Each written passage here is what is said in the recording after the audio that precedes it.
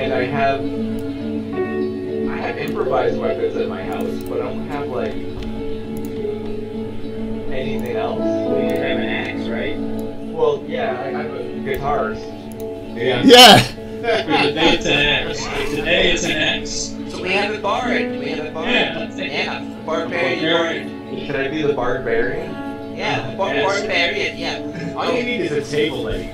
That's The barbarian would be probably the barbarian cleric.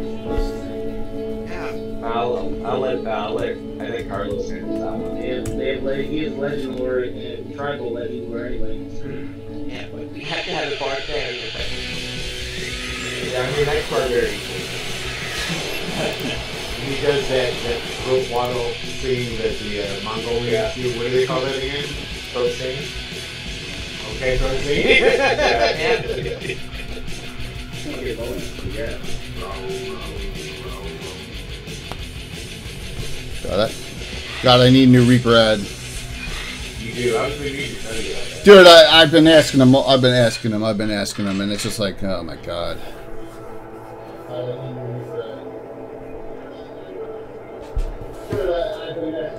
Oh, I got some feedback there.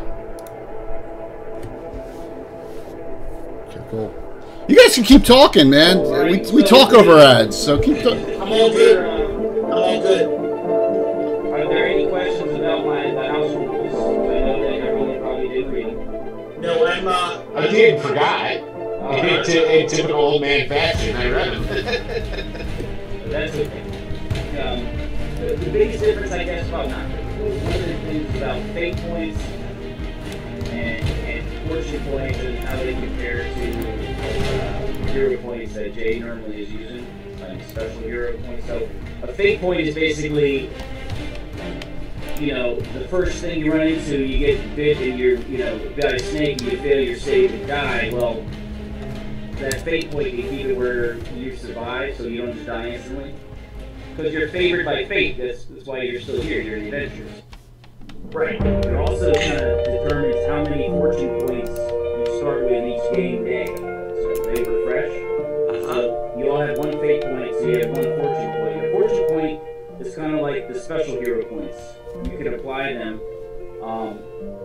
You can't use them to affect other people's rolls, right? So you can spend one to re-roll a failed roll.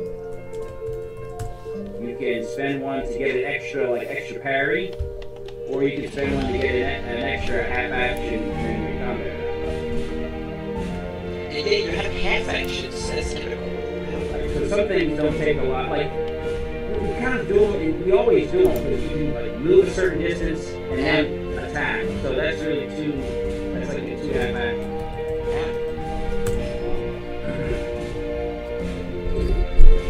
And then free actions are just like I draw my sword, and that doesn't. And if you had multiple attacks, it would have said on the character. Right. You don't have Okay. all I was reading is like, attack is half action. Well, okay.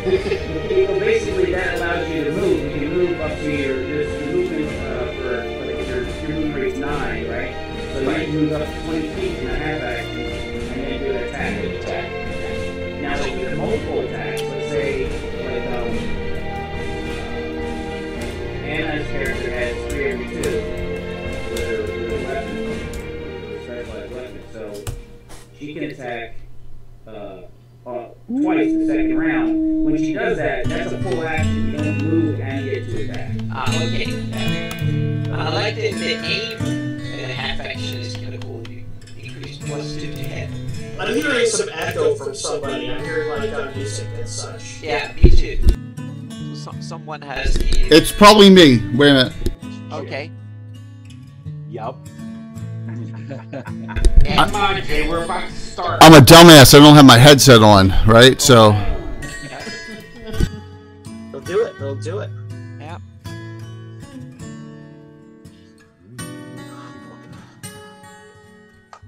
How much time do we have? Do I have enough time to run and get a cup of coffee? I'll be right back. Well, yeah, because you're the DM. I was saying you're DM. I was gonna say we're not going anywhere without you, so yeah. Either that or we have to improvise now before Tim gets back. When he comes back, we go, boy, wasn't that a great adventure? Plot twist. Lazinski's DMing for us tonight. Yeah. Okay, Matt, take us away. That would be a treat.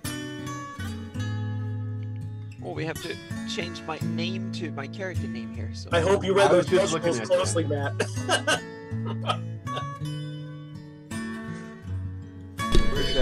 You all have your, except for Hal's, all has their character in the lower right hand corner of the front screen with your level and your name and all. So you'll see that as it comes up too, which is cool. So 1 second. Let us. Let's get a lozenge.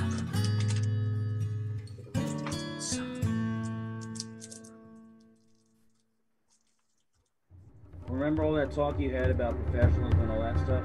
You can forget that now. yeah. What is it? And you have to go. I have a quick question on the parry mechanics. Go for it. So when I set or parry and I get hit by an attack, am I rolling percentile or a 20-sided? You're gonna roll 20. Okay, Sorry, how do you calculate parry? good meme. Well, in the house rules in the parrying side, No, it's an inside joke, Tim. We played a game with Perry, and every session, everybody asked and re-asked how to calculate their parry score because nobody wrote it down. So the DM was pretty upset at us by the end of the day. You were having a parody of parrying. well, after a while, I'll just say, hey, if you don't remember, you can't do it. You know what? I'll remember that one. That's a good. That's a good time. That just gives it an incentive. That's a good time. I don't think I like that. But wait, just to be sure, how do we calculate parry? As it says in the house rules, Yeah. Yeah, I have them pulled up here. on page 2, basically a fighter class, a warrior class, starts with 20% chance and it increases 5% per level. So Oh, first cool. level, they need to roll a 15 or higher. So at 5th, it's 10 or higher? Or would it be 11? 15%. Yes. Because it's, oh no, 45%. It starts at 20, right? 5, 10, 25, so 45%. Oh, All right. I think Matthew was referring to Perry's sound. I'm standing away so there's no echo. Good morning, everyone. Welcome to day 2 of Virtual Greyhawk Con. I'm J.K. Lurgazumba, and I'm going to get out of the way here and give it over to Tim. Tim, take it away. Everyone have a great time. See you later tonight. See ya. So, everyone, welcome to Dark Hand Heart Strike, the all barbarian, all the time adventure. All right, so we're in the Rovers, the Barons right now. I'll throw the map up again, in case anyone's not familiar where that is. We're basically a little bit to the left of the R on the map. If anyone's curious as to where you're at. Anna's character. Well, let's do intros, I guess. We'll start with Anna. You want to do an intro, or would you like me to introduce? Well, I can talk a little bit. So I'm playing Tyri Lone Paw Uysen, and she is actually from the Wolf Nomads originally, and then she's been kind of done some road trips during her life around the northern fringes of the Flannies and ended up in the Bandit Kingdoms, and she is a fairly capable, skulky barbarian creature, so to speak, that has a little bit of, so she's a commando, so she's kind of a barbarian rogue thievish character. I have a question for you, Anna, about your character. Do you happen to know a guy named Mika by any chance? Nope. And currently, her character is actually currently under contract with an organization, and that's why she's operating there in the Barrens. Sweet. Carlos. My character is known as Walks with Ghosts. I am a barbarian shaman, and I wear the ritual garb of a barbarian shaman, as you should all see right here. I am a very unusual rover for reasons that you will find out later in the broadcast, certainly, as I begin to roleplay my character. I'm a nomad of mystery. I'm a nomad of magic. I am the embodiment of winter. And there's a lot of people that are scared of him. Gitano? Okay, yeah. I am Gitano. I'm playing Three Fingers, 5th level barbarian. I'm not much on speeches. I'm simply a warrior of my fellow rovers of the Barrens. And I carry my big stick. So his character Three Fingers is not from this tribe, although he has fought alongside them at different times in his life. But he's from much farther north, and he's journeying south to do what comes naturally. Matt? Sorry, I just had that on mute. I'm playing a Sequoia Sparrow, and yeah, I'm a barbarian. I like birds, and I like to shoot my bow. Yeah, Sparrow is also not from the Pailu tribe. He's familiar with them. They're like from the same peoples, but not the same exact tribe.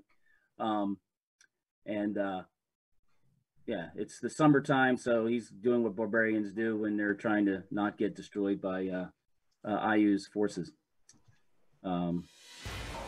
Next is Will. Hi, I'm Will.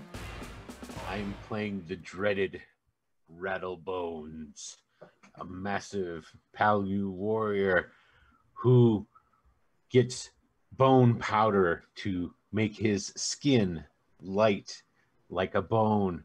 His leather armor is stained with the blood of his old defeated enemies, and sewn into that leather armor are all kinds of bones.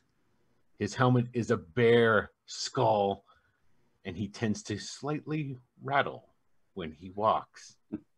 He carries a big bone club, and he lets it generally do most of his speaking for him.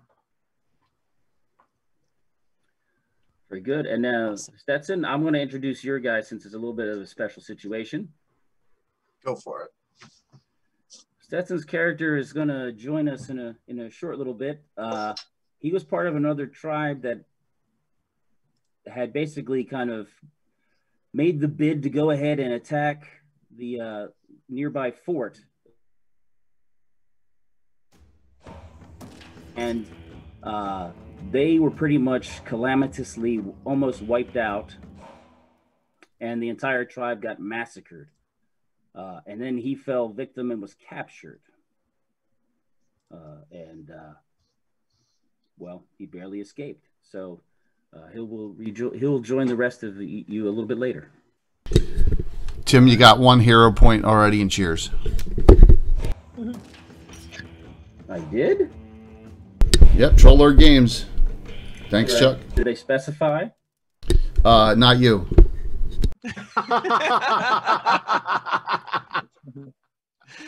Oh, that's awesome. I'm not sure that's true.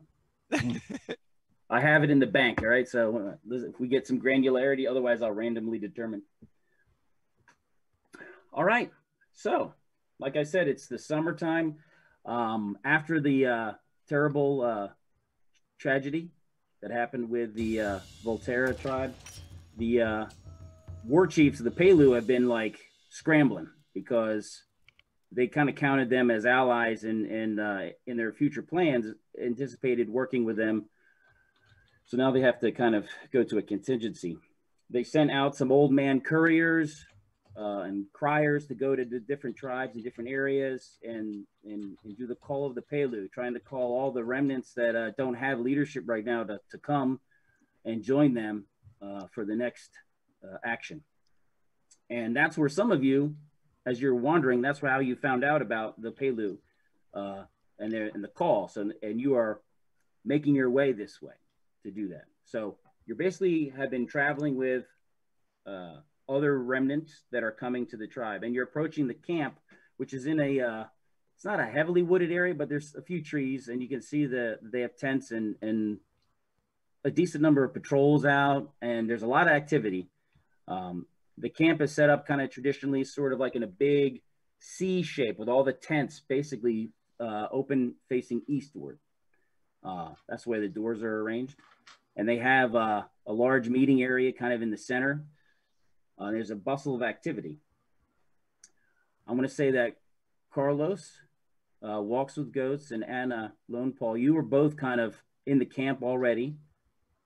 Rattlebones, you're kind of were out, but you're coming in, and also coming into the camp is Three Fingers and Sparrow.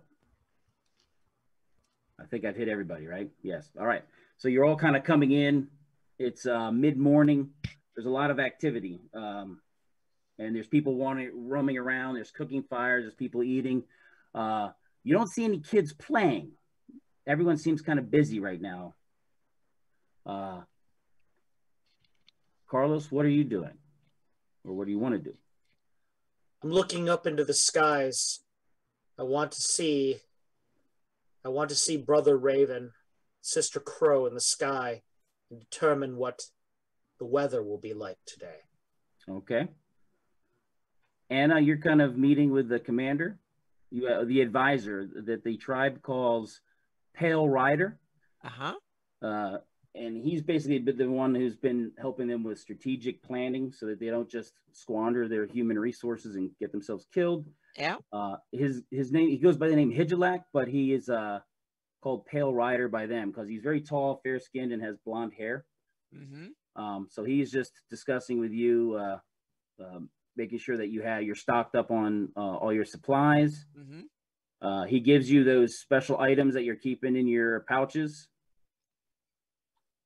And he says, stand by. I'm not sure exactly what's going to happen. We have a big meeting today with the war chiefs. Not sure what's going to happen.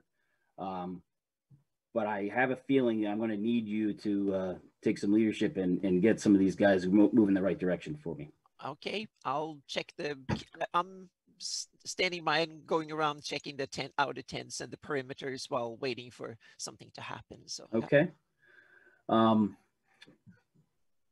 Sparrow, Rattlebones, and Three Fingers, as you're coming in the camp, you see a guy standing there. It's a little chilly in the morning, but he's kind of like shirtless, and he's got very white hair, but he doesn't look like he's really, really old, but his hair is white as can be. And he's just kind of looking up kind of at the sky, looking around. As you get close, you can see that his eyes have no color. They're just white. I pay them no mind. I just continue to look to the skies. All right. You can Take see it that's abnormal. I've never seen this guy in the camp before. You by the description, you have heard of him. Okay. And there's a lot of stories about what happened to him, and you heard that he was buried in the ice and got touched by the ice and now has been changed. And, you know, some of the stories are so crazy, you know, like, like he's not affected by the cold anymore and things like that. You just heard stories. People usually whisper them because they're kind of scared, and they use them to scare the kids around the fires, you know, campfires and things. Well, Rattlebones he'll just ride by, but he'll do even though he's not looking at him, he'll do the traditional acknowledgement in hello, and then just go to wherever his tent or communal lodgings or whatever. He's going to go and make up a new batch of bone paste to rub all over his skin. Very good. They have an area where they let the horses, they kind of have pickets up to let the horses graze. You see that there's women and children and old people are packing up. You can see that their tents are starting to get struck. You can see that there's small groups, younger, they're not full-grown men. They're not full-grown warriors, but they're old enough to do something a little bit, more responsible. They're heading out with a bunch of horses without riders. There's a couple of them passing by you as you're going to put your horse up. There's a couple of them passing by you, and they're like looking at you like, "Hey, Bone Man." Hello. Now, do I know what all the commotion's about? Or is this all something after? This is all sort of, there's a tenseness of activity. You don't know exactly what but this is not normal life. That's what I figured. Except Okay. when they're getting ready to move or getting ready to do something, getting ready to fight. There's a tenseness building here with this activity. And so I'll ask, and it's like, are we moving? Well, we got to go. We're meeting up with people and getting supplies. We're just following him, and there's an older guy ahead of him, and you can kind of tell he's not from the tribe. He's kind of one of the people that works with Lone Paul in the Pale Rider, and he's kind of leading them into the, through the woods with a bunch of horses, usually for pack. They kind of have a lot of ropes on them for pack stuff, so they're going to use them as pack animals. Okay, so they're like grouping up on their own. Would it be rude for me to just go and interject myself? Because I'm not a chief or anything, so I don't want to do anything along those lines. Right, well, they're mostly adolescents. So all right, then I'm just going to go to my tent, do my my little routine, and then I'll walk about the camp because somebody will tell me something to do. That's right. Yeah, that's right. The horses, there's some horses that have wandered. They're all getting gathered. So the horses are getting gathered just so it's not hard to get them. They're not being, they're not having their the bridle and bits put in or anything, but they are getting made ready so that they can be accessed in short order. So those are the three prep activities. Tents are getting struck. There's some cooking going on, and it's sort of like that, prepare a real big meal before something's going to happen and you're not going to eat for a while. That sort of cooking. You guys are familiar with that. Three Fingers and Sparrow, you see the same activities going on. Do you have any specifics you want to do? Yes. As we're walking in and we're watching all this activity around us, I'm taking note of the pale one who's sky gazing. And I'm going to walk over to him and say, "So, is there so much going on amongst the clouds that make what's going on now here inconsequential?" What's the weather going to be like today, Tim? The weather's going to be fairly clear, but you're going to expect it to kind of change in the next day or so with some precipitation.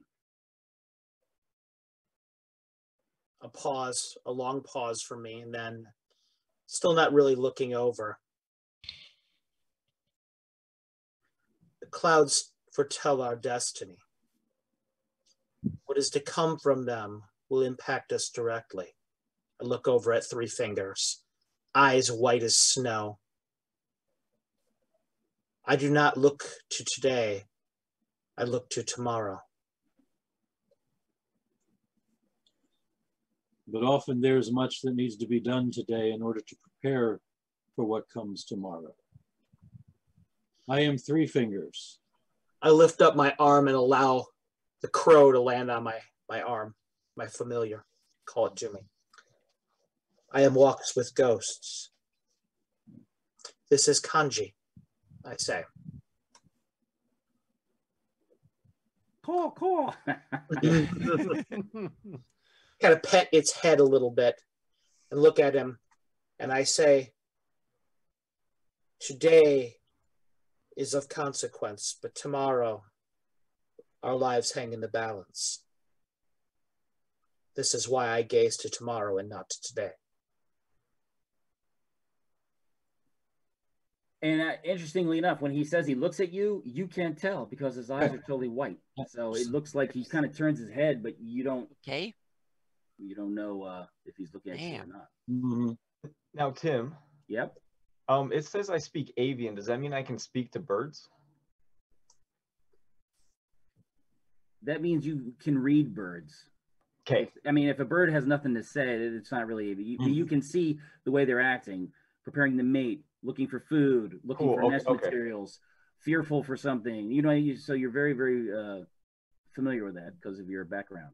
Yeah, he said familiar.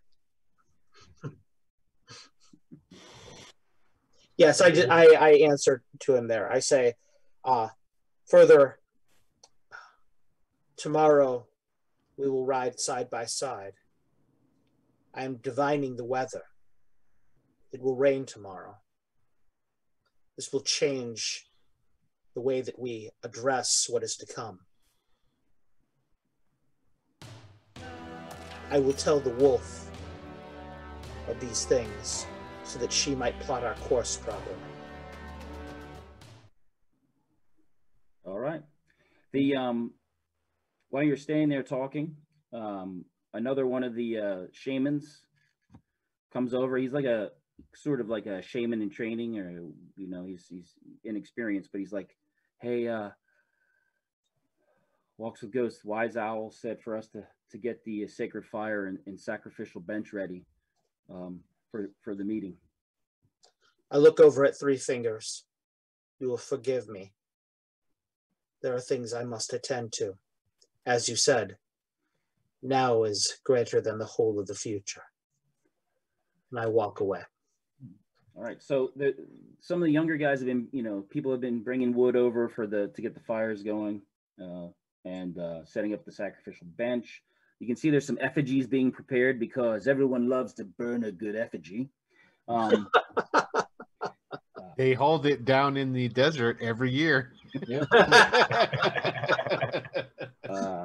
But the logs have been gathered and kind of placed around, so there's just places for people to sit, or a marker to keep people back. You know, it functions for two purposes. And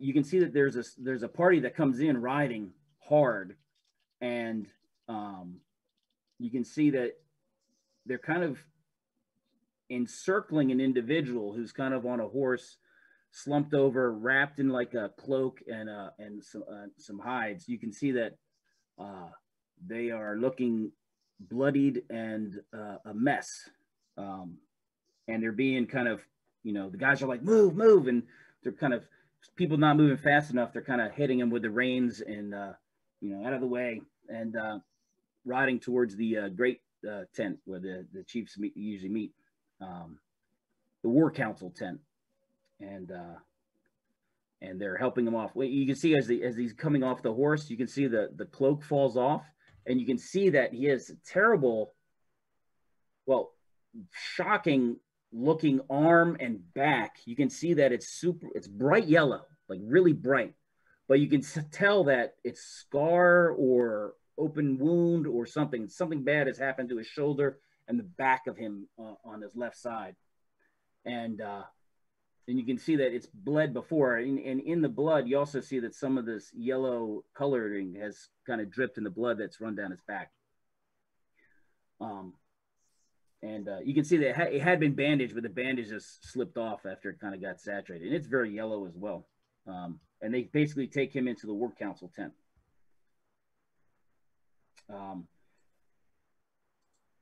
And word kind of gets around that we're going to have a meeting, and there's probably, you know, they don't have a clock, but you know that they're going to feed everyone probably before the meeting, so you can probably expect an hour and a half before the meeting happens.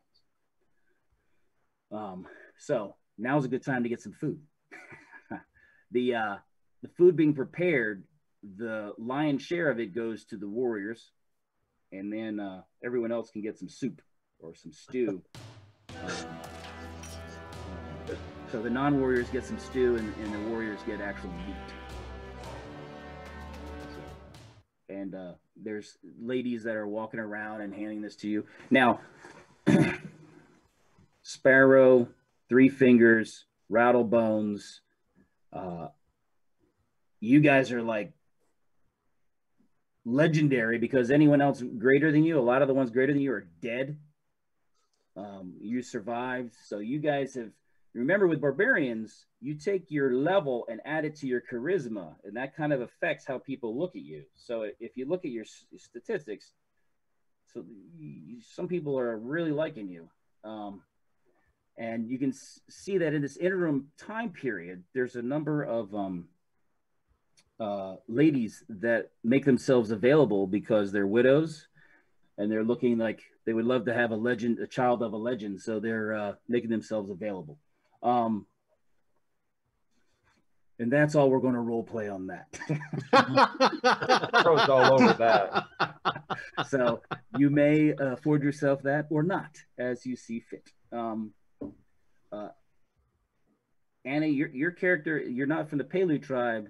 Yep, I'm a stranger. Your legend is only you are legendary among certain circles because of your activities, but because of your professionalism, you don't broadcast, look how great I am, look at all the stuff I'm doing, because you've done a lot of... No, and I keep out of harm's way, so to speak. I kind of go on the... I want to keep a lookout so nothing bad happens, so to speak. I want to be the first one to see, because they can kind of casually go around doing what they need to do, and I keep a lookout and check the perimeter so no ambushes or nasty things like that will happen. All right. Yep. After you guys have eaten and taken your leisure and prepared the sacrificial fire, Stetson, your character has been giving information and talking about the sketch that you managed to scratch out before you finally made your escape. And drums begin to beat, summoning people to the council. Are you guys going to go? Yeah, well, I would imagine I'm already there, being that I help prepare things. So you're there. Well, Rattlebones will excuse himself from whoever tent he's in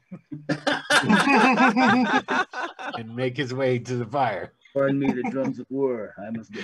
I must go. Those were drums of war that we're beating. All right, so you see a lot of people gathering.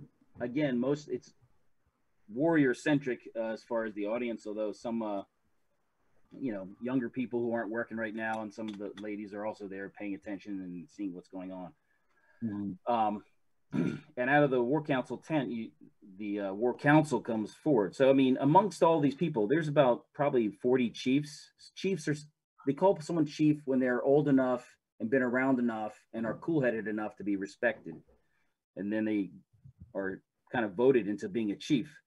And then you have your old chief, the head chief, and then you also have the war chief, who's like the head person who leads the fight.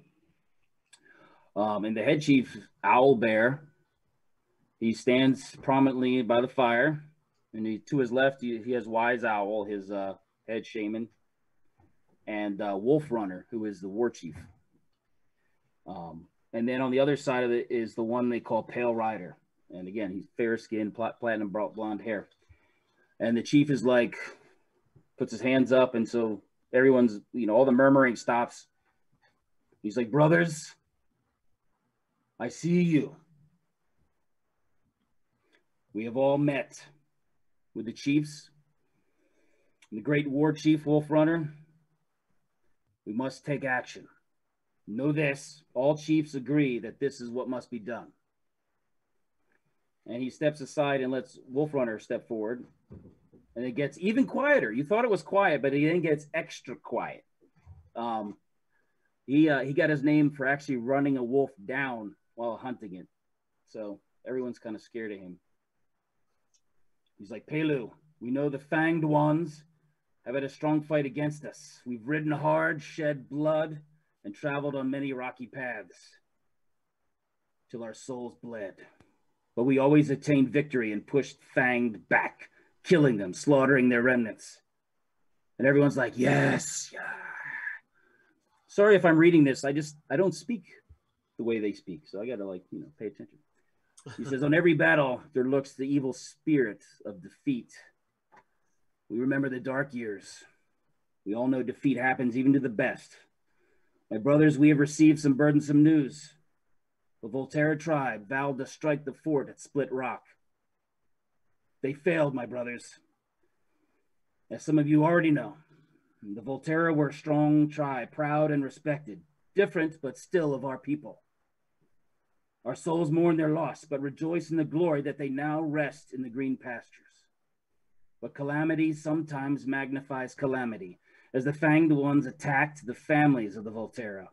Most of them are gone, many taken. You know the Fanged Ones and the Fanged Hearts. Just as a term, Fanged Ones is the term for humanoids, because they all kind of have fangs. And the Fanged Hearts is the term for the traitor tribes, the tribes of barbarians that kind of sided with them for, some did it out of self-preservation, some did it because they like it. But they are generally despised by all true barbarians. Now the job comes to us. We know as the enemy has changed their ways of war, so have we, with wise counsel of Pale Rider, war sage, and with our own wise owl, and with the chiefs, our ways have proven best. Now those that split rock, they are trophy takers, but we have spoken with a survivor of the fight, and we have learned that the Fanged Ones are large. They also have winged beasts that they ride. And most of all, we've learned the Agavul aid them. Agavul is a traitor tribe. Agavul means blood drinkers. And when he says Agavul, everybody loses their shit out of being angry. I mean, people are like swearing, spit's coming out of their mouth. You know, you see one guy, he bursts a blood vessel, a little bit of blood comes out of his face. He's like, veins popping out of his head. He's so angry about it. He's like, we have war plans. They're very good. But now Wise Owl will talk to the Great Spirit. He will go to the other side. And then he steps back and Wise Owl comes forward. And he's doing that chanting, that growling. I can't get low enough. Yeah, very good. Just like that. As he's standing there, he's kind of going like a little bit into some sort of trance. And suddenly, Wolf Runner just steps forward with a sword and stabs him right through the chest. And he like drops, and everybody's like, "Why? What did you do?" What? Some people are like, they're just, you know, they don't know what to do. Some people are like, they want to attack him, but they're afraid, and they're just in utter shock. And he's like, and he looks actually horrified himself. He's like, "Brothers, I've done what he made me swear to do what he asked me, and he asked me to do this. That was a blood oath. I had to do it." And he's like, "I'm at a loss." You know, he doesn't know what to do. And so everybody's standing there like, I mean, he stabbed him good. Like both lungs, good. And he's looking at him, and he looks like he's just stunned. And after a couple minutes, people are like, some people want to fight Wolf Rider, or there's lots of tension. I don't know if you guys are going to say or do anything, or you're just going to stand there mouth open like. Well, it's Lone Paw. This is not her fight. So she's hired guns. So she's going to, yeah. It's not her fight. So I gaze over at the chief. Yeah, exactly. I want to see Owlbear, see what he does. Yeah. Owlbear's reaction to this. His eyes are really wide, and you almost see like there's like a little bit of glistening on the ends there, and he's trembling, like he's not sure what to do. I step forward. You see Wise Owl's chest start to move. And he starts to roll and starts to sit up with the sword through him. And then Wolf Runner steps back, and and the owlbears, they're both like freaked out. And you see Wise Owl again. He's sort of like in a trance, and he grabs the sword and begins to slip it out of him. And he pulls it out, and he drops it on the ground. And it seems like the wounds seal up. And he says, "Pelu, I have been to the other side.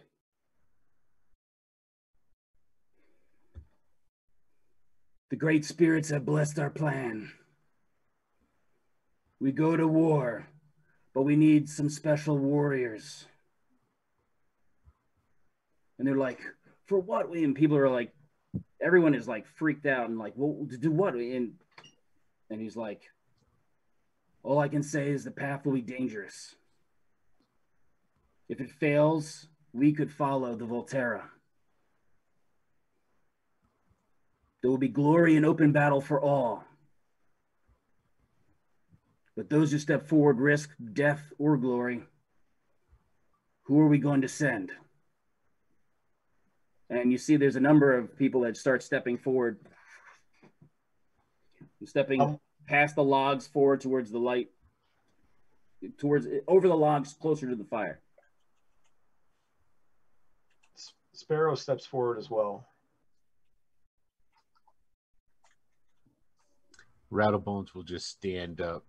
He's a little bit taller than everybody else, so it's like his head's just like over the, and just he'll stride over into the circle. He'll grab one guy by the shoulder and goes, "Not you," and turn him around and push him back towards the lines. He blends back into the crowd. About 20 people step forward. I like it when people can take a hint. Yeah. About 20 people step forward, and there's 8 chiefs among them. There's eight of the chiefs who are, a little bit older, a little bit wiser, been around a little while. And is Three Fingers coming? Are you guys all stepping forward? Three Fingers are stepping forward. He's looking around, see if he catches a glimpse of Walks with Ghosts. Oh yeah, and he's not up front, but he's off to the side, helping do the shamanic.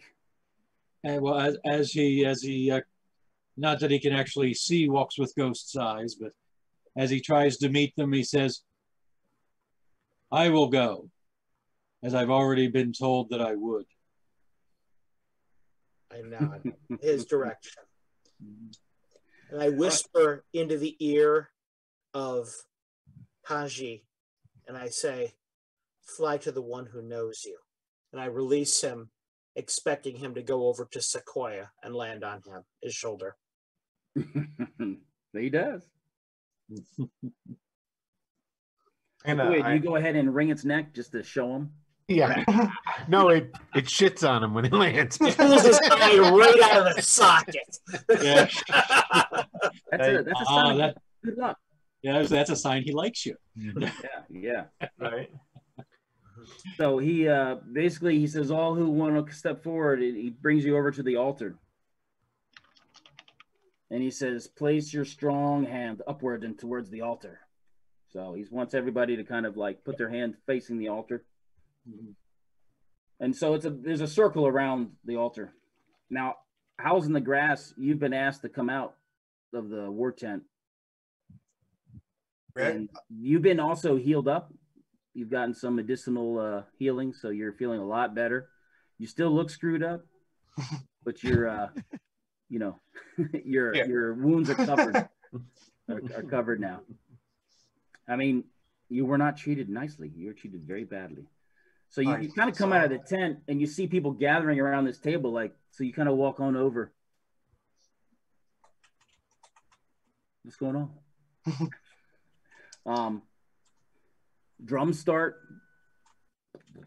There's a specific sort of ritualistic drumming that is occurring, and you actually see the clouds starting to pull together above the encampment. This goes on for about a minute. And then there's actually a lightning strike. Oh. It kind of strikes right here, right where the altar is, except it doesn't do what lightning typically does. It's not as loud, but it dances over the entire group. And then disappears and the clouds start to break.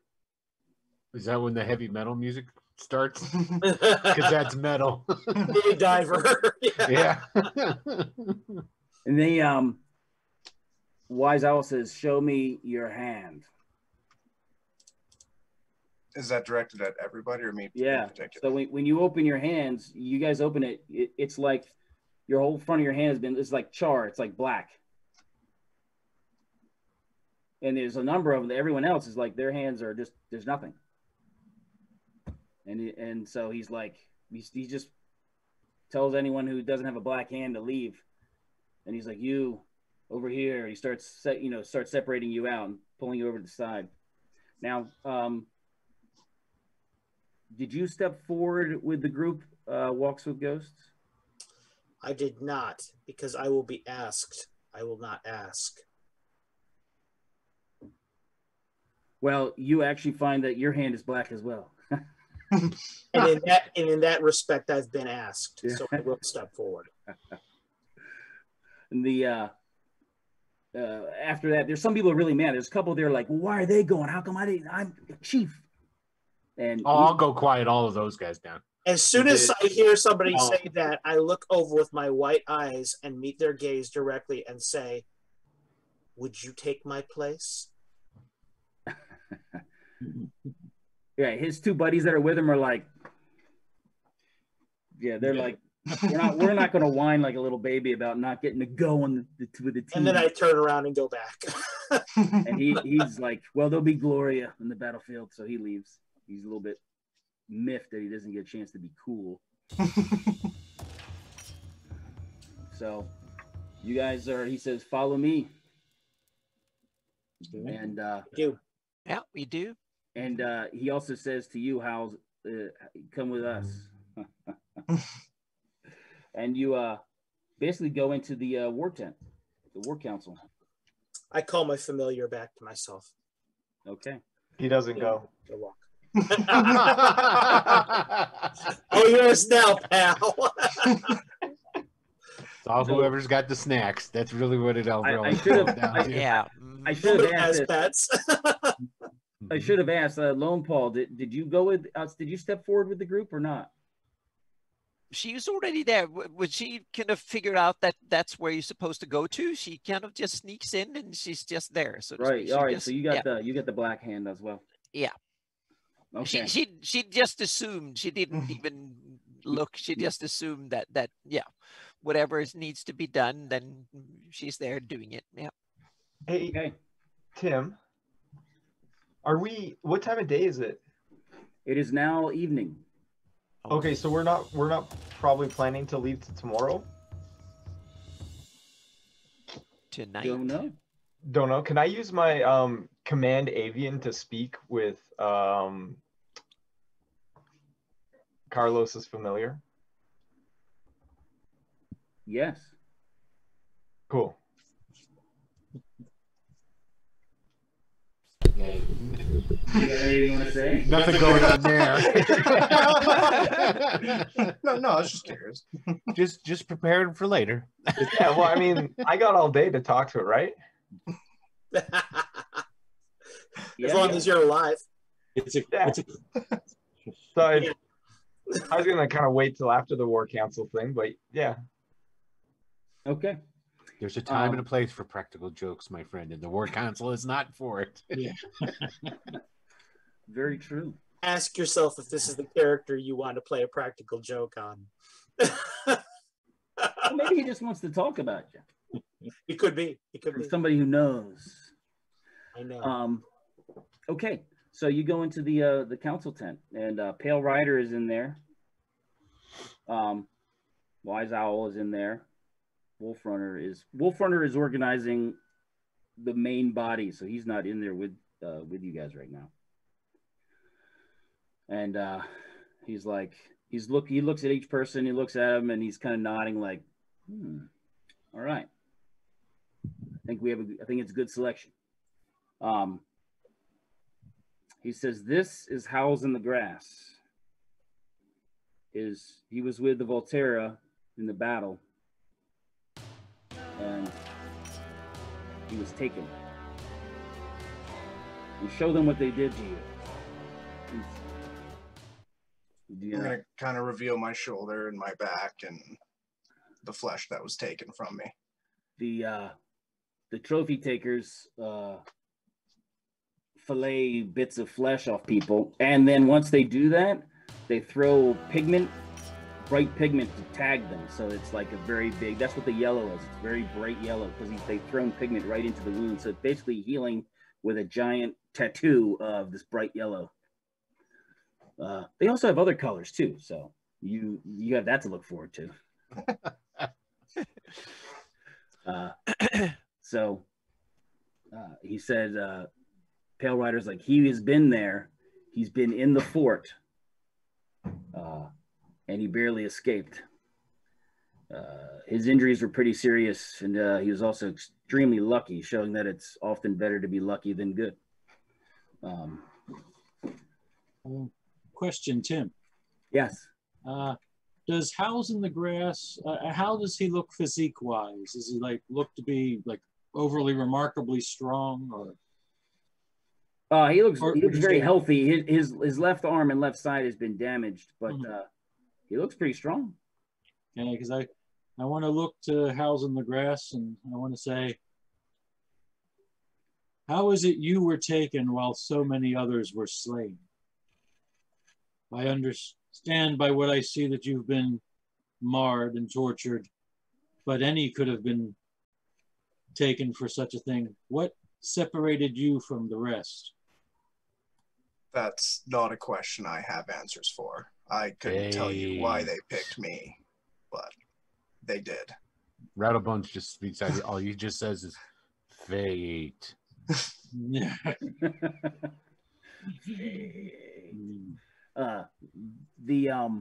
In the fight, after he's been debriefed by Pale Rider. Basically,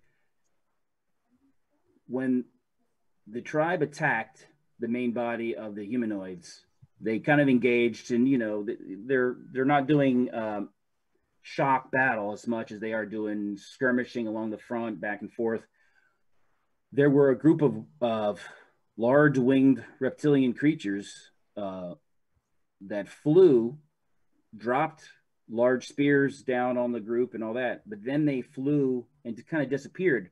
What they didn't know is that they had actually gone and dismounted some of their elite class in the rear of the Volterra, and they laid waste in the baggage train and just basically came in like charging into the exposed rear and flank of the other barbarians, which caused them to rout, which means you get slaughtered. So that's kind of what happened. So he basically got overborne and knocked out by the mass of the humanoids. Mm-hmm. Several things that are weird is how they're wyverns because they had stings on the tail. Wise Owl figured that out. They flew unnaturally. They flew like wingtip to wingtip and were making turns in perfect synchronization. Like there's no way they could have read each other's movements. It was just like they were moving in a way that was unnatural, but totally synchronized and or controlled. And that is what Wise Owl thinks is happening. Something is controlling them and making them more effective in overcoming their natural hunting behavior and making them more dangerous as a group. So we need a small group to get into Split Rock to eliminate whoever it is that controls them. We also have it on good authority that they are nesting and they are breeding and making many more. We want to get rid of all the eggs and ruin their ability to do that. Obviously, you can't do it while all the wyverns are in their nests, because we don't want to just throw you away. So Wolf Runner is organizing the force, and we are going to go do a main attack, draw them out so that you can get into their headquarters, kill whoever's controlling them. We assume there's some intelligence that's doing that.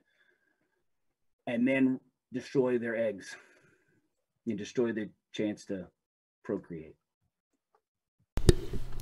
On a bad note, Tim, you have 2 special hero point cheers 2 more for you. They both were for you. That is so wrong. Our enemies will need them. Yes, that's That's it. Very nice. Okay, so that's the gist of it. I will show you your intel. All right, just to get us. We did the dramatic portion right here, so we're going to go ahead and do the intel gathering. All right. This is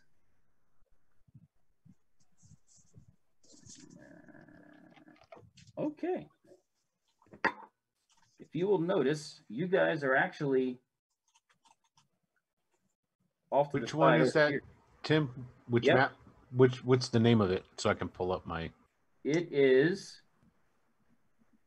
I don't know. The operational map. Operational map? Operational map. There we go. Yes. Yep. Thank you, Anna.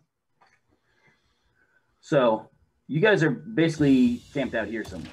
There's a higher elevation area here. This is split rock. It basically looks like it was one giant single mountain. Not really a mountain because mountains aren't by themselves, but this is by itself. It's like it's a prominent feature and there's not much else around it. And it's split almost right down the middle. Like a devil's tower sort of thing sticking out in the middle of nowhere. Sort of, but it's not as vertical. But yeah, it's more rounded. It's like an erratic. And there's a lake that's behind it. Now the drainage in the area and the area around this river, it's smaller than a river, bigger than a stream. So we'll say it's a small river. It's washed out the area, so it's like a gulch. It's very steep on the sides, so it's basically flat, and then it goes down to a stream bed. It's not very wide at the bottom and back up. And of course, because it's sheltered from the wind and elements, there's a lot of vegetation that grows in these narrow gulches. There's also a feeder river that feeds into here. Now, it used to be that this river fed and went right through the center of Split Rock. However, it's been dammed so that this whole area right here is turned into marsh. It's gotten very wet, and this river, seeking some sort of easier egress, has gotten over and joined this one. So this is a little bit faster as it goes around here. That damming of the river is actually what saved Howls in the grass. After they took the trophy, they were giving him to the goblins so the goblins could play with him, and that's a bad scene. And he was like, no.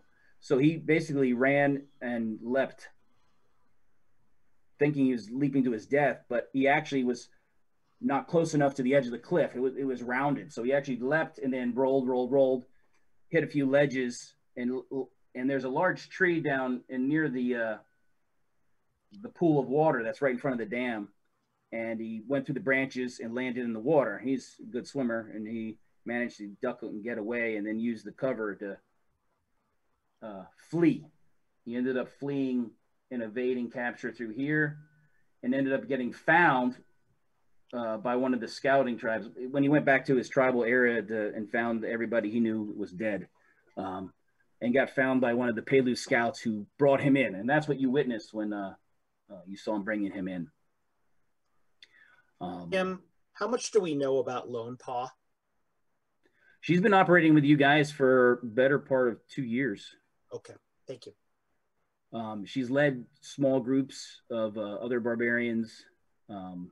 She was one of the people that kind of trained them in battle tongue. Battle tongue is sort of a battlefield way to communicate using very short words, short commands, and also hand and arm signals, so you can communicate with each other tactically without making noise. And so all of you have operated at some point with people like this, and so you all know battle tongue because I'm a nice guy. Right? Yes. While everyone is talking, Tim, I'm In looking battle over tongue, this means yes. I want to look over at Hell's in the Grass's wounds. Do they look like the kind of wounds that would have been created naturally through combat, or do they look like they were inflicted possibly as a ruse? They look like somebody was filleting his flesh and some muscle with it.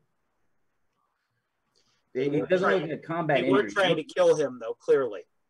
Right. They were stripping flesh off. They were stripping flesh off with a hook peeler. Unreliable narrator. Okay. I'm unreliable. No. I look over at Lone Paw, and I point at the map, and I say, tomorrow I expect the rains to come. These rivers will swell. The marsh will be quite wet. We should be prepared. That good. Other intel. Well, Howls in the grass. What is beyond the dam between the rocks? Am I able to show everybody that little sketch that I... No, you have to tell them. All right. Well, you mean your sketch? Yeah. Yes, you may. He pulls out a ratty piece of leather that... Is it easier to put it this way? I always like to have North up top, but I can go ahead and do that. That's fine. North is at the bottom now. This is the lake. You're right. Mm-hmm. That's North. Got it. Here's the North-seeking sword. Okay. All right. And sorry, what was the question again? What's between the rocks? Is beyond the dam on either side. That's all. So on that left side there with the hole is where the wyverns are nesting. And then there's a bridge that goes between the gap into those two structures over there, which is the main fort. Oh, I'm sorry. This was just your bad attempt at drawing a tower. That's what I meant, yeah. Yeah. You don't know perspective. Two towers connected by an outbuilding. It sounds somewhat familiar somehow.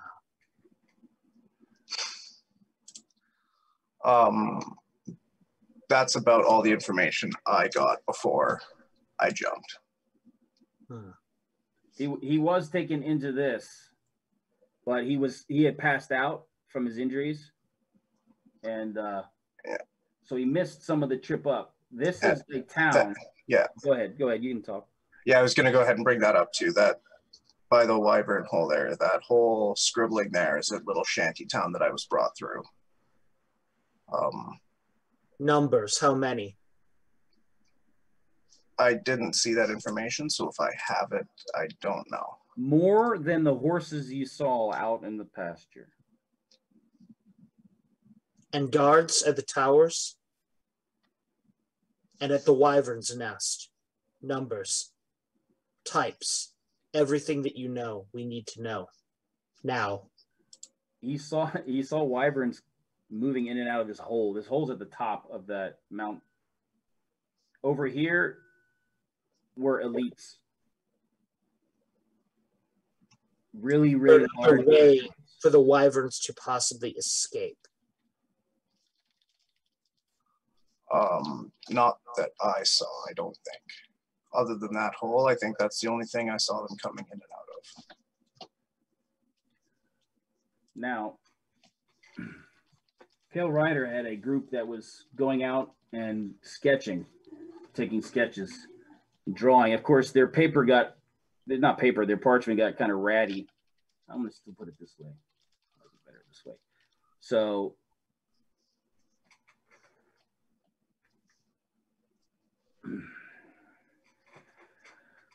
this is sort of a view from between the two valleys. This is one of the river valleys. Kind of, they tried to represent it. It says, can you read my own handwriting? Gulch. Cover in summer, heavy cover in summer. This right here is also the other river valley you saw. Same thing, heavy cover in the summer, because a lot of trees grow and flower and all that. This, you see this is the drawing. This line here is the lake in the background of the two sides of the rock. You see the shanty town? It has a palisade around it. One of the things, Howls in the Grass also, there's some sort of scaffolding and switchbacks that go up the side that's not visible from this vantage point. And that took him up, and then on the way in, he passed out. This is a drawing of a wyvern at the top there. There's a tower. Notes on the side, very rugged. It's very rough on this cliff face. Very rough. It's not smooth. A lot of these things probably were wider at one point, but a lot of rocks have fallen down. So there's a number of debris. There's a number of rocky debris that this river picks its way through as it's going to the lake. This area is kind of swamp, and there's the dam right there. I know basically what Rattlebones looks like, Tim. I need to know, I'm looking at Three Fingers, Lone Paw, and Sequoia. And I want to know what they look like are they brawny types? Are they thin and slender, stealthy types? What do they look like?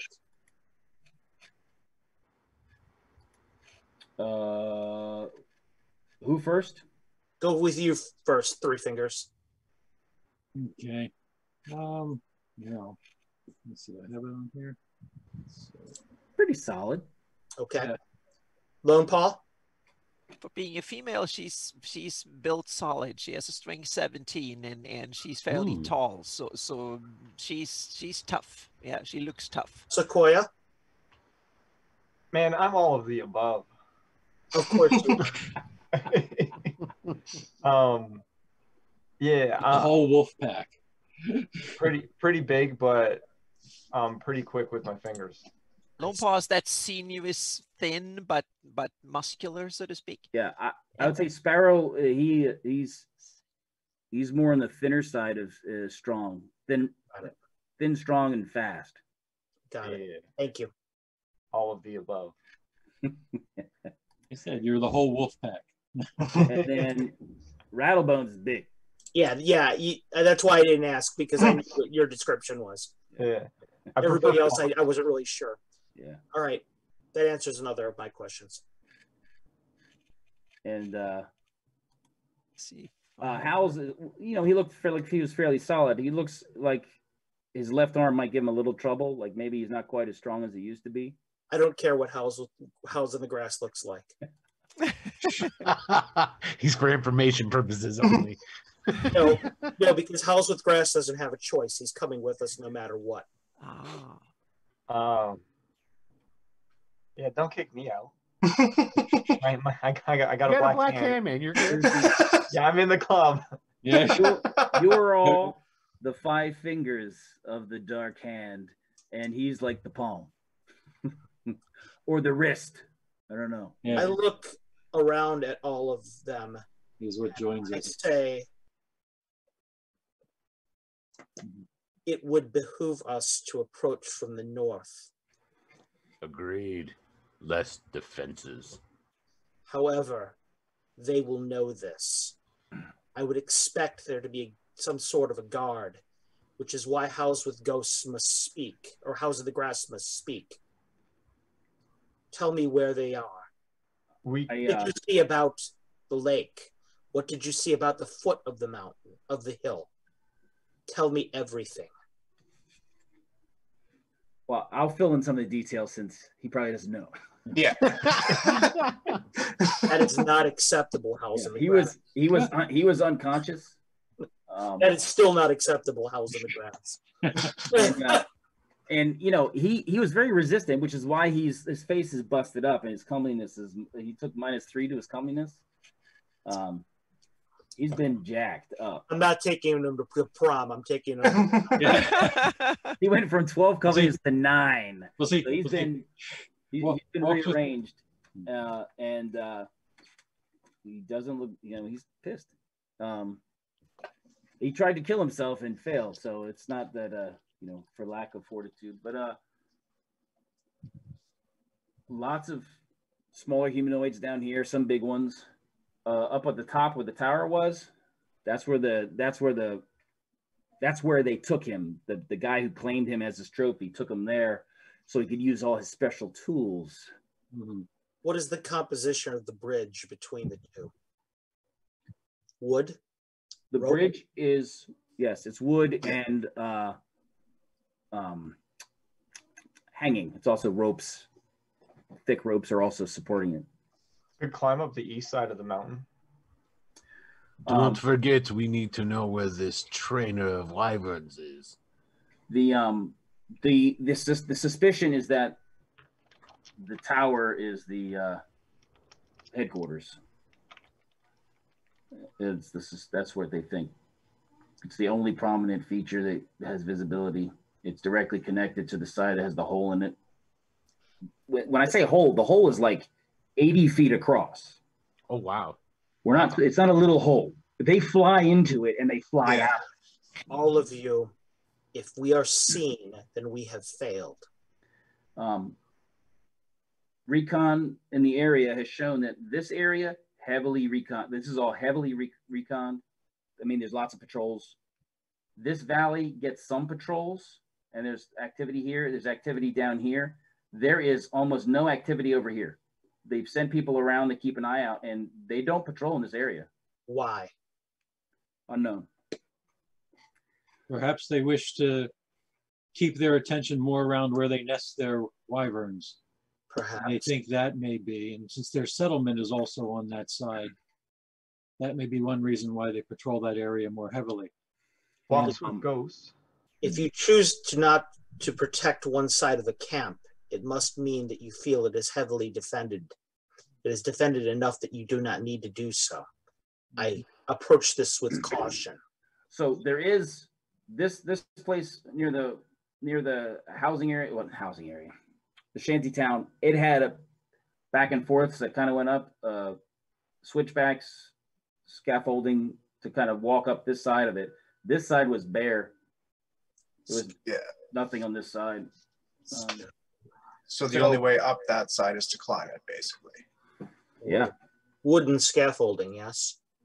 On the shantytown. Yeah.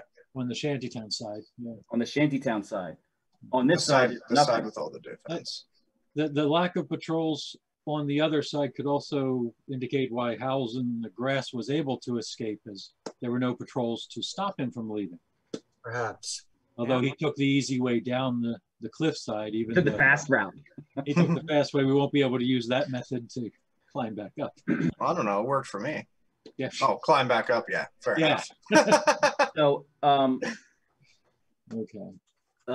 Pale Rider brings in one of his scout commandos, and the commando comes in, and they're like sweaty, fresh from the field, and you're like, holy, it looks like a bush moving around almost. He's got like grass and all sorts of stuff. Super, you know, ghillie suit is like a ghillie suit if you knew what a ghillie suit was.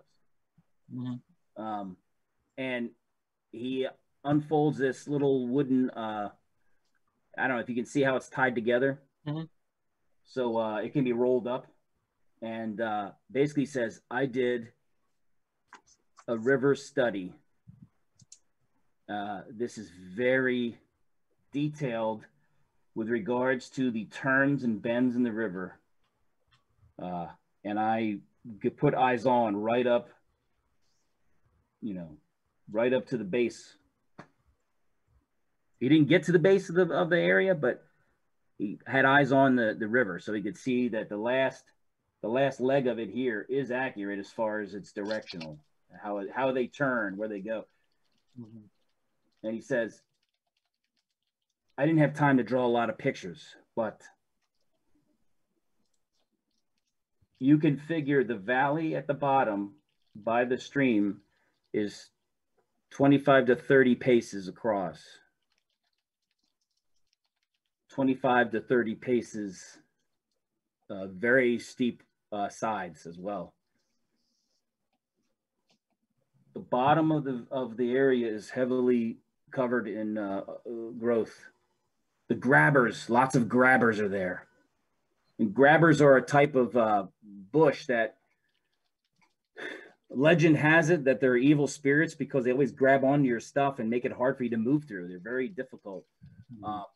They're not like a shrub. They're like a small tree that's growing kind of like a bush. So it's kind of, the wood gets about that thick. It's very convoluted. It grows all around. So it's not easy to get through. Walks with Ghosts has actually talked to them, and he knows that they're not really evil spirits. They just don't want to let trees grow, so they kind of cover the ground and dominate the ground. So Let's see.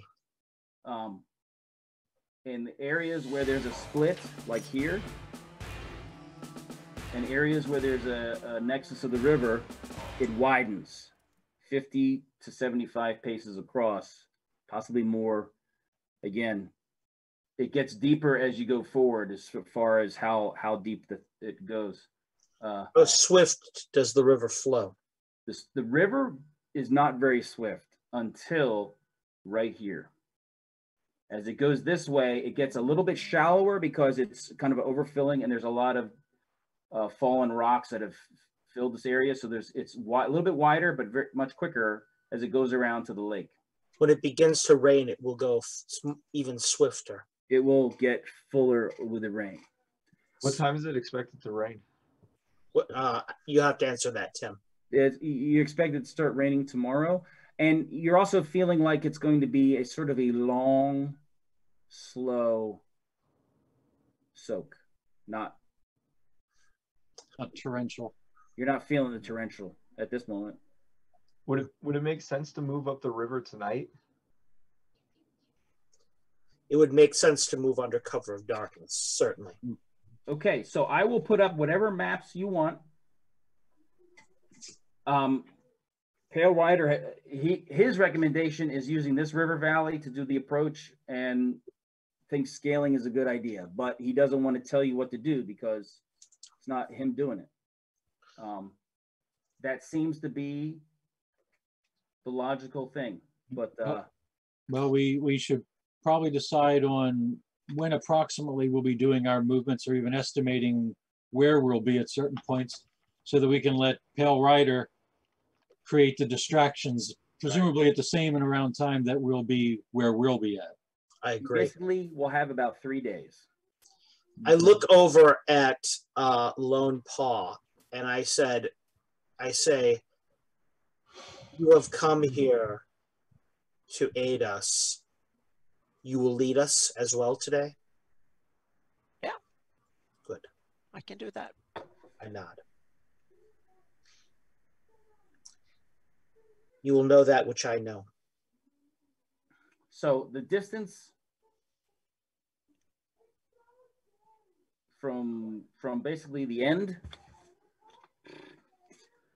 from here to about there, maybe 20 miles. Okay. And he's estimating that they will be in position and ready to draw the wyverns out in 3 days. He said, do you think that's enough time? I do, but should be. Yeah. I look at everyone for a moment and I ask him, but are you so certain that we want to destroy the wyverns? Wyverns are animals, they're creatures. They could be used as weapons of war by our number just as well as theirs. We'll take the eggs. The adults have already been trained. I nod. My thoughts exactly. He says, yes. However, if you can't take it, destroy it. We cannot leave them with the capability for another generation. And this is a strong point. If for some reason we are successful enough, this may be our strong point. If only to deny them its relief. It is a shame that should we have to destroy such creatures whose wills have been subverted against themselves, that we may have to destroy these beasts of nature, but it is war. It is. And the abominations that the intelligence behind these actions have brought about, but it makes our endeavors that much more urgent. Okay. Lone Paw. Well, all I'm going to say is you guys go ahead and discuss and come up with your plan. I will answer questions from Pale Rider and the Scout. And also if you have questions about maybe things you know that I can fill in for you. Speak of what we will do, Lone Paw. We all listen. We just first you have to go closer so we know the details, and we have to tread carefully and then pick our path as we know we can see the terrain, so to speak, and we can see where they actually are. And we should probably go in 2 teams with a few hundred yards in between, so we can assist each other and not get ambushed all at once. So we should be 2 teams within sight of each other, and that we can have someone going a little bit more ahead of the other team, so to speak. We should have the stealthier ones first, and then we can have the other ones like 100 yards or so behind out in the wilderness, so we don't get jumped on both at the same time. I nod. I say, Lone Paw, who will we use to secure the areas that we pass behind us? That was a trickier question. Yeah, we don't have the manpower to secure a lot of area, but we should probably sneak in and do our mission. And I look at the war chief. Yeah. At Pale Rider, and I say you should send men to hold position. You're right, which is why I sent a group here to the ford. They're in a hide position. If you ride there, they will switch out your horses so your tracks look like you've just ridden through the ford. They also have small boats if you choose to use the stream as transport, which can be risky. Yeah. But it's an option for you there. I also have a team back here doing the same thing. I had them sent out as a contingency.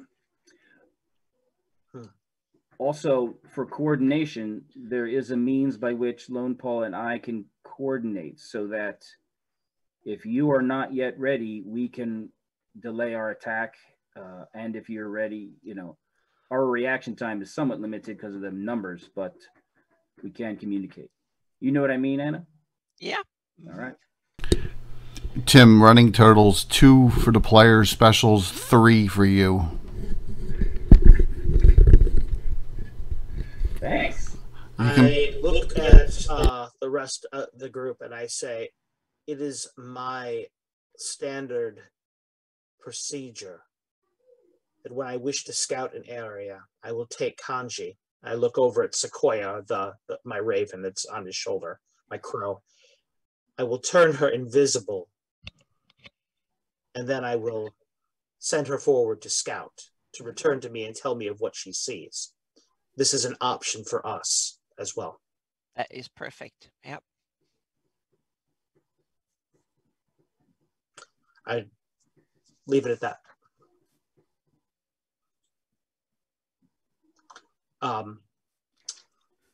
So I suppose I look at the rest of the group and I say, then we will move and we will make our plan once we assess the situation. Is that what I'm to understand? Yeah. Lone Paw, she smears dark paint in her face, except on her scars. She leaves them visible. Are you when you're talking about that, are you planning on going to use the riverbed as your avenue? No, we skipped the riverbed. I think it's too obvious. Yeah. Okay. The rest of the area is open. Okay, then we use open I mean, land. it's the barrens, and so it's the only place that has really heavy growth. Yeah. Is there. You know, there are hills you can try to skirt around using. Well, we go in the dark, so let's go low. We go in the valleys. Right. Okay. Okay. And then keep a little bit of a distance. Don't crowd too close, and we stay low, and then we go in. Yeah. Three Fingers does have something that gives him an advantage in noticing people approaching. Good. At night. Yeah. Well, I was going to mention about putting the owl helm on. Is that what you're referring to? Yep. Yes. Because he's left it off mostly when he was in the village. But he's going to put this helm on, which resembles a largest, almost like an owl head in decoration. And he says, with this, my sight is mostly sharper at night, as well as, as well as my ears to hear any sounds of any approaching unwanted, unexpected persons. All right. Okay. What teams shall we break into, Lone Paw? Who shall go with who? We should have at least one fit, strong, able-bodied fighter in the front group, one is stealthy, and then you, and then we take the rest in the follow-up group. So yeah, we only in the five base of us. So, yeah. Because you've been in these sort of valleys before. In the bottom of the valley, your visibility is probably maxing out at 25 yards maximum, and that's like a big open area. Yeah. But let's do Lone Paw, Walking the Ghost, and Rattlebones in first group. And very well. Yep. And Rattlebones, you have to rattle a bit less than usual. So. But then when we get in trouble, I expect you to stand up and scare the hell out of them. So yeah. All so right. The first group? Yeah, good. The Rattlebones is short. Want me to rattle? Want me to be quiet? Want me to rattle? Sure. It's the never-ending conundrum. Who's in the first group? Me and Walk with Ghost and Rattlebones. Okay. And we shall I prepare Kaji to do reconnaissance for? Yes, definitely. Yep. That will be our key. Call the familiar off of Sequoia. Okay. Please leave your new friend. We need to speak. And I walk over to Walks with Ghosts. I will explain to her what we need to do. That I'm going to send her forth to do reconnaissance when we're in position. I'm going to make her invisible again, and we'll go from there. Okay. So she's now invisible. That means if you don't... Not yet. I'm not going to turn her invisible yet. I'm going to wait until we get into position. All right. So also that means if you don't feed the female, I'll let you pick male or female. Female. All right. If you don't feed her, she may like grab a worm or something and then become visible. So sure, we'll feed her. Yeah, make sure just being fair. We'll feed her. We'll feed her. Because it'd be terrible to come back and be like, "What the heck? I finished." Yeah. Okay. Sounds good. Tim, are you guys going to wait, or are you going to gear up and go? Being that it's night, I think we were going to leave. We were going to go at night, correct? Yep. We go right now, so we have as much time as possible. Yeah, let's do this. Can I quickly ask Owlbear, did he manage, or his people manage to recover anything from my clan? Like, hey, we have recovered some items that you may find useful. And he presents them to you. Awesome. And those would be what was on my sheet, yes? Yep. So you see that he gives him 2 axes, hand axes, a bow that's looks like it's made of giant mountain goat horn, a small group of arrows that look extra sharp, a shield, and you notice too, as he's kind of cleaned up a little bit, he's got tattoos kind of on his neck, back of his neck, on the sides of his head, because the sides of his head are shaved, and he's got kind of a ratty looking mohawk going on.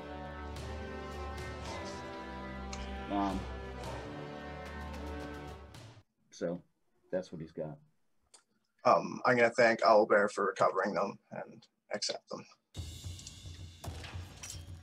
I look over at Howls in the Grass, and I say, make no mistake, Howls in the Grass. This is your opportunity for redemption. As shaman of my dead tribe, I bid you the opportunity, should we survive this, to wear whatever gear you wish to hide your scars, for they should not be seen by those strangers. But it's not.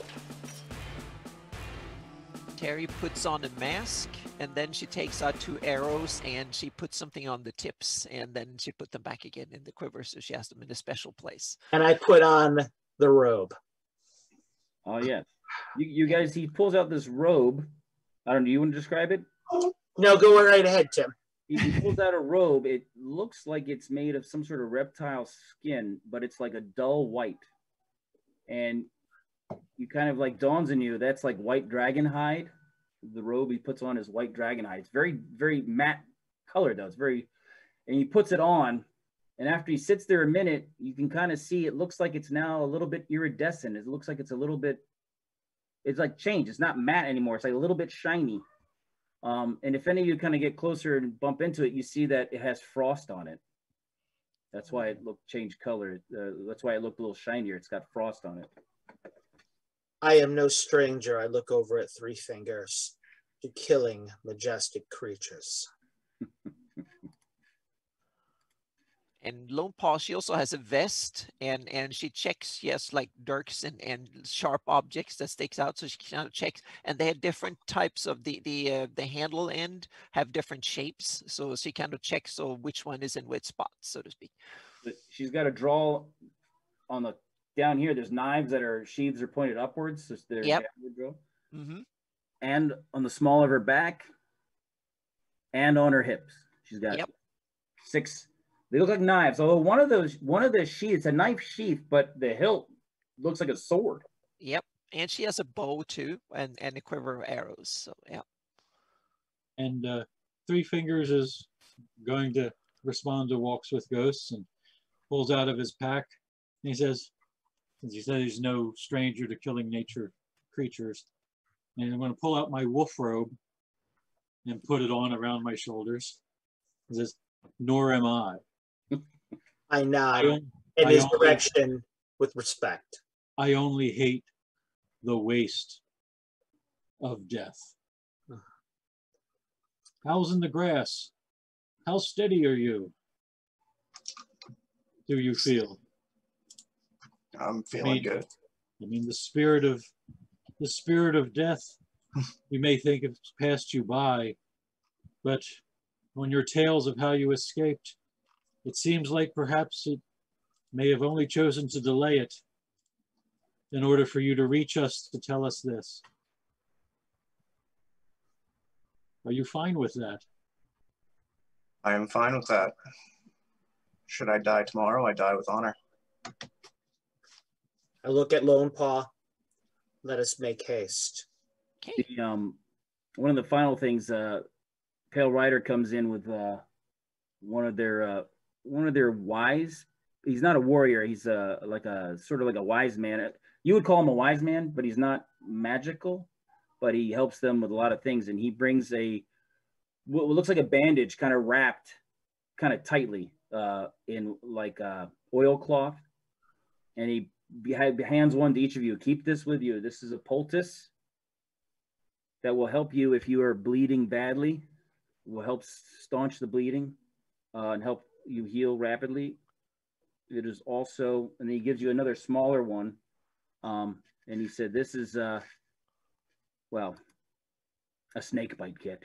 If you feel that you have been poisoned, you put this in the wound, or drink it if you feel like you've been poisoned. Okay. So that's what he does. That's what he gives you. So each of you have one of those. Okay. Can't go on a patrol without your first aid kit. No, and especially snake bite kits. Tim, mark these down. Going to put his war paint on as well. Say again, Jay.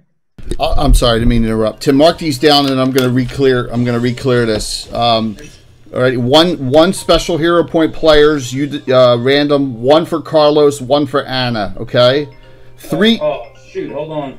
One Carlos. One Anna. One you can random. 3 for you, and then 1 regular hero point random as well. All right. Okay. I'll wipe. Team with the hero points. So one for Carlos, one for Anna special, one random special, and then three special for you, and then one regular random. Okay, for the party. All right, and then you go from there, and I'll wipe it clean on the next all right, tally. I have a total of 4 for the party random. Or is it 3? No, 3. 3, okay. Oh, I see you guys almost got an extra. Oh, yeah. 3 for me. Damn. No, actually, I think we're gonna have an extra. Oh. Yeah. And I give it to I'm gonna give it to my boy Will. Nice. What is that? Good choice. Carlos just did one regular for one regular now for Will as well. So. And I got plenty more where that came from. I watch a lot of your show, Jay. It's appreciated. Thank you so very much. Backpack full of the... That's what I feel like in Carlos's game. Okay. What I have here is everyone has a regular hero point, which is used the way Jay does, which is you have to declare before you roll, except for Howls in the Grass and Sparrow. Okay. Fortune points, which are like special hero points. Sparrow's got 1, Three Fingers 1, Lone Paw 2, Walks with Ghost 2, Howls in the Grass 1, Rattlebones 1, and then there's 3 random yet undistributed. I figured I would just hold them until someone's at 0. Sure. Mm-hmm. And remember, the fortune points, you get at least 1 each game day because of your fate, unless you use your fate point, in which case you don't get any more. Our Canadian heroes should call out when they need a hero point. You never know what could happen. All right. Very good. I'm going to need to take like a 4-minute or 3-minute break before we move out. Okay. Go right ahead. In the meantime, we'll talk about plots and plans. Right. And feel free to, hit the wall. All right, guys, what do you think? Lady and gentlemen. This looks cool. It's gearing up to be a good interesting. I feel like running into the east where there's no guards. My spider sense is tingling on that one big time. Yeah. You know there's going to likely be something there, but on the offhand, would you rather deal with a lot of guards? I don't know. There's something about being a bum slayer that kind of, would you rather deal with a bunch, seriously though, would you rather deal with a bunch of first level jabronis, or would you rather deal with who knows what over there that is 15th level, well, use? You got to do it for the glory though. Yeah. Well, the more mouths, the more chance of an alarm being risen. Yes, that's what true. I was going to say. Yes. That's the way I look at it. It's like it might be tougher over on that side if there's something there. And not only that, Gaetano, but I'm kind of counting on the familiar's ability to do recon invisibly, giving us overhead. That's something that usually we don't have the ability in my games to do. Having some intel like that is going to be useful, I think. Oh, absolutely. So hopefully, and the reason I'm glad that Anna moved Sequoia over to the other team is because I plan on having the Raven also visit him since he can talk to her. Yes. And she can tell him what she needs to do, and we can all coordinate. Yeah. DM listening in. Yeah, he's sneaking back in again. So, yeah. Well, you remember I was in Intel and I was in communications, so that kind of stuff. That's your specialty. Communications is important to me. It's one of the things I think about. So, So our DM's back into character. Hold on. Anna, did you tell them how you can communicate? And no, I haven't told them right? the special little cool thing here, the message rods. Yeah. So instead of belaboring. Yeah. Instead of belaboring and writing a bunch of stuff out, I'm just going to say you have a set of brevity codes that you guys use all the time. So you have code words that allow you to communicate more than just the word. So you can just tell me what you want to say, and we'll assume there's a brevity code. Just stop the bookkeeping madness. I already created enough madness. Yep. Okay. Everyone has a single horse, 2 horses, 3 horses. How many horses? Oh, do we go with horses? Oh. I assumed you were doing horses if you were going to get to the. Oh, yeah. Well, yeah, Yeah. to the We general need to area, return. but can we leave them behind? Because we cannot be stealthy enough with Well, horses. again, it's not. Oh, I started pointing at a map that wasn't on the screen. It's kind of hard for you to see that. Ford. Yeah. Right, because this is a river study. It was a very detailed of the turns in the river, right? This is a more wider, broader strokes map. Yep.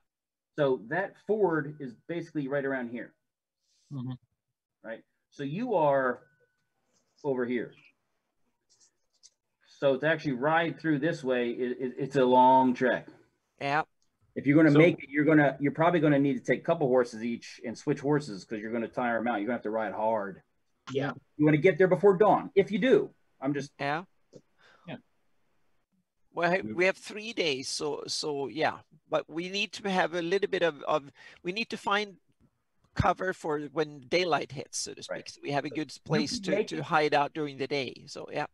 Barring any major problems, you should be able to make it here by before BMNT. Yeah, and then we need to find a fairly high up location in morning before daylight, so we have a place to scout out from during the day, so we can kind of see things as much as possible. So we need to find a good recon spot.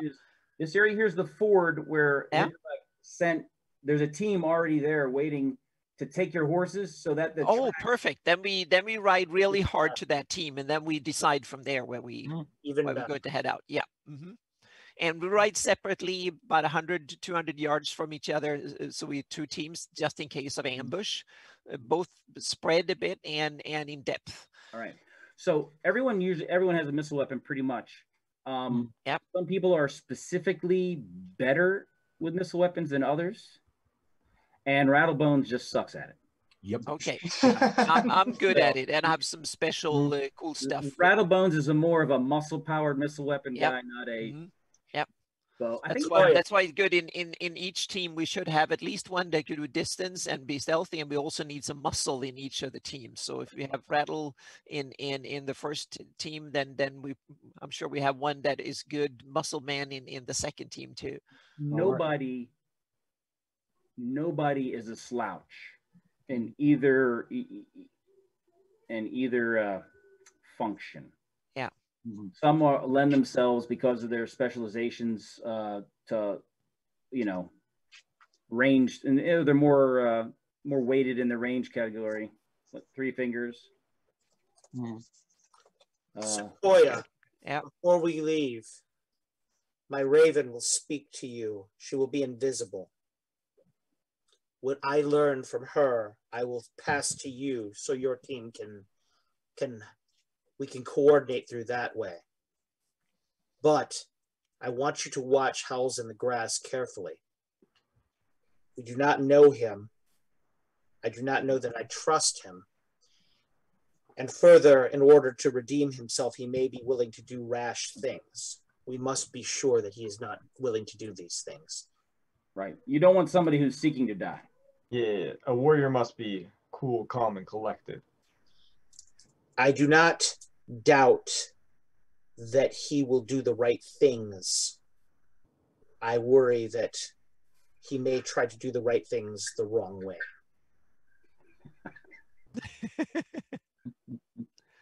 What does that mean? I'm a wise man, I say stuff that doesn't yeah, exactly. Yeah. Inscrutable stuff like that. Just says it, and then it's up to you to interpret. That's right. You got it, pal. It sounds cool.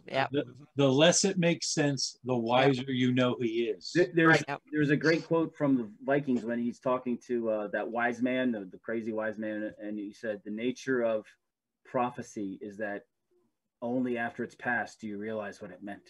Yeah. Yeah, Lone Paw is much more of a down-to-earth, practical person. She's not particularly philosophical and stuff like that. She's fairly street smart, but she's not the kind of esoteric thinking about the gods and stuff like that. So yeah, you'd rather be alive than legendary. Exactly. Yeah. I'd rather be legendary. Yep. Yeah. I've already seen death. So anyway, Okay, let's do this. I'm going to take the raven and turn her invisible. Okay. Fly along with us, my dear. Okay. Awesome. What's that rattling? Oh, sorry, Rattlebones. You know what it is. Oh, I thought you meant my doggy. She's digging out some No. Yes, She's between his horse's legs. Yep. She's poking around here really loudly. So So- yep. All of you have been in this area before. This is all familiar terrain. So you have all the barbarian advantages of being in familiar terrain. Lone Paul, you have patrolled in this area before. Okay. Yeah. You've been near these valleys and gone into some of the valleys, usually to check out something specific. So you weren't transiting the whole.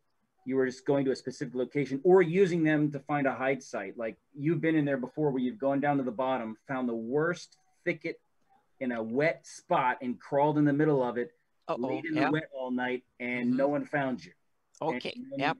You know, to get a spot to rest or just to see what enemy activity happens. So That's something she only does if necessary. That's been getting wet. She doesn't like to get wet unnecessarily and get cold. Yeah.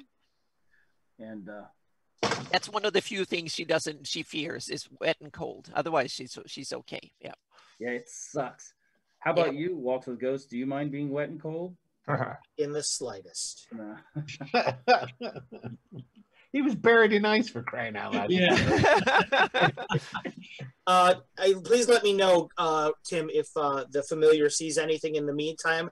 As I mentioned, I'm having her coordinate back and forth with myself, getting Sequoia used to talking to her when she's invisible. Okay. So she flies. Now, they don't usually fly around too much at night. Yeah.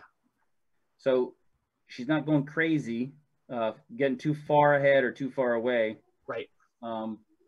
But we'll come back to you and be like, nothing around so far. Good. Please continue. Except for some bats. And then flies off. And Sequoia, she'll come and land there and kind of just sit there and not say anything.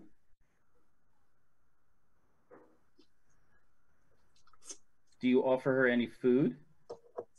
Yeah, I'll pull out some birdseed. Oh.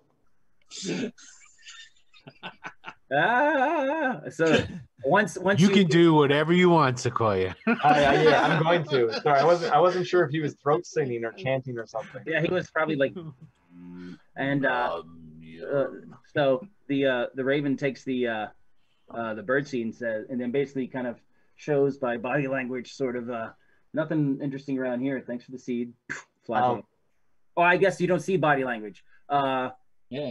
I'm gonna use the command to speak with her.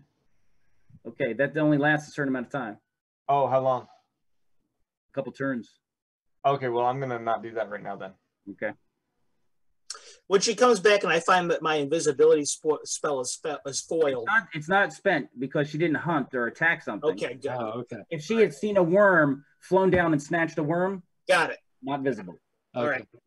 Want to make sure. Yeah. But just see if the bird seed's okay, because it's that's not. That's why I was intoning. Anyway, it was a snack attack. Yeah. All right. I'm going to go ahead and fast forward this unless there's anything. Oh, as you are going across this open area, which group is Three Fingers in? You're in the trail group? Yep. Yeah. Yes. On the trail. You start hearing that there's there's some sort of four-legged creature paralleling you as you guys are riding, and it's keeping up with the horses. Okay. Basically, right about this area here. So you've been riding for a couple hours, right around this area. Okay. And it's still evening, correct? Oh yeah. You can actually see pretty good. So what you see is you see a creature. You're going to say like wolfish in size, but its haunches seem a little bit shorter than its front shoulders. It looks sort of canine-ish. Okay. And it appears to be paralleling us, correct? Yeah, it's running along, and you kind of hear it go whoop.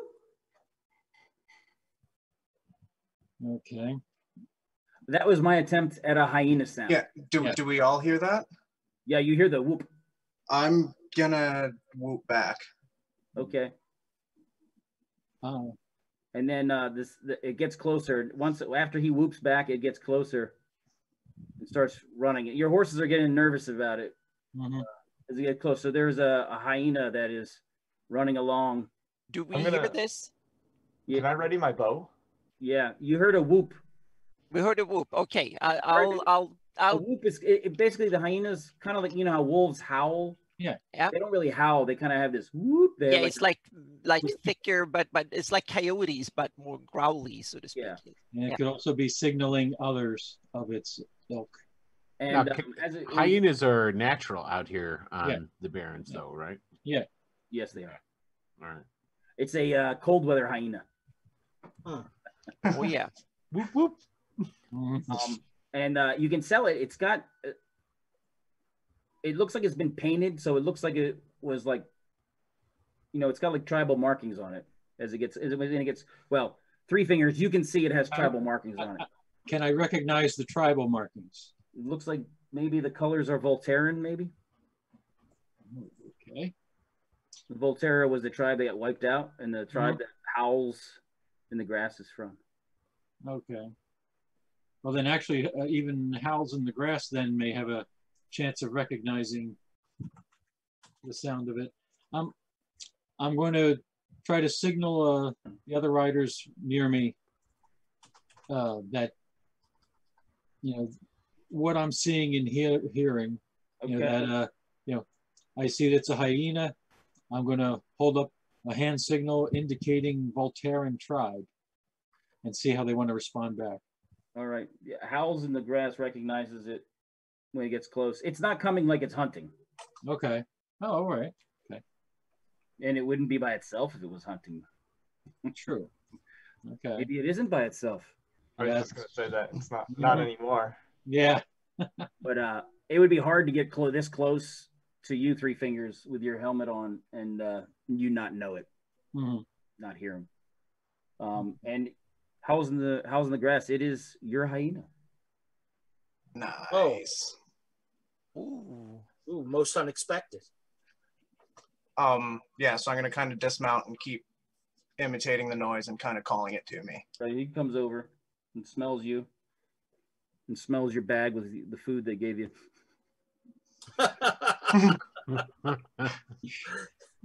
Such loyalty. Yep. I'll give him a bit of food, give him some scratches, and hyenas are very food receptive. I thought I lost you. It's good to see you again, old friend. He's looking around, has that look of, I can't eat this. The horses and the other people, yeah. He feels he's pleased that he found you, and he just kind of sits down and starts scratching himself and hanging out. I think he probably licks his balls because he can. I'm gonna introduce Bandit to the group. Okay. Cool. Now he is a hyena and he is trained. He is still a hyena and still a wild animal. Yes. So your training is more like suggestions. That's all ever training is. Let me just frame that for you. Okay. You guys, you're on a timetable. You take off. You continue riding. And then he lopes along kind of behind you. So if you take the rear, he'll just kind of lope along with you so he doesn't scare the other horses. Sweet. All right. And so you're getting it's getting a little bit lighter out, and you're getting close to the ford in this area. Okay. Keep an eye out for those that team of riders we're supposed to meet up with. Correct. So probably about, well, I'll tell you, whatever distance measurement is indigenous to you guys, I want to say about 400 yards 500 yards out, you kind of hear a sound. It sounds like a bird, but you can tell it's not a bird. You can tell it's somebody signaling. Mm-hmm. And there's an area in the bushes that kind of moves, and you see a head kind of pop up. This is where we're supposed to meet up with them. Well, this is the advanced guy. Mm-hmm. Yeah. And so he, like, once he's sure that you're not going to shoot him, he comes over and he's like, "Hey, Okay. we're ready at the ford. You ride into the ford, dismount. Our guys will run up, mount, and continue riding. The boats are about 20 yards further down the stream, hidden on the ground under the bushes, under the grabbers. No one can see them. There's 12 of us, so we have enough to cover you. You know, there's enough boats for all of you, however you want to do it. But that's not my problem. Do you want us to take the horses?" I look over at Lone Paw. Well, we go from foot from here, so yeah. No, he's telling you that the way you're going to switch out. You're going to ride through the ford, and when you're in the middle of the stream, you're hopping off, and one of their guys is going to hop off and keep riding. So if anyone tracks you, they're going to track you into the stream and track you out of the stream. Yep, perfect. Yep. Then we walk along the stream for some. Well, you're about 400 yards from it. So he was telling you, so that way when you get there, you know what to do. Yeah, we can probably take the boats a little while, so we can kind of, so at least I have to find a new trail afterwards. But on the other hand, they will probably come from the other end and start. We will probably encounter them first, so we'll see. Tim, do we recognize this guy? He's one of the Pelu guys. Do we recognize him? Yes. Okay. He's one of the guys. He's one of the Pelu guys that does well operating with the advisors. Okay. So he's more like neutral, less chaotic. The paranoia is strong in this one. Yeah. Yeah. Why? I know who our DM is. 3 letters. Yeah. Begins with a T. Okay. So I think they call him Tim. if you would like to, you can dismount and it'll happen just the way you're in the stream and your feet are going to get wet. Sorry. Up to your knees, actually, probably. And then somebody will come out of the bushes, hop on the horse and continue riding. And they whisper, you know, blessings and signs of good luck as they continue on, because they have to continue the disguise. They have to continue that. Okay, so we continue on, I would presume. Anna, what's our marching order? I think we continue in the groups we had and keep two separate groups, so we at least can be, only half of us can be ambushed and the other half assist if that happens, so to speak. Okay, I will say this: Rattlebones is your loudest. Okay, then we the switch heaviest out. Armored, and Rattlebone, you switch out to the other team, and then we take Three Fingers. Join us in the front group then. Yeah. Three Fingers.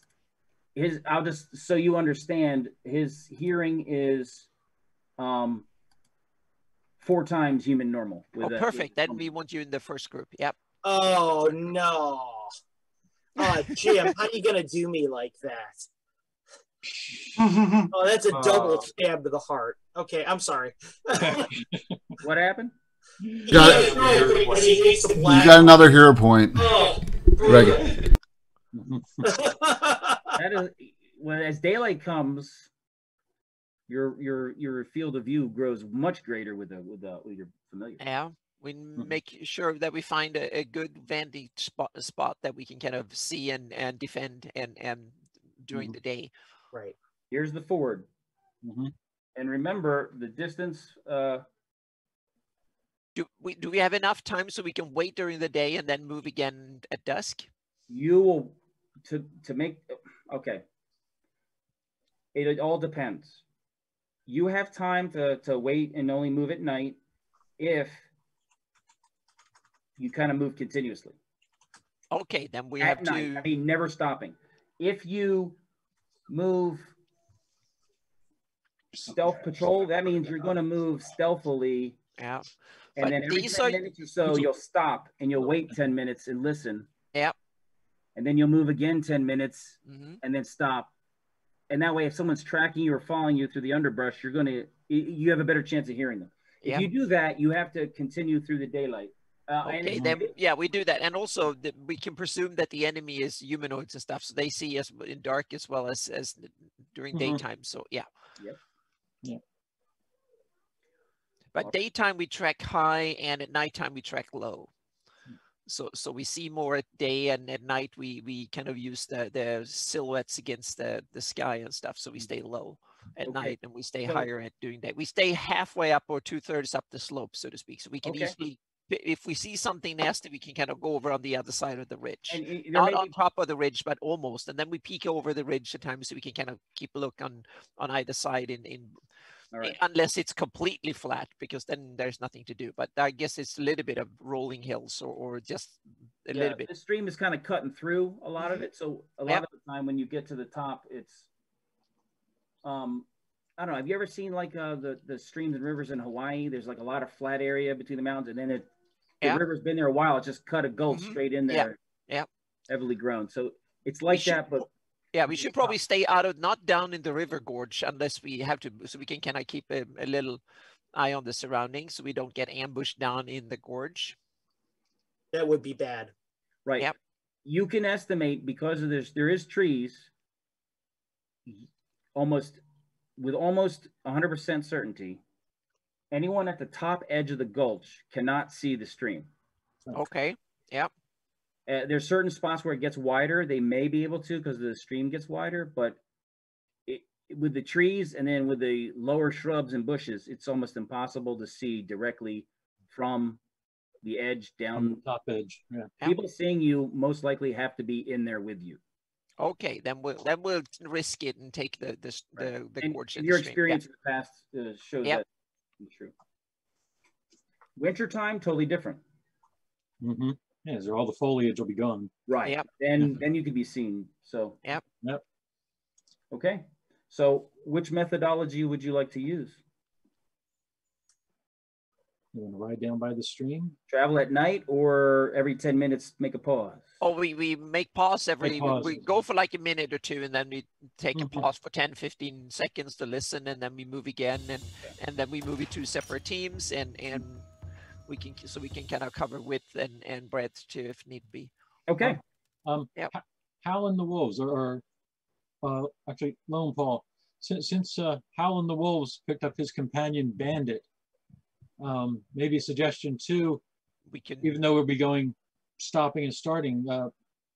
Howl in the Grass can.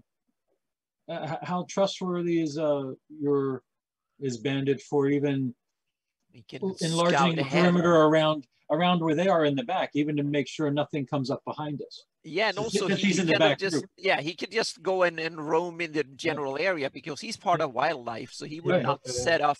Yeah, they would not assume that we are there just because they hear and see a hyena. Okay. Yeah, and he's not like go patrol. He's not.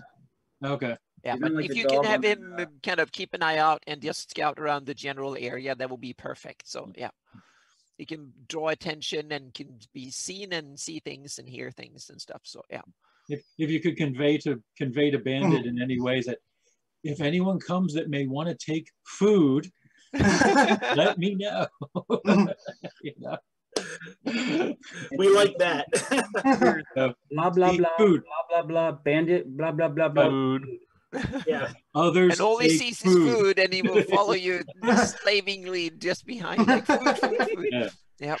Should have become necessary. I can understand if I try to any of the dogs I've had. If I try to tell them that you go around the area and food, and I hold up food, and they will look at me all the time and ignore the rest of the world. The past week's experience for Bandit has led him to be far more cautious because he. You know, he's not a loyal dog that fought to the death. He ran off to save himself. So it was a long run. Not easy. So he's kind of like, you know. But if he's attacked, he's probably not going to just run away immediately. Okay. Or maybe he will. Cool. Tim, 2 more regulars for the party. 2 more specials, I mean, for the party from Canadian. 1,000 cheer. There you go. Thank you, Canadian. See, Why? You know guys Canadians There is some love for the party. are fighting around Canadians the out woods. I there. don't understand. Okay.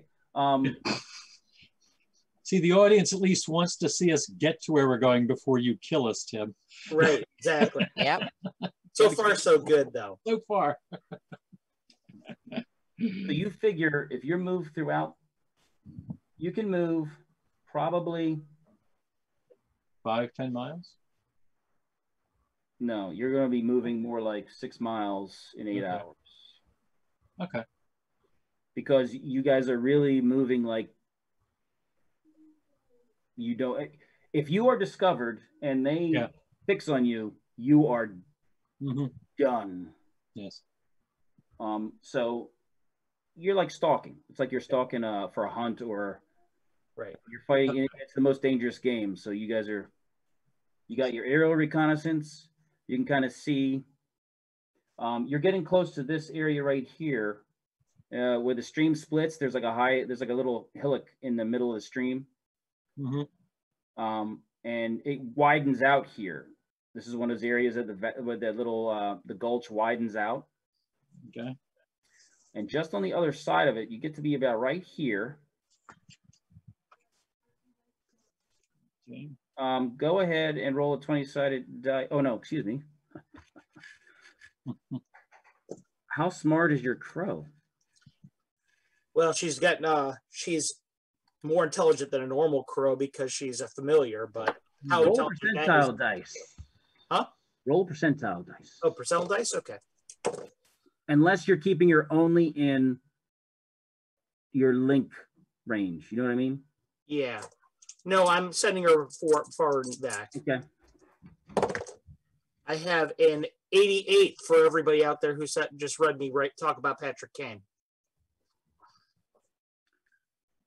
Okay.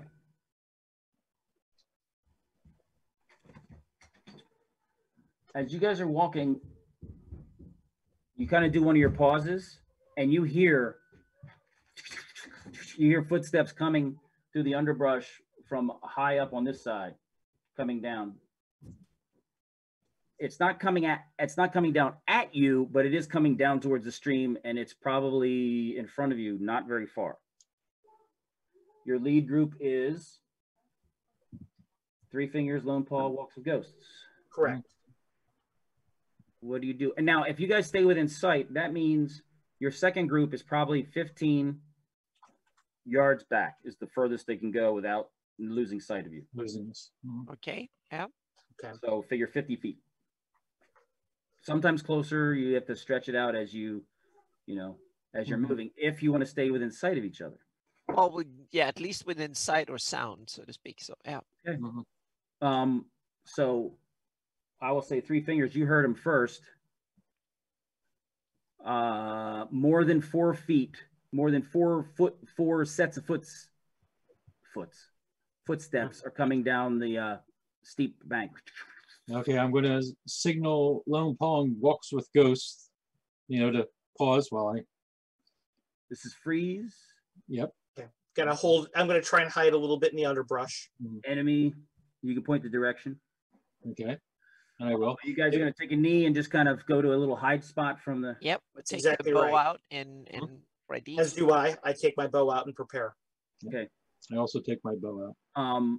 When they do the freeze, the trail group, Rattlebones, Howls, and Sparrow, you see Three Fingers do the freeze signal, points in a direction, and they all kind of take a knee and melt down into the brush.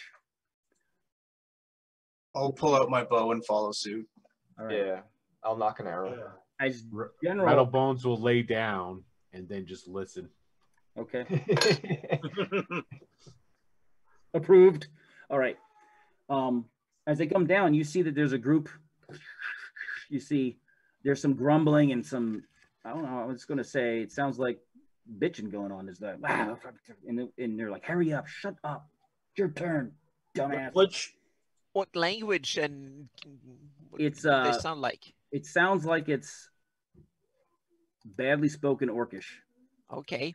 And then you hear them, you know, you hear some guys swearing back and forth in another language. You can kind of see there's some short, greenish looking goblins is what it looks like.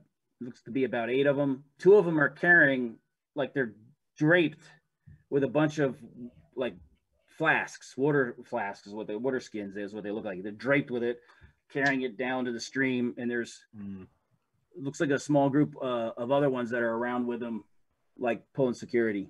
And the 2 that are carrying all the water bottles throw them down on the bank. They get in the water and they start. I look over at Lone Paw, and I use the battle tongue, the hand signal. Mm-hmm. I use the hand signal for sleep, and I lift an eyebrow. I will tell you this. Well, make an intelligence roll. Sure. Using my much more difficult. That is that's a 10. You rolled a 10? Yep. On percentile? Oh no, I'm sorry. I'm percentile. I thought you said 20. I'm sorry. Nope. What's your intelligence? 17? Yeah, my intelligence is 17. And I rolled a 61. Ooh. You realize that these guys are filling water bottles, and you quickly assess they have about 30 to 40 water bottles between the 2 of them. Yeah, but there's only like 10 of them, right? There's only 8 that came down the slope to fill water bottles. Yeah, so there's a whole bunch of more up on the ridge. Yeah. We can take them. Lone Paul knows that when people are out and about, when they have to resupply, they usually have a detail go fill water bottles and return to the main group. I guess we are. They don't seem to be especially vigilant. They don't seem to expect enemies, so to speak. They just keep. So if we just keep quiet and hiding away, we should be good. Okay. They all have, except for the 2 carrying the water bottles. The other ones have spears, and they've kind of posted themselves kind of around, and they're looking mostly outwards. Some are looking in your direction, but they're just kind of listening. It's hard by the stream. By the stream, there's lots of sounds. There are animals, and there's other things going on. And there's the sounds of the dude splashing in the water. One of the guys spits in the water, then fills the water bottle and laughs. And then one of the guys on guard duty like goes upstream from him slightly, and it pisses in the water, and he's like, They take some probably about 15 minutes to fill them all, and then the 2 of them they start struggling up the hill, and they like try to hand out some to their fellows, and their fellows are like, no. And they start going up the hill. Anybody want to shoot at them? Nope. Tempting. Oh yeah, it's tempting, but no. On their back, you can tell he's wearing only a breastplate, no backplate, back armor totally exposed. Yeah. That cooler things we could do though, but I'm saving them. Yeah. We're remembering Walks with Ghosts a little bit of advice about doing the right thing at the wrong time. Yes. Yep. See, and you thought it was just gibberish. Like you said, now you see prophecy after it's revealed. Yeah, that is awesome. Yeah. Okay.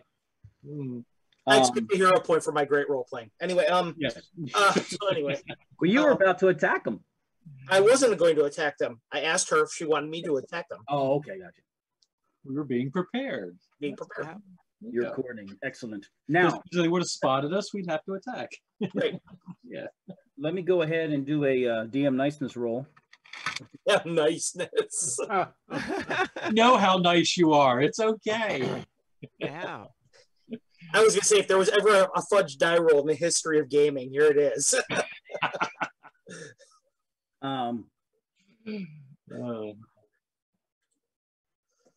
Walks with Ghosts. Yes. While you're sitting there, your bird comes back and lands there, and one of the goblins is looking around at the flap of the birds. Just wait. I say nothing. He leaves. He continues on going up the hill. And they get up there, and you can hear voices like shouting at him. And you do hear Orcish. Somebody in charge is bigger than a goblin, and he's yelling, "Hurry the F up, you pieces of shit, mother blankety blank." I mean, he's obviously not a very caring, sensitive leader. Sounds like a devoted commander to me. I don't know what you're talking about. And so it sounds like, I mean, sound is traveling pretty good because they're pretty loud. Like, and you can tell they're redistributing water by throwing the bottles out to everybody, the water skins, and you hear a number of voices. So their sound discipline gets bad, and at the top of that slope, you're going to say that there's probably one per water bottle up there, probably. Just over the slope down. You said 30 bottles. Yeah. 30 to 40. Yeah. And that's on the low side if you roll down the random encounter table for goblins and orcs. Well, that was just the water detail for the Alpha Company auxiliary forces. Oh my God. That doesn't include the Wolf Scouts or the other... See, I don't believe that, because the goblins wouldn't call themselves Alpha Company. No, they would not. It'd be like Snot Company, Earwax Company, something good. Yeah, exactly. Earwax Apple Company. Company. That might be my bias, though, Will. That might be my bias. Yeah, probably. Earwax Company. The Alpha Company would be the Ass Company. There you go. Snot Company Bravo. Yeah. There it is. Ass Company. Yeah, that's perfect. Yeah. Yeah. I would just wait.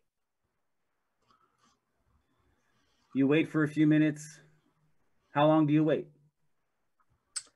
Until our fearless leader gives us a signal. I was just going to say, if they haven't cleared it out after half an hour, we have to start thinking about it. But half an hour, definitely. Yeah. Half an hour goes by, and you don't hear anything other than natural sounds, birds, few Perfect. Then we start creatures again. Yeah. But we should kind of sneak up the same way they did and make sure that they haven't just camped there and we walk straight into something. So it's a good idea. Who's going? Yeah. I was going to volunteer you three. I was just going to say you can send up your bird and she can see if that's even a better idea. We'll she won't perfect be, for her. We won't expose Three Fingers to that. Yeah, I'll send my familiar. Yeah. All right. And the familiar can get to a high point that's still within. I think it's 12 inches. 120 feet is your. Yep. And so you can see to the crow's eyes, and you see that it looks to be a group about 40 goblins. They also have about 40 goblins moving. There is several large people with the goblins. One of them is bearing a two-handed sword. The other one has a battle axe. And it also looks like they have a guide on, like a little flag. Oh boy. And looks like there's one of the guys next to the flag. You can see prominently over his shoulder is a horn. Boy. And they're goblins, but they're bigger goblins. And then there's the two large people. You're gonna think they look a little gnollish in coloration, but they look a lot more squared away than gnolls. Flines. Yeah, something like that. I tell Lone Paw and Three Fingers what I saw, and then I send the bird over to speak to Sequoia. And well, actually, I take that back because Sequoia can't always talk to animals. So, right. You can kind of pull in together close just to disseminate information. Okay, well, in that case, that's how we'll do this. The patrol is moving along the edge of the stream to the west, so it's moving the direction that you came from. That we came from. Okay. Excellent. That's what we wanted to hear. Yep. Shall we move on? You also see in the distance, further out in the open area, you see another group of well, the Raven can tell they're goblins, and it looks like they got some wolves with them. This place is crawling with dudes. Yeah. So they're all headed generally that direction. Are you going to do anything else? Are you going to send your crow anywhere else? No, not for the time being, unless anyone wants overhead for anything else. I think it's important just so we know what's in this. We don't stumble into something. Right. While we're here, I also now we know recommend that as we proceed, we do so through the water so we can't be tracked by scent. Yeah. Now we need to stay in the water for a bit. Now, you were here. You looked in this area, right? That's where your guy. That's where your. Yep. Is that pointy enough? Do I need a pointier pointy? No, that's about right. Yeah, you're making your point. It's good. Yes. Okay. Continuing on. All right. It widens out here as you guys get to here. How do you plan to proceed through the stream? Are you going to try to swim it or build a bridge? No, not swimming it, but if we can just walk a little bit out when it's like knee deep or something, that's probably good enough to keep the scent away. Yep. It's also not a good idea to be caught in midstream if someone's finding us, because this is getting it is getting later in the day. Yeah. And this is where it's supposed to be a little wider, that you said 50 to 75 paces across, correct? Right. Yeah, that valley, the valley you're in, the gulch. Okay. But you have two streams that are converging, and I kind of was assuming that you were on the southern side of the stream. That was an assumption on my part. My bad if I was wrong. No, that works. Well, we know the area, so I would definitely be on the side, so I don't have to swim across the damn stream downstream, so to speak. So you're saying you want to cross it over here? No, I crossed it before. We since we came on the we stay on the western side. You're gonna be on the north side of the stream. Yeah. So we don't have to cross it, because at least since I could plan it, because I knew Anna said damn, so I'm going with it. Okay. If you go sorry. If you go the north side of the stream. That's good. Has it started to rain yet? It has been. It's a slow soaker. Yeah, it's like drizzling, misty. So that actually makes you guys quieter. Good. So you're on the north side, right? So you bypass. And you also said you went up the same slope they did, so you had to be on that side. So my bad. Okay. Yep. I just wanted you to be stuck doing the stream crossing. It seemed like everybody's drowning their player character, so I was going to join the club. No, that's not going to happen. We want to stay out of that. Yep. Yeah. Okay, so you continue on. You get to about here, and it gets dark. Okay, perfect. Now we can. So Lone Paul, you have a means to see very well. Yeah. Three Finger sees awesome. Other people, I don't think have any sort of. So you probably want to close in your distance at night, get a little closer. Yeah, a bit closer at night than we do during the day. Yeah. And now, on your character sheets, you had weapon in hand when you're dismounted. If you want to change it, just let me know. I think most of you have bows. It's great when the DM starts asking you questions about weapon in hand. Yeah. That's always good. That's always not an indicator.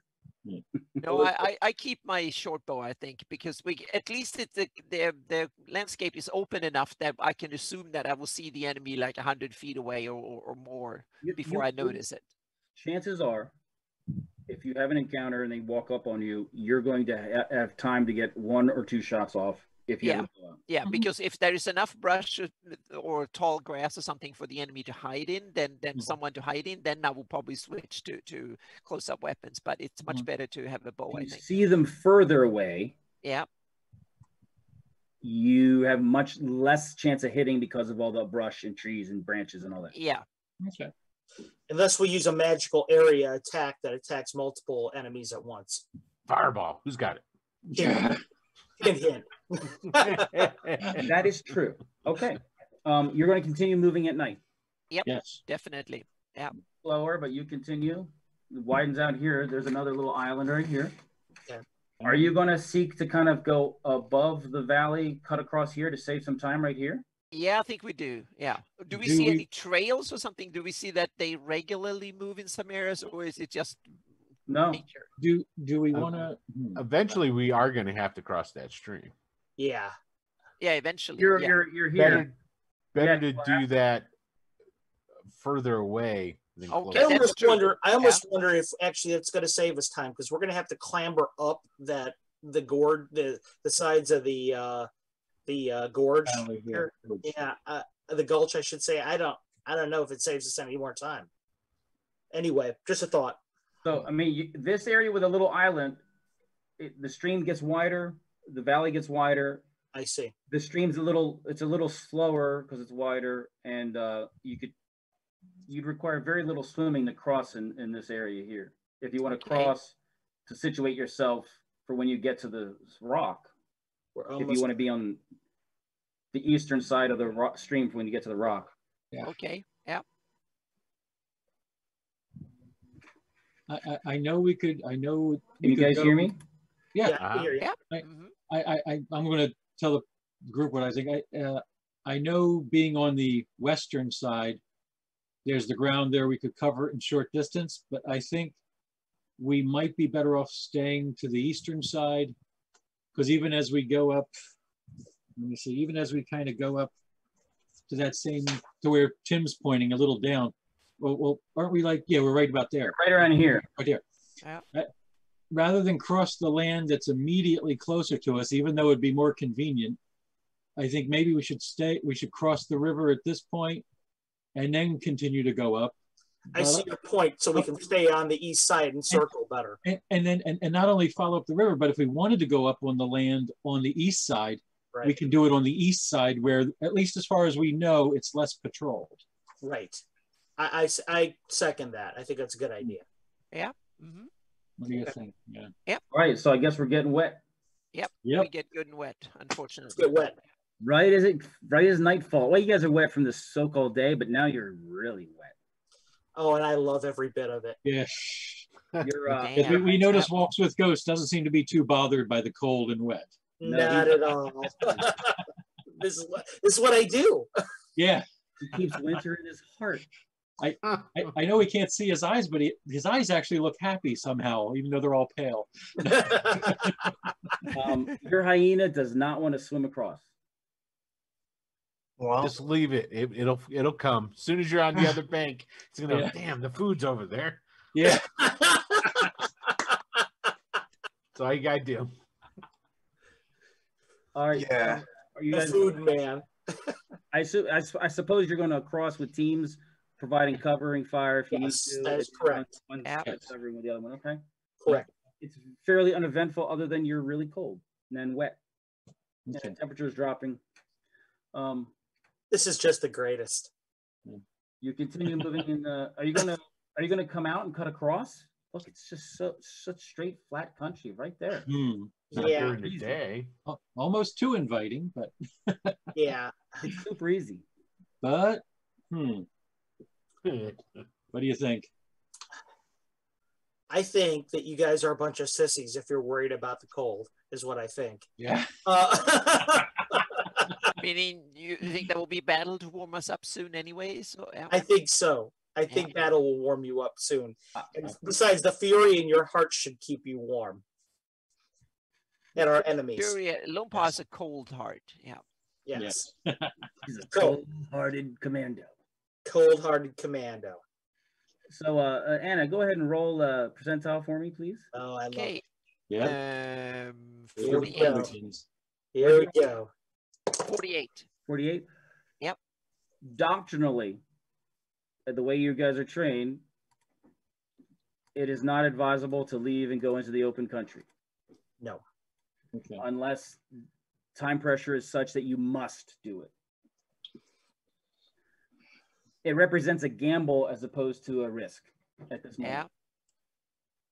Well, we're more than half. We're about at least halfway there, and we've only spent about one day. Right. Right. Well, the stream crossing took probably, I don't know, half hour, 45 minutes. Okay. Going at night, you're way slower. Yeah. So you're probably only going to make it to about here by the time daylight comes. And it's getting thicker.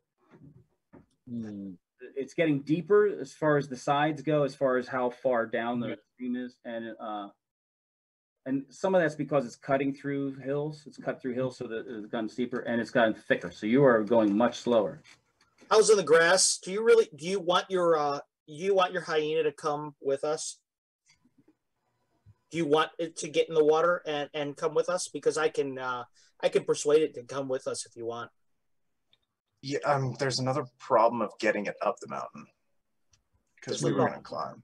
Just a thought. Yeah. Okay.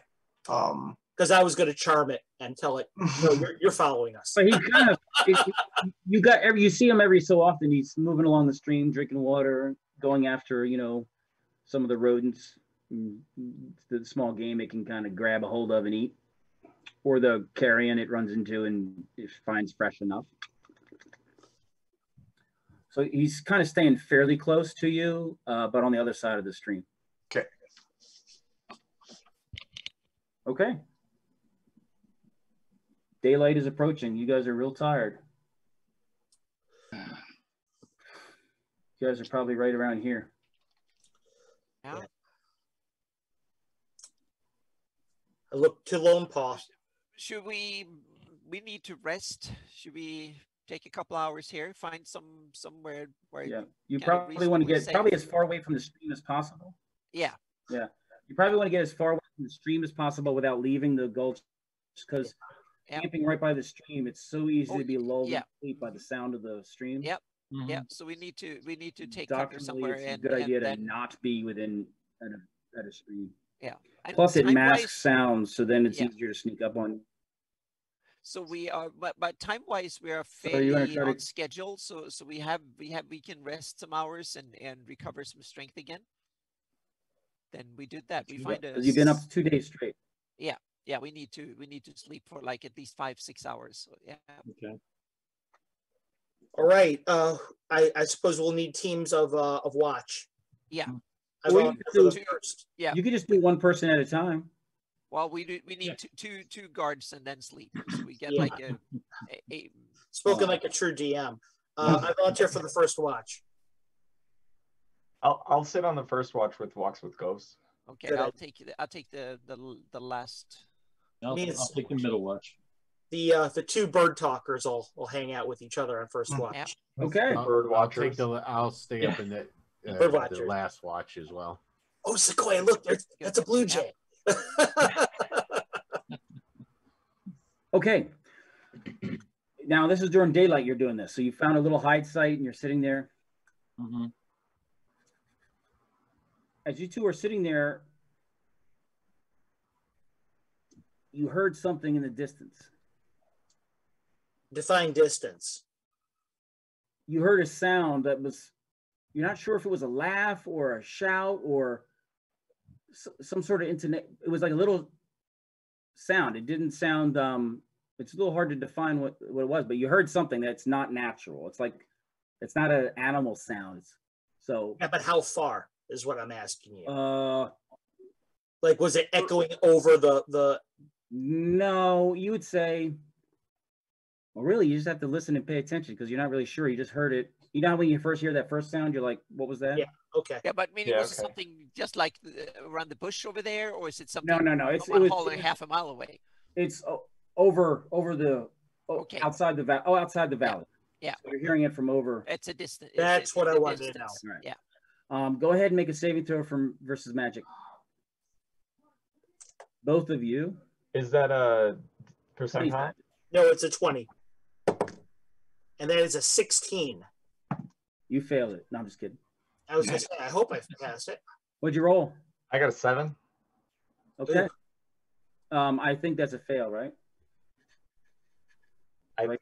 It's probably on your sheet. Yes. So as you're sitting there, you kind of hear it again.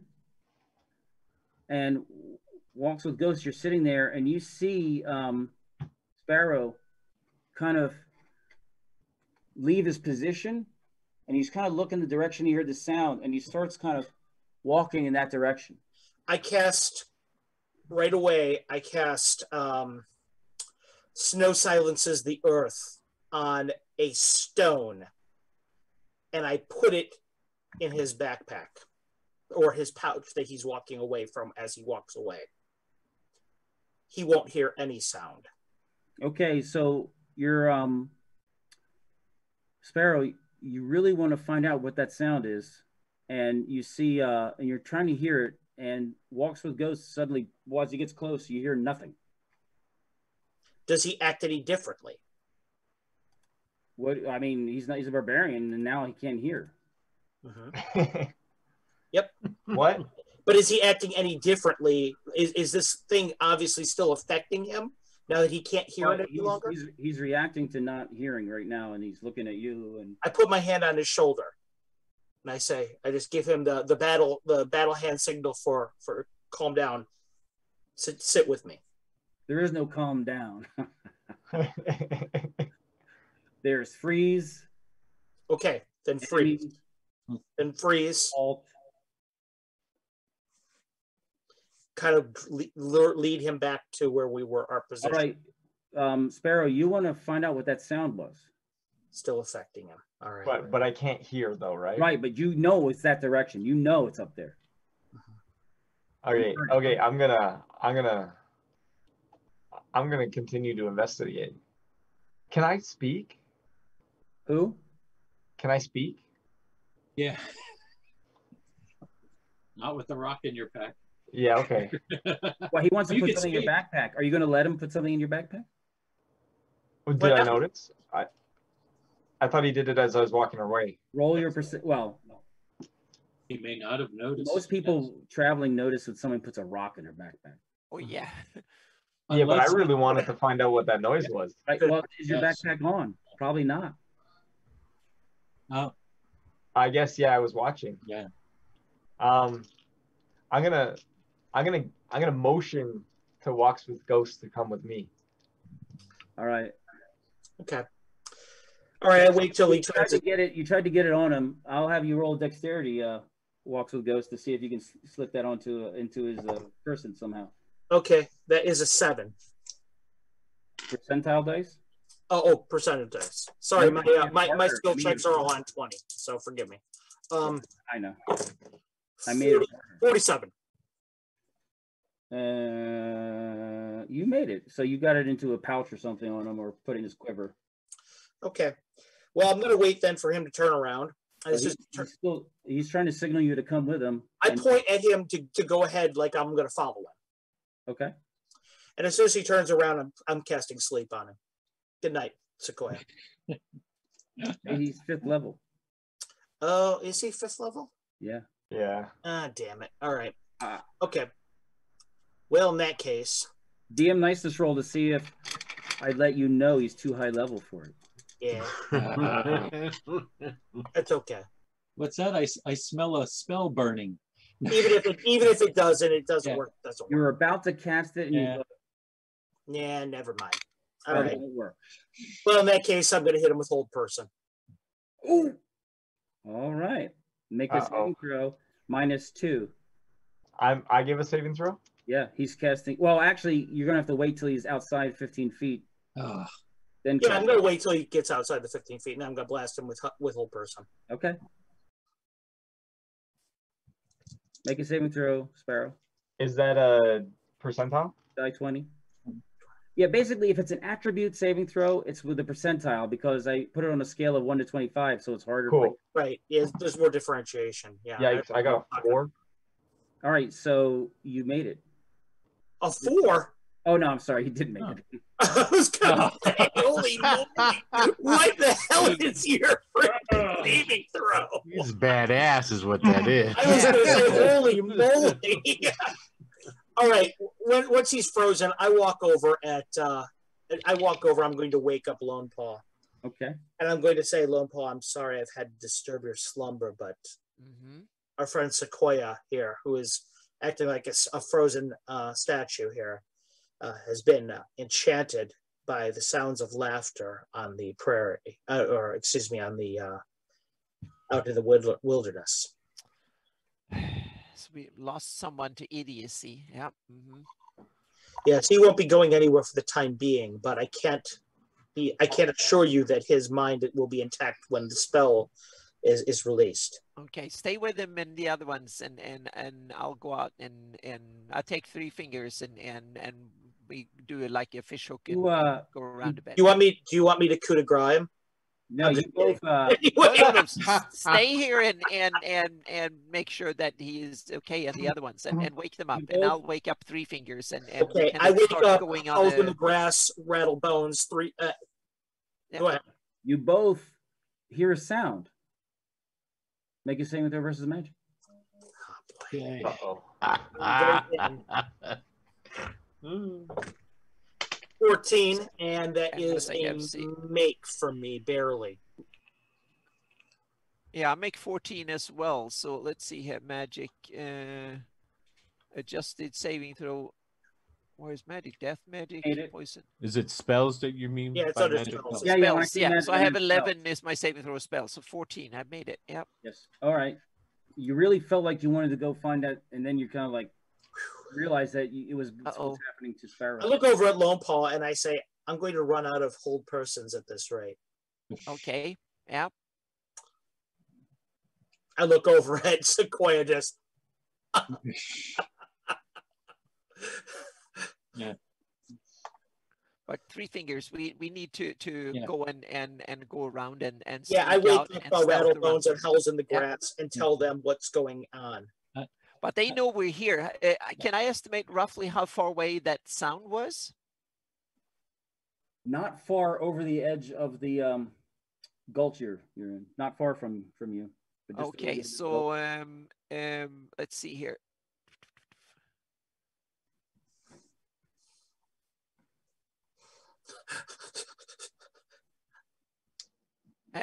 So I know roughly where they are. So I take one of my kill stones and apt it and throw it over where they are. Okay, you're gonna you're gonna go up near the top and toss it. Yeah, I want to make sure that they get distracted with something else while we Three Fingers and me head out, so to speak. You know those are extremely loud. That's the idea. I want to shock them and everybody to now shit is happening. They already know we're here and they're casting spells at us. So now they know we're here. So I want them to get the shock, so to speak, and then we kind of accelerate the action from here. Okay. And then once that's after that, I tell Three Fingers, when you hear the bang, we move. By the way, while they're moving, Tim, I would like to pull the stone out of the backpack, and I'm going to give it to Rattlebones. I'm going to say, Rattlebones, this will make you move as silently as snow. Well, you tell them that before you go get it, right? Yes. Yeah. So you guys woke me up. I've been sleeping through this entire thing. Yeah. And so this will make you move as silent as snow. Rattlebones, while he's talking to you, you hear a sound. Make a saving throw versus. Yeah, baby. Okay, here it comes. Oh. We'll see if you do good at this save. Now I have it says +2. I'm assuming that is not incorporated into the number there, or it already is. The numbers are adjusted. Okay, cool. I made it. Got a 15. Yes. All right. You really wanted to go find what that was, but you held yourself back. Now I'll find it and I'll kill it. Okay. Just not yet. Lone Paul, you run to the top of the. You're going to run near the edge of the. No, I'm not. I don't want to run anywhere. I just want to shock them so we can then sneak out. That's the idea. Well, it looks like it'll probably take you. But if they're like 300 feet away, then skip it, so to speak. But if I know they're roughly within, that I can throw it roughly, so I can kind of shock them. And then we edge, so you're not totally sure, but you think to get to the edge to have a decent chance of hitting with a throw. Yeah. Mm-hmm. It's going to you're going to have to walk up. It's going to take 2 or 3 rounds, or you just muscle it up. You know how you run up you have to really dig in to get up a steep slope. You can do that in 1 round and then chuck if you run. Otherwise, it'll take you like 3 rounds probably to walk up there. Then I'll trust my saving throw and get my bow ready and kind of wait for something to come, and she sneaks like 10 20 feet away, try to stay as stealthy as possible and wait and hope that the enemy will come close, and so she can get them within kill distance. So and Three Fingers, come with me, and we kind of do the stealthy stay away, so when they attack the main group, we can be the ones to I do want to try to go up to the edge. If I have to hurry up a little faster, because if Lone Paul's distraction when it goes off causes anything or anyone to move, Yeah, well, we What's that? skip the distraction if there's too Right. far away and too Right. difficult. We skip that bit. But, Yeah. Well, yeah, but I thought that if it did distract anyone, at least if we see somebody run or see something run, if there's too many, we'll come back down. If Yeah. there's not, I can take a few shots off at Yeah. least. And I also since you want made a us move. to be away from the main group in case something really bad happens, so we don't get caught all in the same Yeah. spell or whatever it is. Yeah. Walks with ghosts. Yes. You've walked far enough away from Rattlebones, right? Yeah, I would have met. I would have. Okay. You hear call, call, and suddenly you can kind of you're linked to your familiar. He was away, and you're looking through his eyes if you want, Uh-huh. and you're looking over. He's flying above you, and you're looking across, and there's like 2 or 3 trees in the direction the sounds were, and he sees these vulture-winged bird females that are kind of sitting there by the tree, going, "La." Knew it. Harpies. Yeah. And you see like 3 or 4 other are flying in the background behind him, flying around. Oh boy. I look at Howls in the Grass, and I look at Rattlebones, and I'm going to sign language to Rattlebones. Let's pick up Sequoia and start moving as they throw the thing. Okay, you're looking at like maybe 30 to 40 feet from the edge of the gulch. Yeah. Okay. Well, that should be right. I'm looking at where Lone Paw is throwing her, getting ready to throw her. Well, I skip the throwing if Oh, we you can't. skip the If I device? can't get the exact effect and I have to run for rounds somewhere, then skip it. Well, if you can stealth, but you just take a risk that Oh yeah, but then Are they looking down into the gorge? Can I see that from? they're paying attention in your direction. Yeah, they definitely know we're here. Okay. Yeah. Okay. Let's make a move, guys. What do you want? How you want to handle this, Lone Paw? Okay, let's sneak out in 2 directions, and Three Fingers and me, we stealth in one direction, and you can kind of just run for it in roughly, and I point towards where you're supposed to go, and roughly like east from here for the main group, and to walk with Ghost, and you run and you make noise and run that way, and then Three Fingers and me, we go more north, and we kind of sneak up the stealthy way, and then we meet up like 300 yards away in that direction. Who's ever with Rattlebones has no sound within 15-foot radius because he's that is correct. Okay, That's why he has to perfect. stay Rattlebones, within- you come with us because you stealthy now. So we just need to split their attention a little bit and make you sure all we can run and nobody will make a noise if you're within 15 feet. of him. Okay. That was the play. Oh, okay. Then we all run with we have That's the magical stuff. Then we all run for it. If we can do it quietly, we all run out the same direction. Yeah. Sorry. Yeah. Okay. Yeah. I won't run. You're not going to run, Sequoia. We're going to hold you like a battering ram. We're going to carry you. Yes. Okay. Yeah. Mhm. Battering Ramza. Yeah. Please. Battering rams. When they start to run and we run for like 50, 60 yards or something like that, then Lone Paw just sit down and go quiet and wait a bit to see if someone is sneaking up on us. You can see that it looks like they're flying. They're like flying. They're flying where you were, flying around above where you were at. There are no creatures on the ground, just the flying. Right. Okay. Did we get an idea how many of them there were? There were 3 or 4 in that tree stand Uh-huh. that walks with Ghost Skull, but there was also like 3 or 4 flying further away behind them, kind of in around. The only problem with this Lone Paw is even though we get past them, they still know we're here and they can report to superiors. Yes. Yeah. Mm-hmm.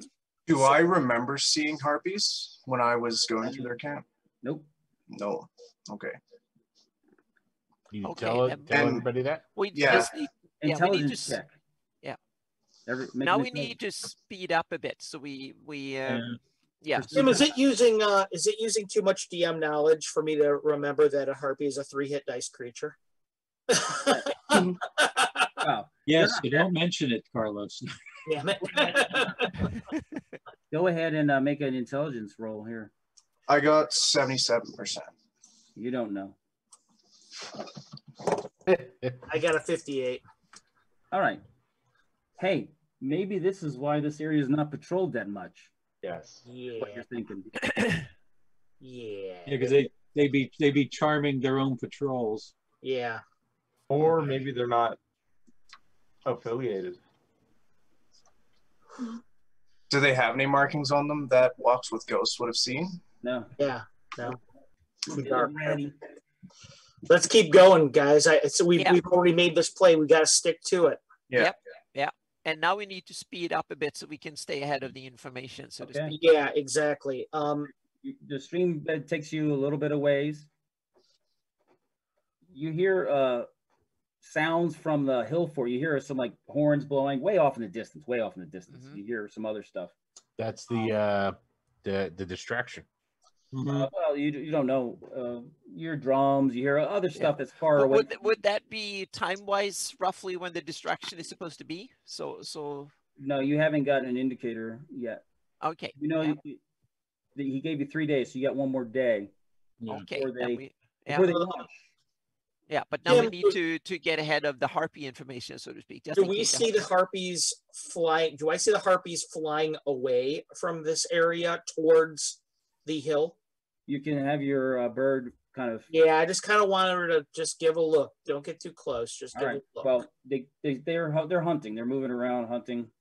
Yeah. You actually see a couple that actually are carrying what looks to be like a goblin. They're not too picky about what they eat. That's good to Well, know. that's your information. There's like 2 or 3. Yeah. And they're carrying They're it. probably wild. I wouldn't think that they're have Yeah. anything to do with What you it. do is they are flying this way, and it looks like they're flying right around here. Yeah. They may nest over there. They may have like dug, If you have your crow look, which I will. you can see that there's several down by this river, not in the river, but above it. There's a number of holes, and you see there's harpies that come and go from the holes, like right in this area. It's not that. Not good. It's really like right about there. That's not good. Okay. You also know that they tend to not fly at night too much. So I was just going to say they're not nocturnal. No. We're going to make the ascent during the night. Just make sure that we're far enough away from there. Once the silence is a 2-round per level spell, so once it's over with, I'm going to tell Lone Paw what I've seen as far as the harpies go. Okay. Yeah. And we're going to continue to carry battering rams with us, I would assume. All right. So that wears off eventually. Yeah, how long am I held for? Until I say so, damn it. 2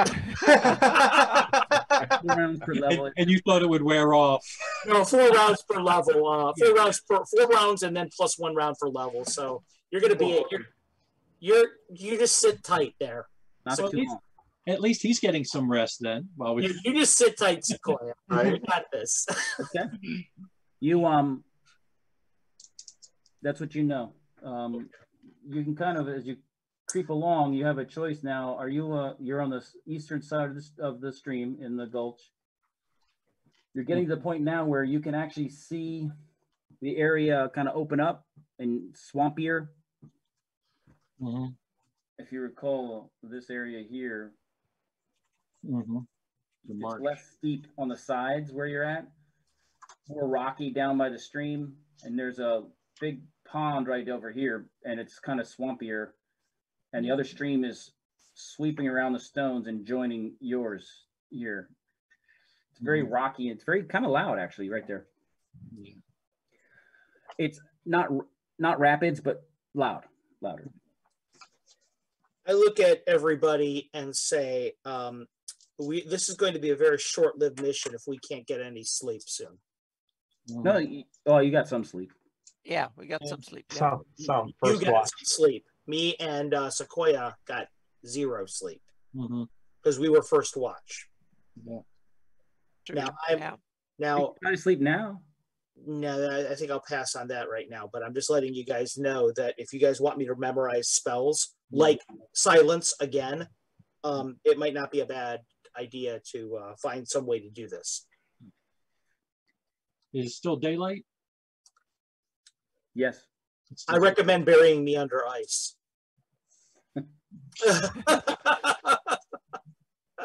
Okay. Sure thing, Captain America. Yeah. Yeah. Hey man, I'm Captive Native America tonight. What do you do? Okay. Well, it's up to you, Lone Paul. What do you want to do?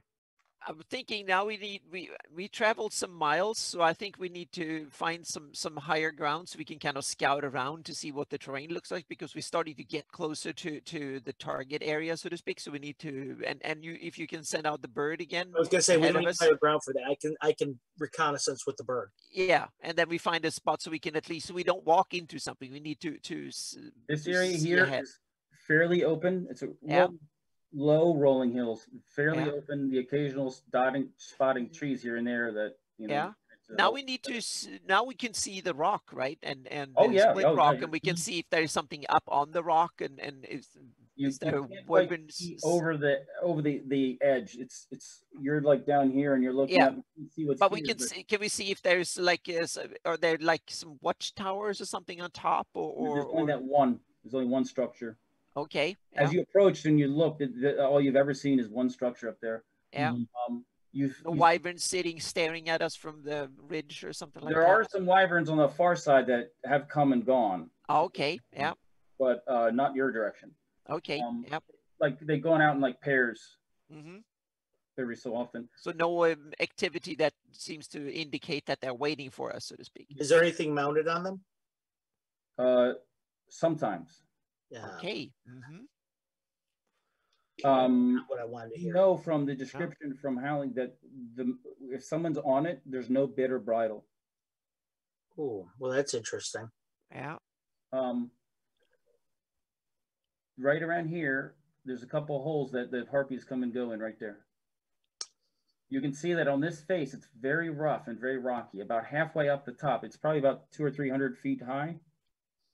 There is a like a little hole or something, and you can see because there's it's dark below it, so some sort of mud or some sort of water or moss or something is staining the rock right below the hole that's halfway up on this side. Mm-hmm. Probably fecal matter, I would think. Yeah. I don't. You haven't no, but and it's very rough. It is very rough. Near the, how close are you gonna have your hawk go? I've seen enough. I've seen enough. Lone Paw, how do you feel about further circling around to avoid the harpies and come up sort of from a little bit further up the face? Yeah, I think that's a good idea. Those damn harpies are they know us and they are nasty with their magic abilities. So I'm not a me fan. either. Yeah. I don't know what we can. And there's so many of them. And do we know exactly how many? Are there 2 or 10 or do we know? I will blow at least save. 4. I will blow a save eventually. There's okay, yeah. Meaning that there's so many that they will get us eventually. So and if we circle, we may find a place that's better to camp as well. Yeah. Tim, You're going to assume that there's more than 2 screams. Yeah. And more than 2 Scream is harpies. about That's 12. yeah. 2. Yeah. That's nasty. Yeah. Yeah, it's a little bit too much. What do you guys say then? Make that move? Yeah, that's yeah. All right. yeah. Then that's what I assume we'll do. Yep. Mm-hmm. I know it's risky because we're going over land now, but I think it's probably the only thing we can do at this point. Yeah.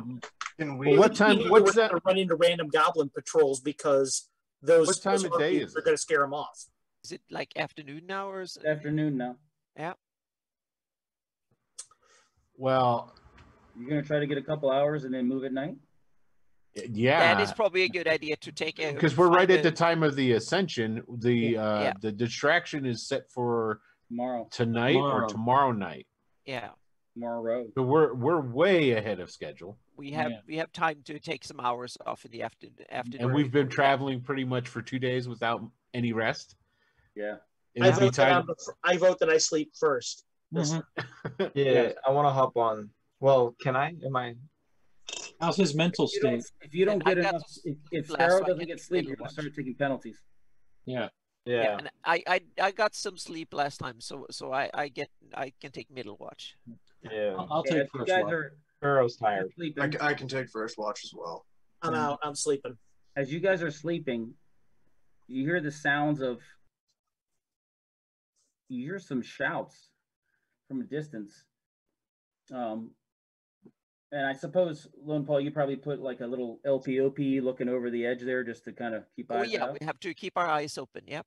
Maybe somebody can stick some mud in their ear or something. But you see a couple harpies. It looks like they're, it's too heavy for them to carry, but they're basically carrying a person. And by their attire and dress, they look like they could be Agavul barbarians. Damn. Good for him. And Agavul are the trader tribe, the blood drinkers. Yeah. Interesting. It looks like they're coming from the area that you ran into the harpies at. Okay. Almost as if they're tracking us. Yeah. Almost. That we need to stay alert from that direction too, from where we came from, so to speak, so we can. Yeah, you guys might, while I'm asleep, you guys might want to think about laying an ambush possibility too from that direction. When they're coming, there's some harpies that are screaming. They're not like charming, but they're screaming, and then you see that there seems to be a lot more kind of flocking to that other area, and you can.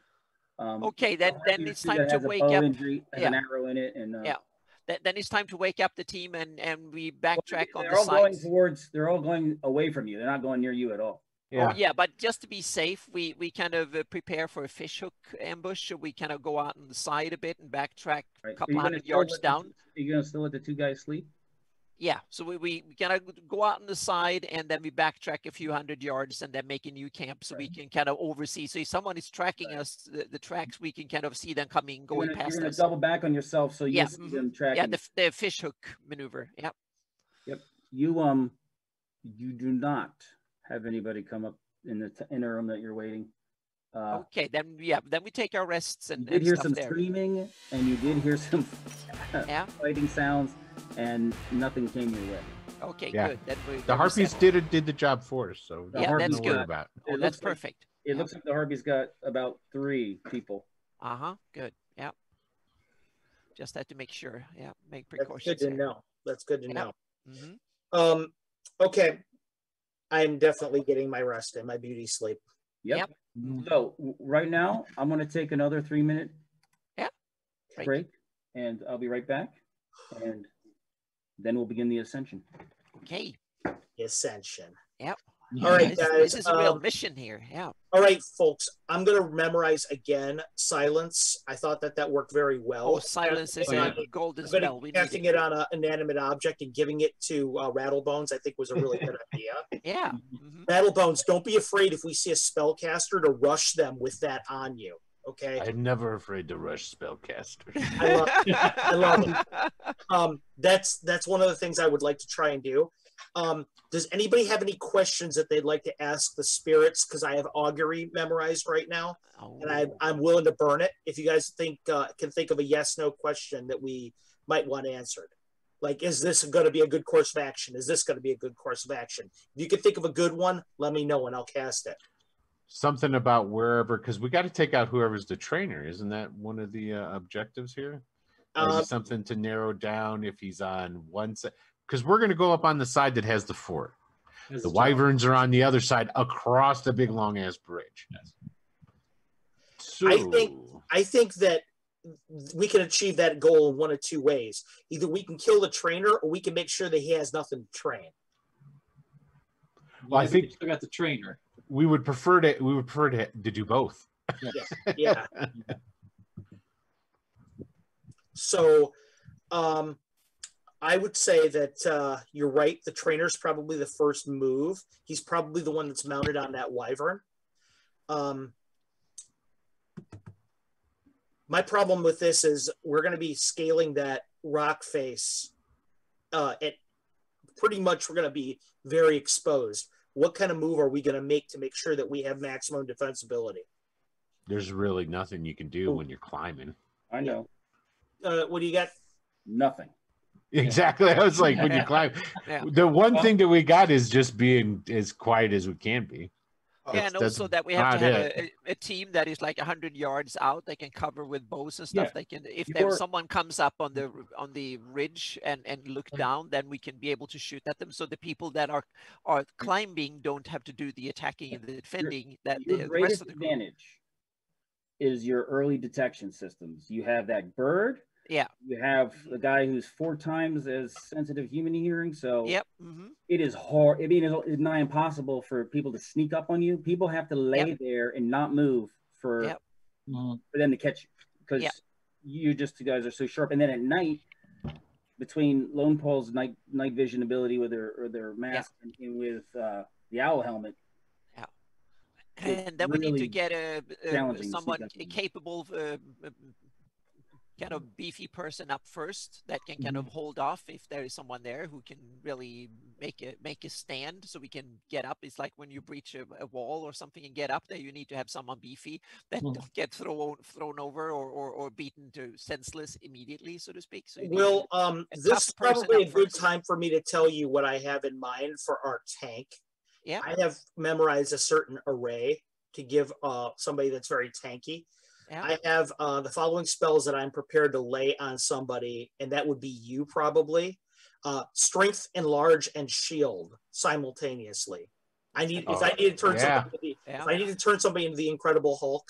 Yeah, that's what I'm going to cast. Yeah, so we should kind of the first we get a tank to climb up first, and then and we make sure that me and someone else who's capable with bow and range can stay down at the ground, and the spellcaster you should stay. So we should have at least two capable fighting people climbing up first, so we can have. Well, I think Sequoia is very capable, so I think. Well, here's the problem I see with that: when you get to the top, there's not going to be a lot of cover up there. If there's people up there and they see you, then that person's going to be fighting everybody, and it raises the alarm. Well, I think we don't. Everybody. Going up as fast as we can, as quick as we can to just get up there might be best. But the thing is, I don't want the whole party to be caught hanging on a string, so to speak. That's the key.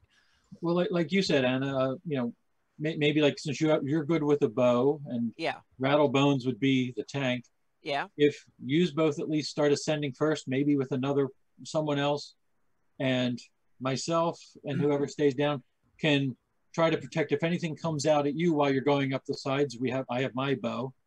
All right. Okay. Now here's the thing: Rattlebones gets to the top, and he gets found out, and they swarm. You guys aren't making it up then. No, we can still make it up. Yeah, I mean, you'll still have Anna's bow at your side to help you. You won't be up there by yourself. But you're both focused. Here's the thing, guys. I have an idea. All right. One of the things is my bird has not broken invisibility yet. I just slept. I could cast invisibility again, and we will have 2 invisible people. Okay. Because that thing does not run out until it's broken. There is no duration on that. So whoever climbs up that me and I elect them to be invisible. Yeah, me and Rattle can go up first then. Yeah. Our commando needs to be invisible, I think. Okay, so me and Rattle, we go first, and then when we are up, you can be prepared, walk and ghost, and then you make up your mind who comes last. Just keep someone down there with a bow. Can you guys hear me? Yeah. Yes, now we can. All right. Do I sound normal now? Yeah. Yeah. Okay, because I was trying to talk, and everyone kept ignoring me, and I was feeling my feelings were hurt. Your volume was super low. I had a technical issue. Yeah. In the interest of time, there are one is your short bows don't even cover to the top. So good. So then we don't worry about that. It is rough. There are a few ledges that somebody could support other people. So you're all going to climb. The question is this: ropes tied together with you, tying yourself together or not? That's it. That's really the only variable. Yes. Well, I said tied together or not. Oh. Tied together. Tied together. Or not a knot. Yeah. Tied together with a knot. That's how about that? Yeah. So that if somebody falls, there's a chance that they drag everyone to death with them. Okay. Yeah. Well, we have or save them. Yeah. Who is going to be invisible and who is going to be silent? I'm fairly stealthy, so if I can be invisible and Rattle can be silent, then keep this in mind, though. Remember this. Another thing that people don't remember about invisibility is invisibility has it does silence you to a degree. The spell says that you're okay. Yeah. Well, excuse me. I'm sorry. Wrong spell. That's improved invisibility. Never mind. Oh, okay. Yeah. I will say that as far as tactically, the benefits of attacking from invisible benefit the commando the most. right, there you go. That's my hint. I Halls. Yep. So you have time. And you Rattle, can you can climb. scare the living daylight out of them, and I'll cut the throat. So The least super skilled climber, as far as just free climbing and regular climbing, is the commando. But due to the rough nature of the cliffs, she won't take the penalty she would normally take. okay, He is a Commando invisible, rattle bones, silent. We have agreement, guys. Mm-hmm. Okay, there we go. That's how it's Yep. going to go. and up we Um, go. So May the spirits be with you. we're going to break the climb into one roll Okay, per person. so we roll the percentile. Percentile. Yep. May the You have hero points. coyote smile upon you. It's time to use a regular hero point. Yeah. Did you hear that? God busted in and told us we have hero points, guys. Yeah. Mhm. And I got a 71. I use a regular hero point, and I rolled 29. Whoa, hold on. Matt, you rolled without me telling you to roll. Is that what Oops, happened? sorry. Yeah. Oh, I thought you said you were doing one roll We for just the rolled here. climb. Yes, you succeed. You're successful. Anna, what did you roll? A 29. You're successful. Gitano, 26. Matt. Just kidding. Stetson, I got a 3. oh, on percentile? Yeah. Yeah, you want to roll under. Yeah, that's good. That's good. You like critically hit the climb.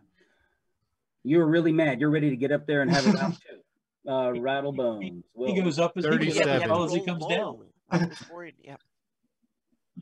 Carlos, you're not a very good climber. got a 96 climb walls. Come on, man. I'm all right. It's at 27 too. So there you go. That's disappointing. But Tim's thinking of the difference between, well, wait, do you have a climb cliffs roll as opposed to a climb wall roll? It's true. It's true. all right, you guys are lucky there's an interest of time here. That's all I'm saying. Oh, yeah. That's good. Well, you have to make some sacrifices for We'll the take mini it. stream. We'll take it. Instance is smiling upon us again. Okay. Okay. I don't want you to see this. Yeah. Oh no. And we want to see it. Do you mean to tell me that I spend this much time on Photoshop every night to block out my maps and blank out parts of it so I can reveal and show it? And you're gonna do this? Yeah. Absolutely. You're killing me. This is a hands-on map. Uh, Is that tower sideways? It's upside down now. it's upside down now. Yeah. Man. Good, all the people inside will fall out. It's upside down. No, phew. Okay. When you get to you can tell that the top of this hill that you've gotten to the top of, it's stepped. It's been quarried near the top edges of this because it's easier to cut stone from it exposed, so it's been quarried up. So it's easy for you to get to a point to like peek over and look. Okay. And you see that tower. You're thinking it's 150 feet away. Kind of a little bit closer to the split rock than center of the rock. Through totally open land. Oh yeah, I'm Air sure it rock. is. Uh-huh. This part is like this is like wooden right here. And there's like a, wooden put up here, but some stones, but it's clearly not the same structure as this tower. Tower is about 40 feet tall, about 50 feet wide, square. And it's squared off with to the 4 cardinal directions.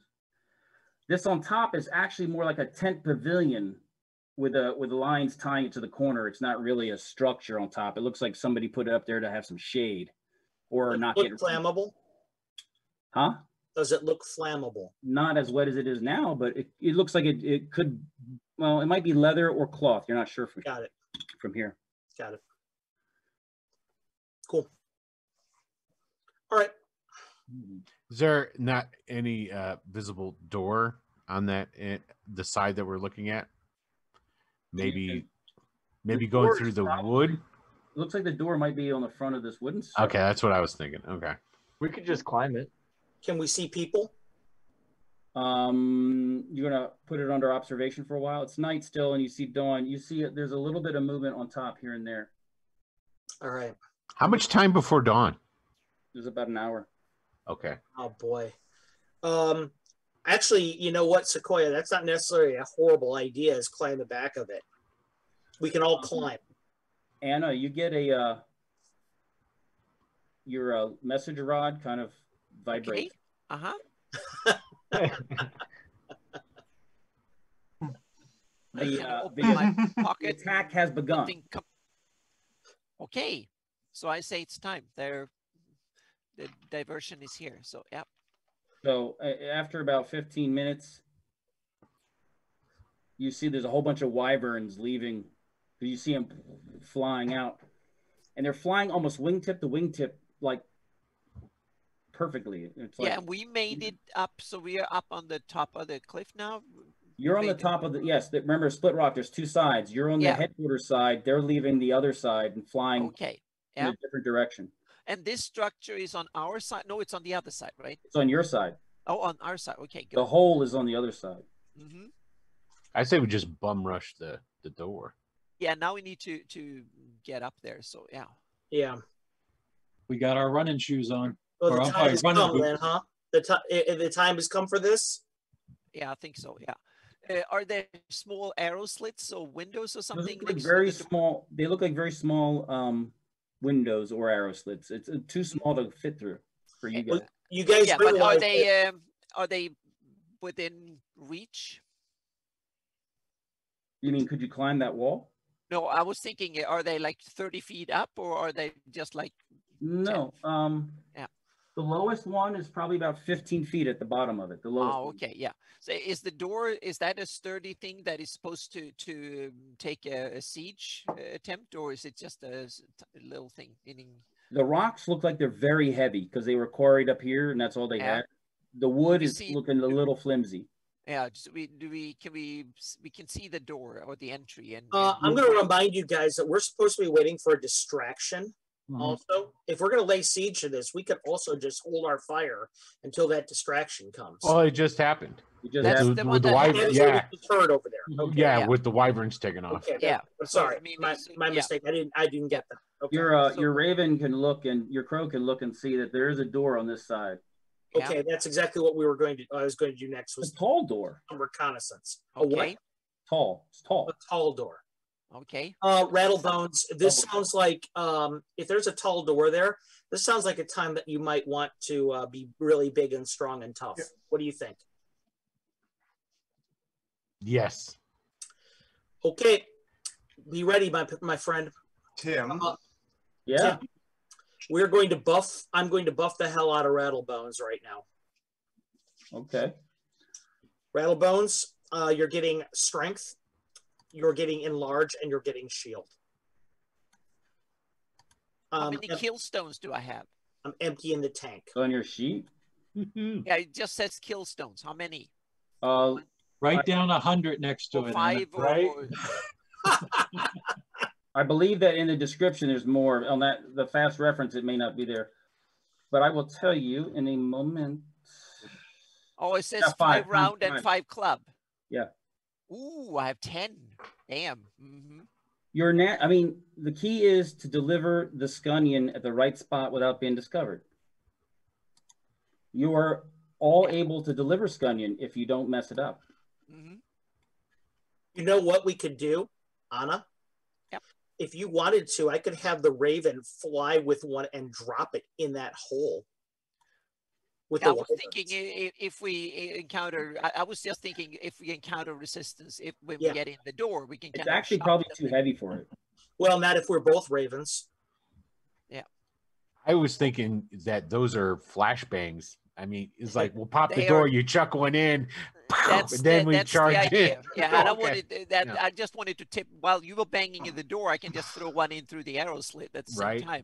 I'm sure a giant eagle could carry one too. We'll see, but no. Okay. Well, the damn thing. First of all, we have to figure out if we can go through the door or not, so to speak. If that will be a 5-hour attempt to get in, then we can. I'm sure I'll be able to kick it in. Okay, good. I think that if not, remember I've got knock prepared. Okay, Oh, there you then go. use it. Now is the time. There's the door. So Yep. use it so we can So, make sure it's open, and then we Will, are get you going to storm the? You're going to storm this thing right now? I think we all should. I think we should all rush Oh, out yeah, there. we should definitely get ready and And get I'm in there. preparing, Tim. I'm Yep. preparing knock on to get the door open. The only thing is that, okay, so we go kill everybody in there, which would be awesome.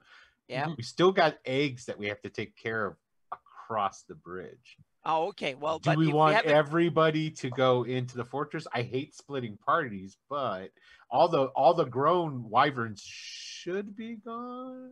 Okay, so do we do egg first, and then take this second, or No, because what if We they have come to take this behind because us? they'll see us. okay, Yeah. They got then we guards, go yeah. in here and we do one at a time, and we do Yeah. Okay. decisively. Yeah. Tim, 2 player special hero points from Canadian.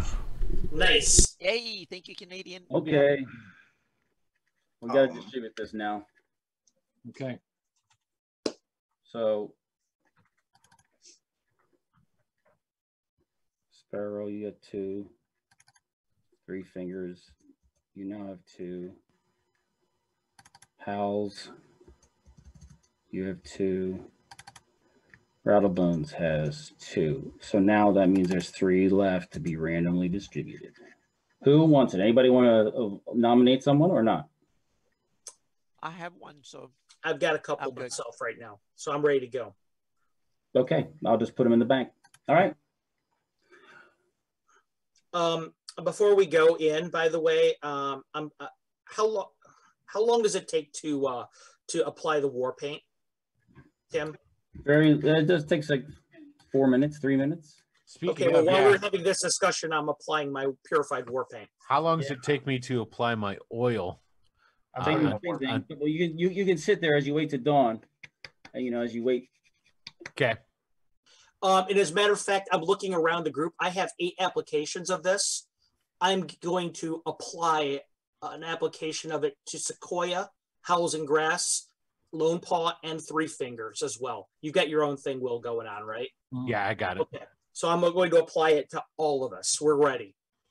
And hell, if I can, I'll put a dab on the friggin' Raven's wings. Yeah. I don't care. That's the 2 bonus, right? That is the actual. That is the 2 bonus. On Lone Paw. Lone Paw, 3 Fingers, Howls and Grass, Sequoia, myself, everybody but Will, because Will's got some kind of oil he's using. Which gives me +2 to AC. Right. So everybody's getting a +2 to AC buff. Yeah. Oh, I thank Walks with Ghosts for that. And as I'm applying it, I'm saying loud enough for the whole group to hear as I'm ritually putting the war paint on.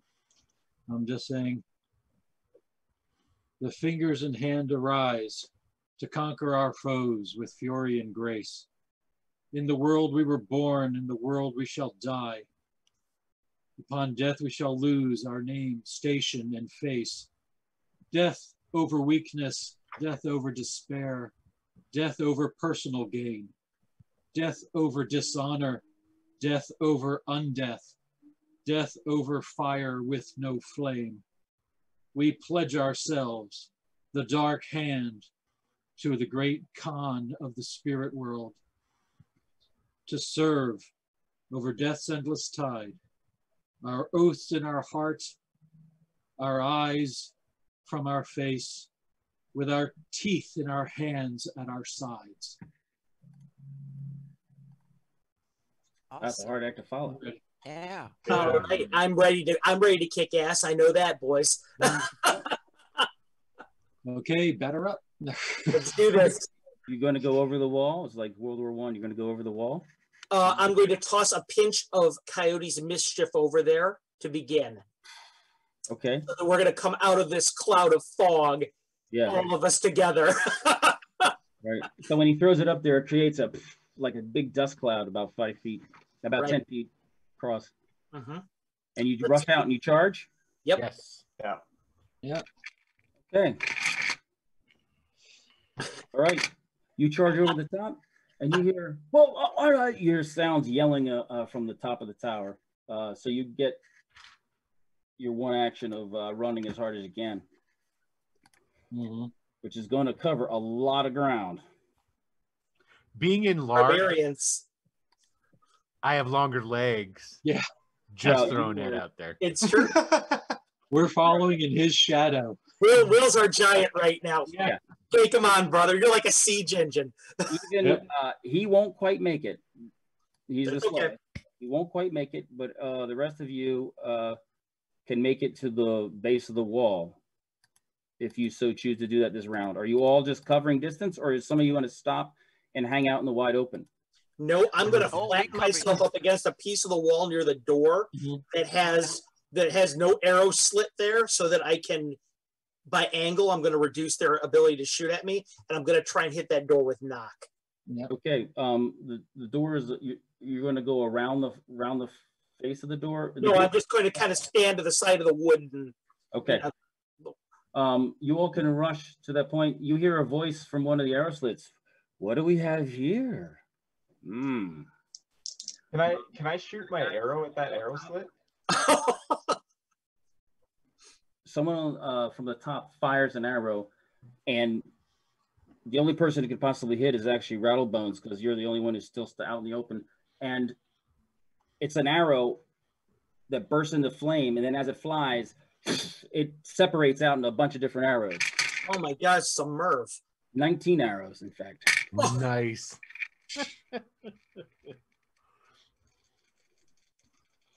Luckily, you have a shield that helps your armor class versus missiles. Very nice. That's right. That's why we do these things. Right? Yeah. All right, one horde arrow gone. Can I fire back, Tim? You're full running. You guys were all said you're all running to get to the thing. Mm-hmm. He's out there. You all went first because you caught him kind of flat-footed, but they were aware. They weren't not paying attention. Cool. Yeah. So he manages to shoot at the one guy who's didn't make it. Man, he's not doing that great. So we got one hit, one critical hit. That I will use the coyote shield on. All right, we'll manage that when I finish. Go ahead. Mhm. Jed died. Thunder Bay. 2 hits, a fumble, and a crit. Fumble's not going to do that much because it was the mass shooting. The arrows roll a hit. So all the arrows are caught on fire too. You are going to use your dexterity to use which feature of your shield are you going to use? If successful, you can roll for the arrow to hit the firer. Yes, you can. That's what I'm going to do. Oh my. Hero points. Okay, so I'm. Can you turn that around before it splits into 19? Yeah. That would be nice if I could, but I'm pretty sure it splits way before that. Yeah. Okay, so am I doing a roll of dexterity, the percentage? Is that Right, what your I'm doing? dexterity is what? My dexterity is, let me go back up, 14. Yes, you have a 56% chance, but Okay, I'll give you an even 60. okay. Come on, Will. 41. You like, and it goes right back up to the tower, and you hear, oh, yeah, that was downright highway robbery. I know. I love it. Fine. Yeah. All right. We will, Canadian. I'm getting myself ready for this. Fine. It just barely nicks you. All right. That was it. That was the only shot that was done that round. You hear somebody yelling. Didn't some of the other ones hit me? Huh? Didn't some of the other ones hit me? No. Oh yeah, I rolled damage. Yeah, it did 5 points total. Oh, that's it. Okay. Pretty. All right. A 19d6, it does 5 points. I love it. Way to go. Will. He is harder to hit, and he only got 1 shot off instead of 2. Because that would have been another die 20 number of arrows. I figured that's fair.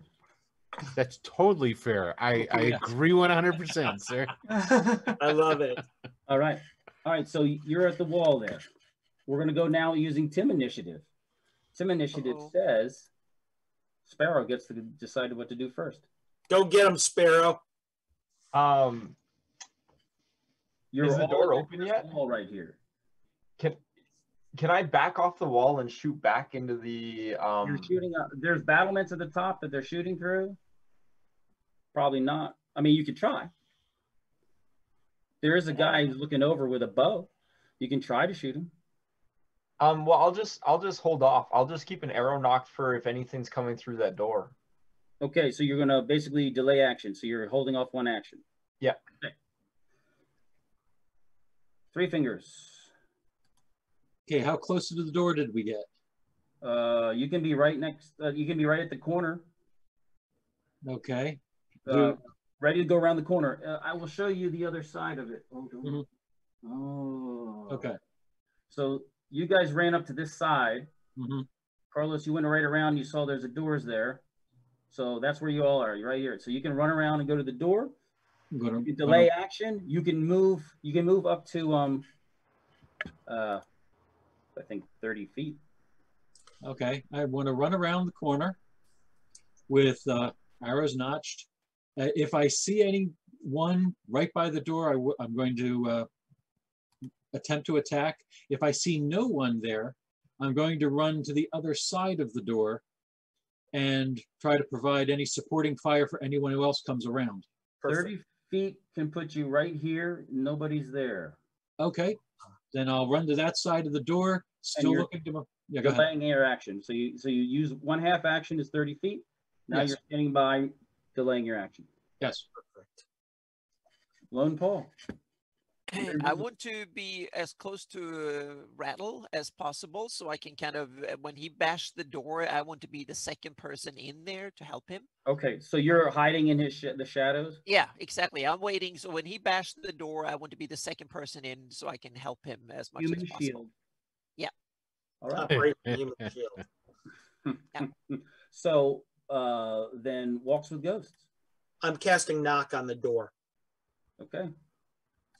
In case it's barred or something like that, Will, I don't want you to have to struggle with it. I want you to knock this thing off its hinges, one shot.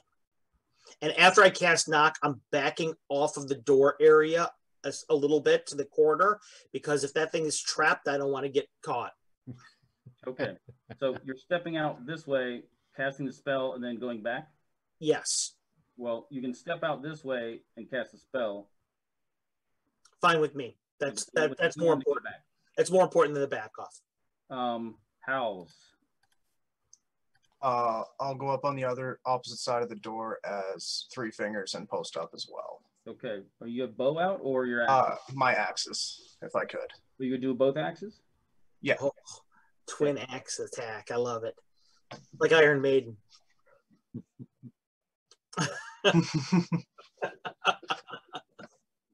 Very well. Okay.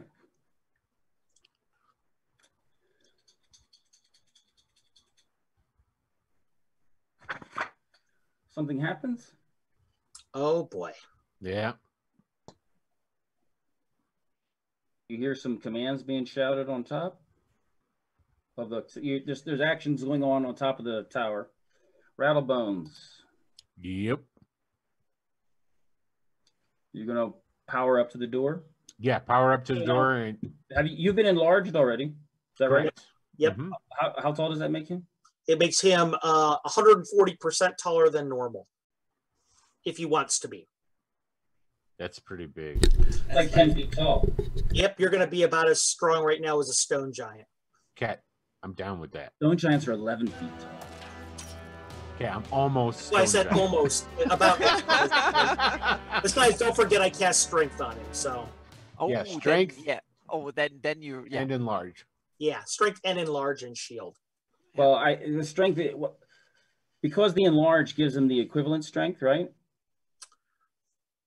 Yeah.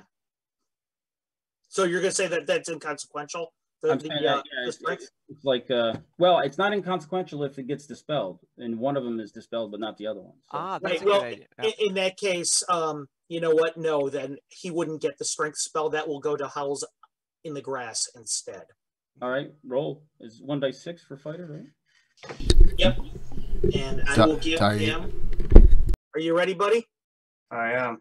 Actually, it's D8. It's D8. I'm looking at it right now. Nice. So you get a total of, bam, 6. There you go. Nice. Okay. So you have 1830. Nice. What a rush. Oh yeah.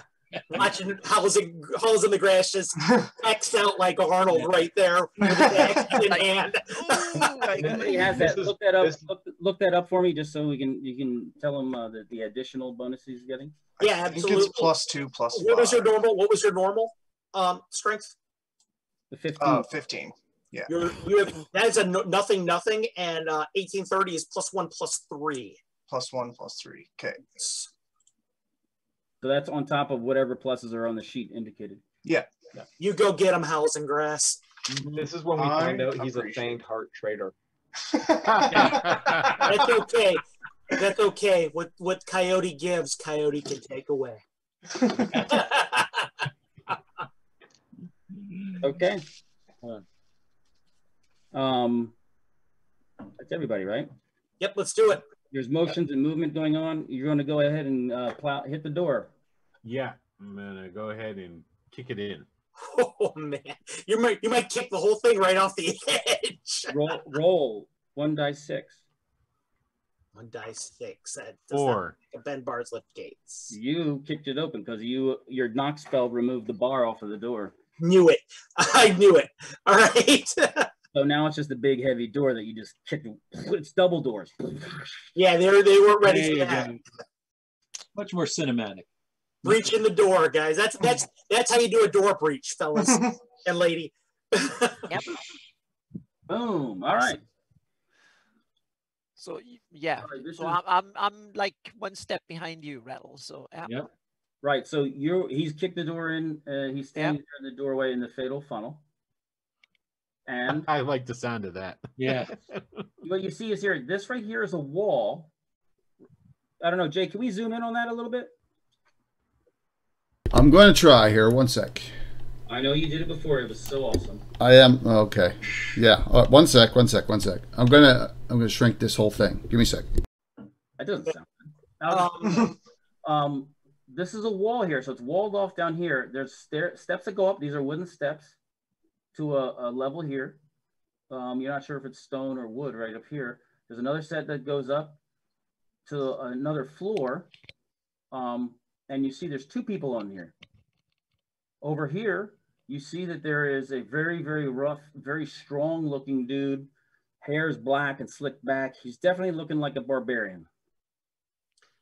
And over here, you see the likes of which you've probably never seen before. Lone Paul may have seen someone like this before. She's got jet black skin and silvery white hair. Oh, whoa. Pointy Not what I ears. wanted Just to such see. beautiful violet eyes. She's so beautiful. Not what I wanted to see. She is really pretty. And she's like, oh, look. There's going to be a little bit of talking here, so don't try to jump the talking. You got to have the monologues. Of course. All right. Black Wolf says, I am Black Wolf. Witness me. That's what he yells. Oh, they talking to each other. No, he's talking to you. Oh, okay. Well, he's not talking to you. He's talking to Rattlebones right now. Oh shit, Black Wolf. Oh my god. Do I got that silence stone? Did He you sure give that to me does. before? Okay. I think, yeah, you left it back there always, right? No, actually, remember I cast it on the stone I gave to him as we were getting ready to come up. Right, so Still got did he carry it all the way up here? So you guys are now... I would imagine so. Yeah. So you're now in total silence, unable to coordinate with one another? He Correct. is. Well, we can coordinate through our battle time. They're just gonna let me run forward. Yeah, it doesn't really matter. He's So just- that they're out of the 15-foot radius, and then they Outside the 15-foot radius here, I am It Black. doesn't really matter. So go Witness ahead. me. And we're going to begin a new round right now. Shall we all roll initiative, Tim? No, I have initiative set based on your dexterity, reaction adjustment, type of armor you wear, and encumbrance. You got it, buddy. First goes is the Drow. Oh no. Okay. Arava. She's like, oh my goodness. This is terrible. She runs upstairs. She runs Yeah, back. that's terrible. She runs back away from you at it. Mhm. The upper floor. Rattlebones is really the only one who can see that right now. Okay. So you don't hear what she says, but she does that. You see Black Wolf go like this with his long sword and go and point it at you. And it crackles and shoots a lightning bolt out. Oh boy. I'm Make a going to saving throw spend. versus magic at -2. I'm going to spend my hero point to make sure that I. Are Because I you can gonna spend it on use saving your- throws, your right? Regular hero point? Yes, my regular hero point. I can spend it on saving throws, correct? That's correct. Okay. So only -1. Good use. Let's see. Go up. So okay, here we go. Got an. I rolled double 18s. There we go. I like it. Why did you roll double 18s? Don't you roll for the hero point? Roll 2 and take the highest. Am I thinking wrong? Or is it just no, it just gives you a bonus to your save. This isn't Oh, this isn't okay. 5e. Will, come Let me on. go ahead and roll this here. I don't know how you do your hero points. I don't pay that much attention. We'll got advantage. I rolled a 19. I re-rolled it for just one, and I rolled a 19. Yeah, see, perfect. Yeah. You make your save. You take 20. Oof. That was a good one.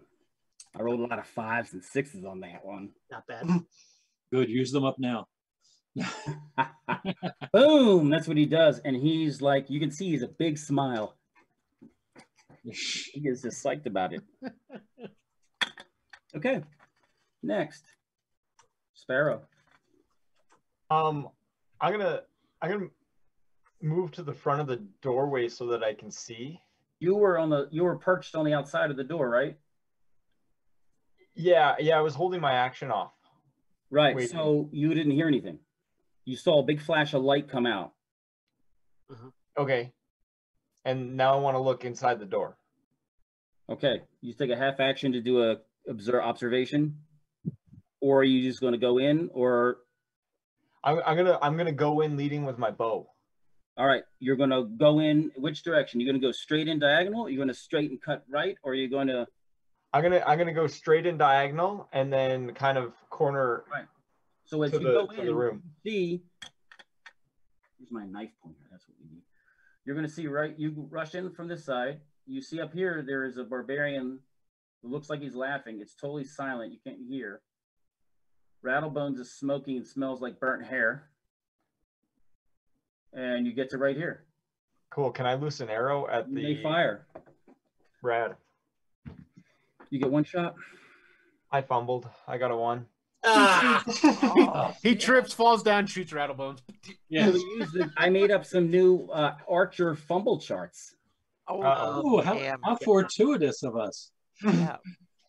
They're brand new, untested. Well, hey, you know what? Let's go for it. They still have that new fumble table smell. Yep. And all the bad options. Let's are go ahead still and roll unused. percentile for you. Let's go. Let's do it. oh, Prometheus. an I hope that's 83. for us. 83. Yeah. Dang. What arrow were you using? I was just using a normal arrow. Okay. The arrow shatters as you were releasing it under the duress. It was too much flex on it. When you released it, it shattered and cut your arm. Roll damage. Just D6. Just, yeah. Yep. 1. I'm really hitting the ones today. Gary is spinning in his grave right now. That right there is on. It's a +1 bow though, so it's 2. Do I also take the acid damage from it? Yes, you do. But also, I should have said anything. Thanks so much, Prometheus. Yeah. yeah. So roll the 1d4 as well. Oh. I got a 3. All right. That's not bad. Come on. Add a hero point to Carlos, Tim. We need, All right. if we never Sarah, roll you're higher than 5, 75. we, All we right, need a- special. No, regular. It was a 10,000 turn in. we really need them. If we can continue to roll below 5 every time we attack someone, then yeah. Hey, well, that's the barbarian weapons. Most of them do 1d6. Yeah. Okay. Prometheus gave me the gift of fire just now, boys and girl. So very good. Next one up is you're so much faster than these people. Three Fingers. Okay. Go get him, Three. Yep. Trey, go get him. You saw Sparrow run in because he was right in the same sort of. He kind of got in front of you because he's faster. Boom! Got in there before you. Are you going to follow him in and shoot, or are you going to follow? Are you going to cut left? Well, if I cut left, I still have visual range. I still have a visual angle on the larger barbarian that we see in the room coming in. Right? Go right. Yeah, Rattlebones is right here. You can go in, cut this way, and then shoot at him from there. Yeah. Yeah. Short range. I'm going to do that just to provide. So I also don't want to catch Rattlebones in the middle either. All right. What kind of arrow are you using? First question: when I see the barbarian, does he have any types of markings on him or anything? Is he one of these deliciously traitorous tribe types that I might recognize? Is probably not one of your traitor tribes. It looks like he's not a rover. He's not a rover, but he's not one that I. Well, he's definitely working with him for sure. Oh yeah, he's not a traitor. Then I think he's not a rover, but he's still a dog. Yeah. Well, I think he deserves a little tribal retribution. Okay, that's the 3d6 one, right? Yep. All right, I hope you hit. Yeah, I hope so too. Let's see, where are we at? 20. Rolling 20 sided, right? Yeah. Okay. Go get him. Come on, G. 19. Yeah, that's what we like to see. You hit. So you do the arrow damage with the bows plus, and then add 3d6. Okay. Canadian. We love you, buddy. We love you. Now, if that had been a coyote arrow, that would have been a crit. Oh, really? Okay. So now it says plus 66 damage. And no, that one is for the traitor tribe. Oh, that's a tribal tribe. I'm sorry. 3d6. Okay, that's right. 3d6. It releases a lot of energy when the arrow hits. Yeah. 14. 3d6. And then the arrow damage, right? The arrow damage, yep. Take this guy out. Was that all of it? You that was basically 4d6 plus your bows pluses. No, well the bows plus. Oh, that's right. I forgot about that. Hold on. The bows plus is. Where's it? It's a +2. Nice. Well, yeah, on the ready reference, if you look at the front of the character sheet, sorry. What type of arrow, what kind of pluses you get. So it's +2 damage. Yes. Okay. +2. Yep. +2 damage. All right, and then the arrow and the damage for the arrow. 1d6. Yep. 4 more. We love it. All right. Your bow is just mysteriously silent. Mm-hmm. Weird. Okay. Yeah. Oh, whoops. Ghostly silent. Silent. All right. Lone Paul, you're behind Rattlebones. Are you delaying action, or are you going to try to move or do something? Is there something? Can I attack the drow right away? The drow is gone. Oh, okay. So she fast. Yeah, she's a damn fast. The Black Wolf is there, absorbing a couple arrows and laughing at you guys. But can I reach him with the move and then attack? You can. No, you'd have to go up the stairs, so you wouldn't be able to do both. Plus, if he hears you, you give us away your surprise. Yeah. So I'll hold. She is invisible. Keep that in mind. Yeah, exactly. Right. So yeah, so I'll. And he's a barbarian. Yeah. Surprising them is really hard. Yeah. So I'm Rattle. You are still on the move into the room, I assume. So yes. Yeah. So I keep a step behind you. So still. So yeah, for this round. All right. So you can delay your action and kind of move and get ready. So in case something come up, then I can strike from surprise, so to speak. Okay. Black Wolf is like, you people make me sick. Get up here now so I can give you a hug.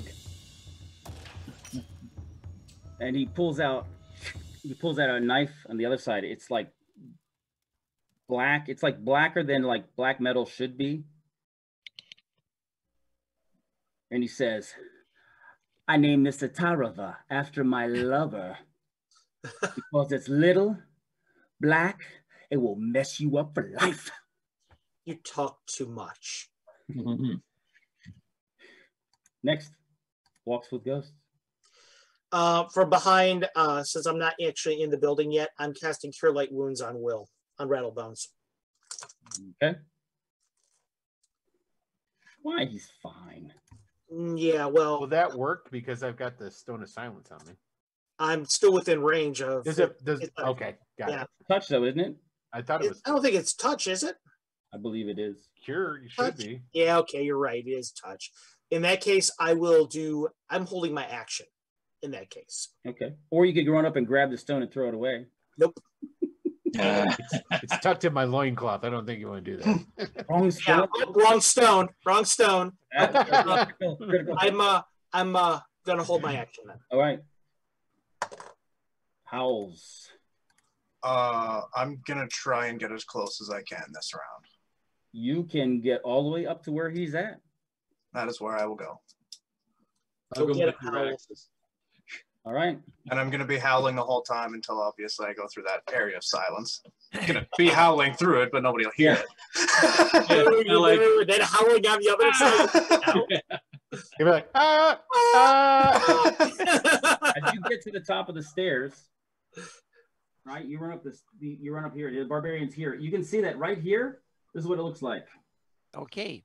How many knives do you have? This floor, even though you're at a higher level, the floor is down below in the ground level.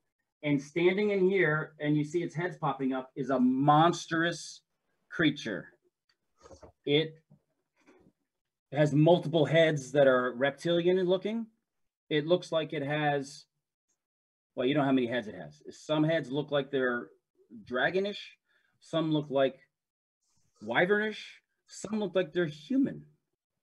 Oh boy. It's got 4 sets of arms coming out, human arms coming off its torso. Oh, that's all you see so far. And some wings, and it's popping its head up, and it's like, there you are. oh, it talked to you? Oh, that's good. Well, the human heads did. Well, this is always good. Okay. All right. He's not done yet. Oh, good. Magic missile. One of the heads goes bala bala bala, and one of the hands moves around.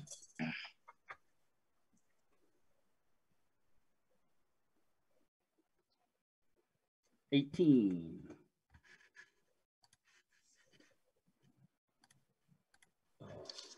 I like it.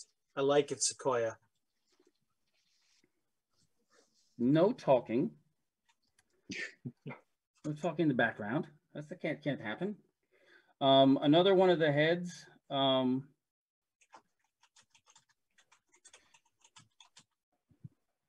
Casts a spell, and a beam from the hand goes towards Rattlebones. Make a saving throw versus spell. You can see me from up there? I'm still down. Oh, yeah, he's ginormous. It's looking down. Okay, so it's looking down, and okay, I got it. Right. He's standing on the ground floor with heads high enough to look down. That's why the door's so big. He's bigger than you. Yeah. Yeah. Ooh, that's not good. I got a 1. I should have used 1 on that. Oh.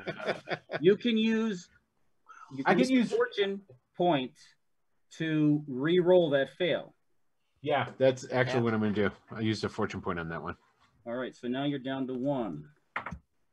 18 on that roll then. The beam misses you. Clearly. Yes, clearly. Okay, well, that was almost bad. And another one of the heads does something. Magic missile on you, Rattlebones.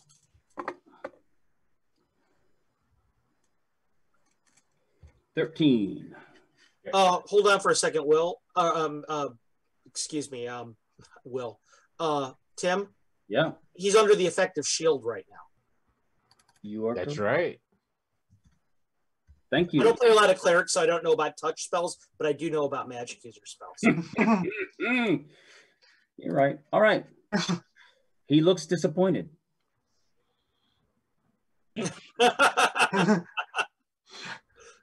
One of the is it unfair? It's not unfair. I'm going to have to do it. There's some of the basically there's 8 of the heads that look similar.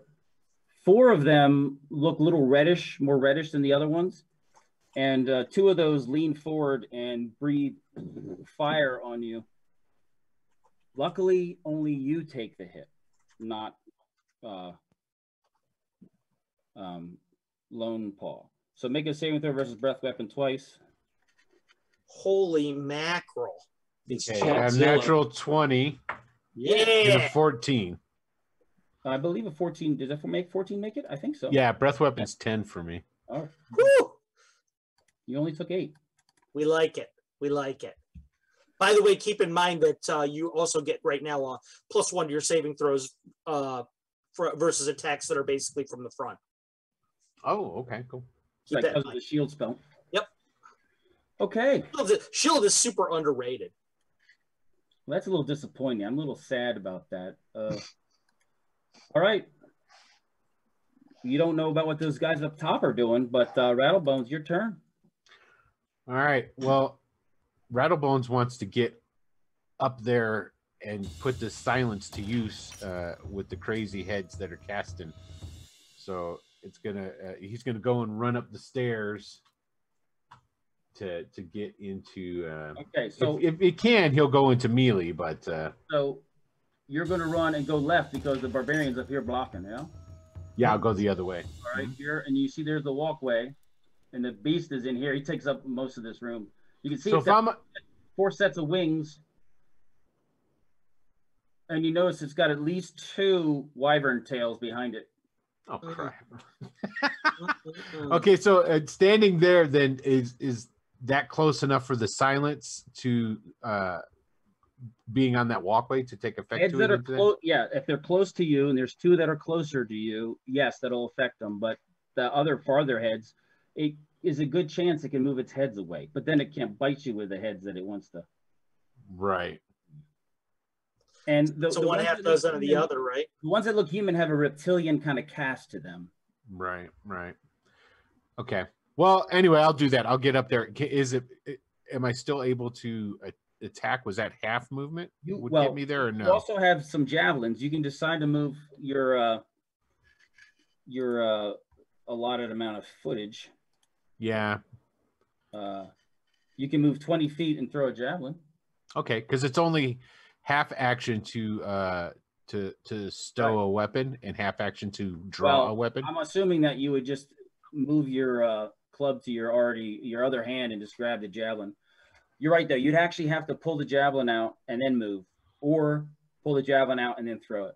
Yeah, because I do have a shield that I'm carrying as well. Right.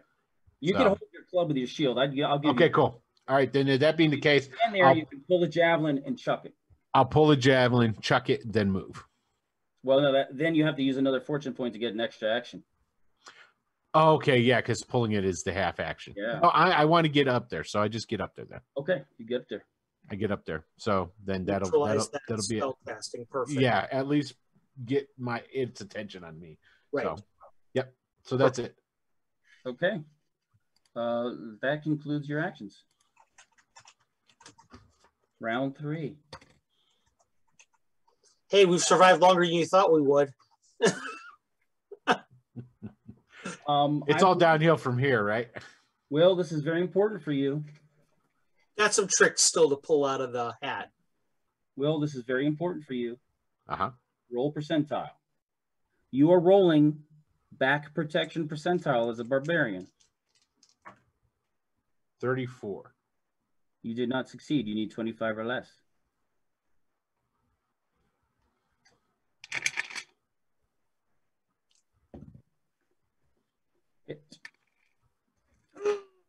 Somebody stabbed you.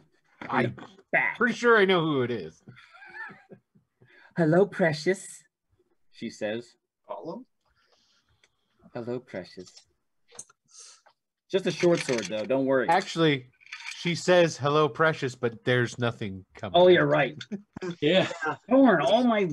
I'm taking away all the smack talk. All smack talk goes away. Villains hate it when you do that to them. Oh, I know, but I love it. Yeah. All right, 24. Oof. That's a rough one. That means that she's just in my reach. Yes, it does, and she doesn't know you're there. Yeah. She becomes visible, and you see that she's like right there going, "Ugh," stabbing him in the back with a special nasty-looking, thievish sort of looking sword. Well, So- she's a drow, so I don't have a special weapon against her, but No. I have my trusty longsword. You're specialized. Yep. And yep. And can I use a dirk in my other hand at the same time or something? Would that be a lot of negatives? Not for your surprise attack.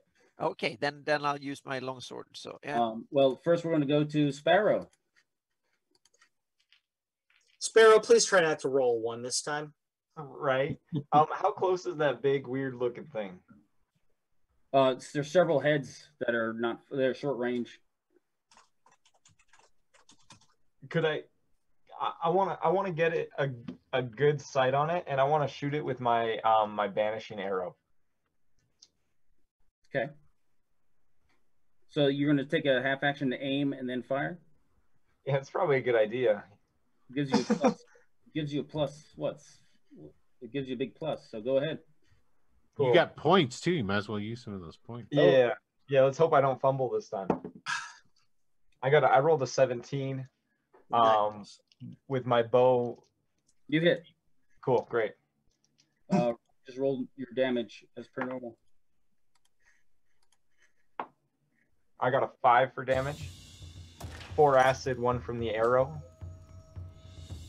Okay. What kind of head were you aiming at? Wyvern head, red Hydra head, green Hydra head, or human head? Well, it's all connected, right? Let's do the red human, the fire breathing head. Okay. Very well. All right. The thing doesn't disappear. Nope. Oh my God! It's not a summoned creature. Holy mackerel! Okay. No.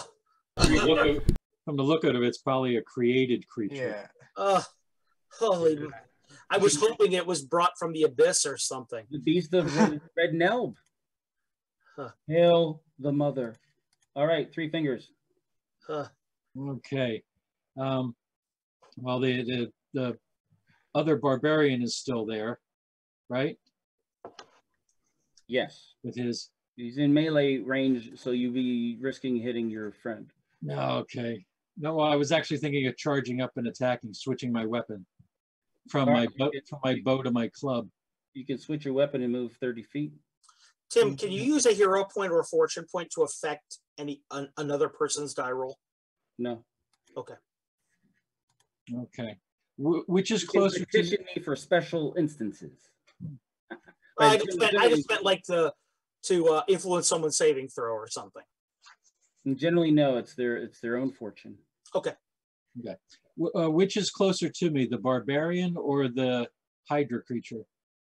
Well, the Hydra creature dominates the whole side of the room, but you have to run up one of the stairs to get to it. Oh, so I'd have to go up the steps either way. Okay, then I'm going to try and take care of the barbarian.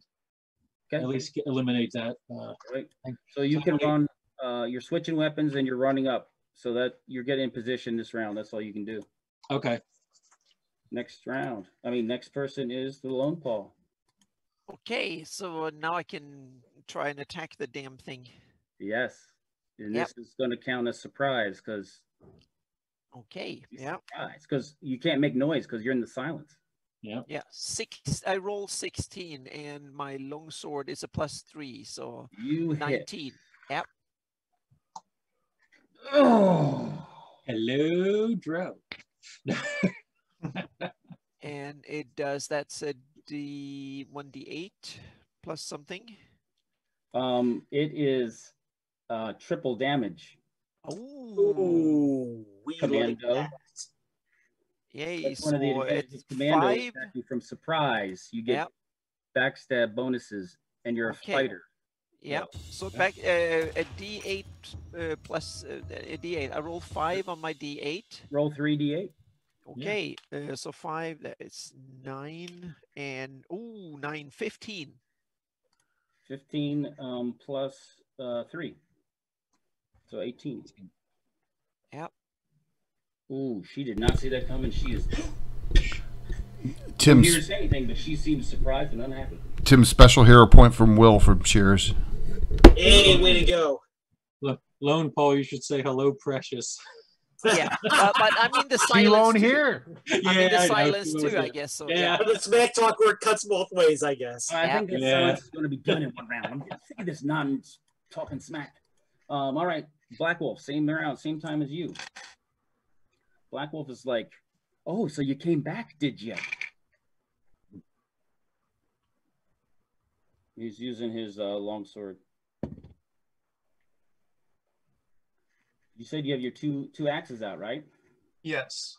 I do also have the +2 bonus because of the war paint that Walks with Ghosts put on us. Yes, he hit you. Yeah. Figured. He seems really good. With his, really good. 12.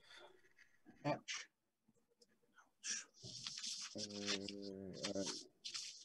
You're at 32.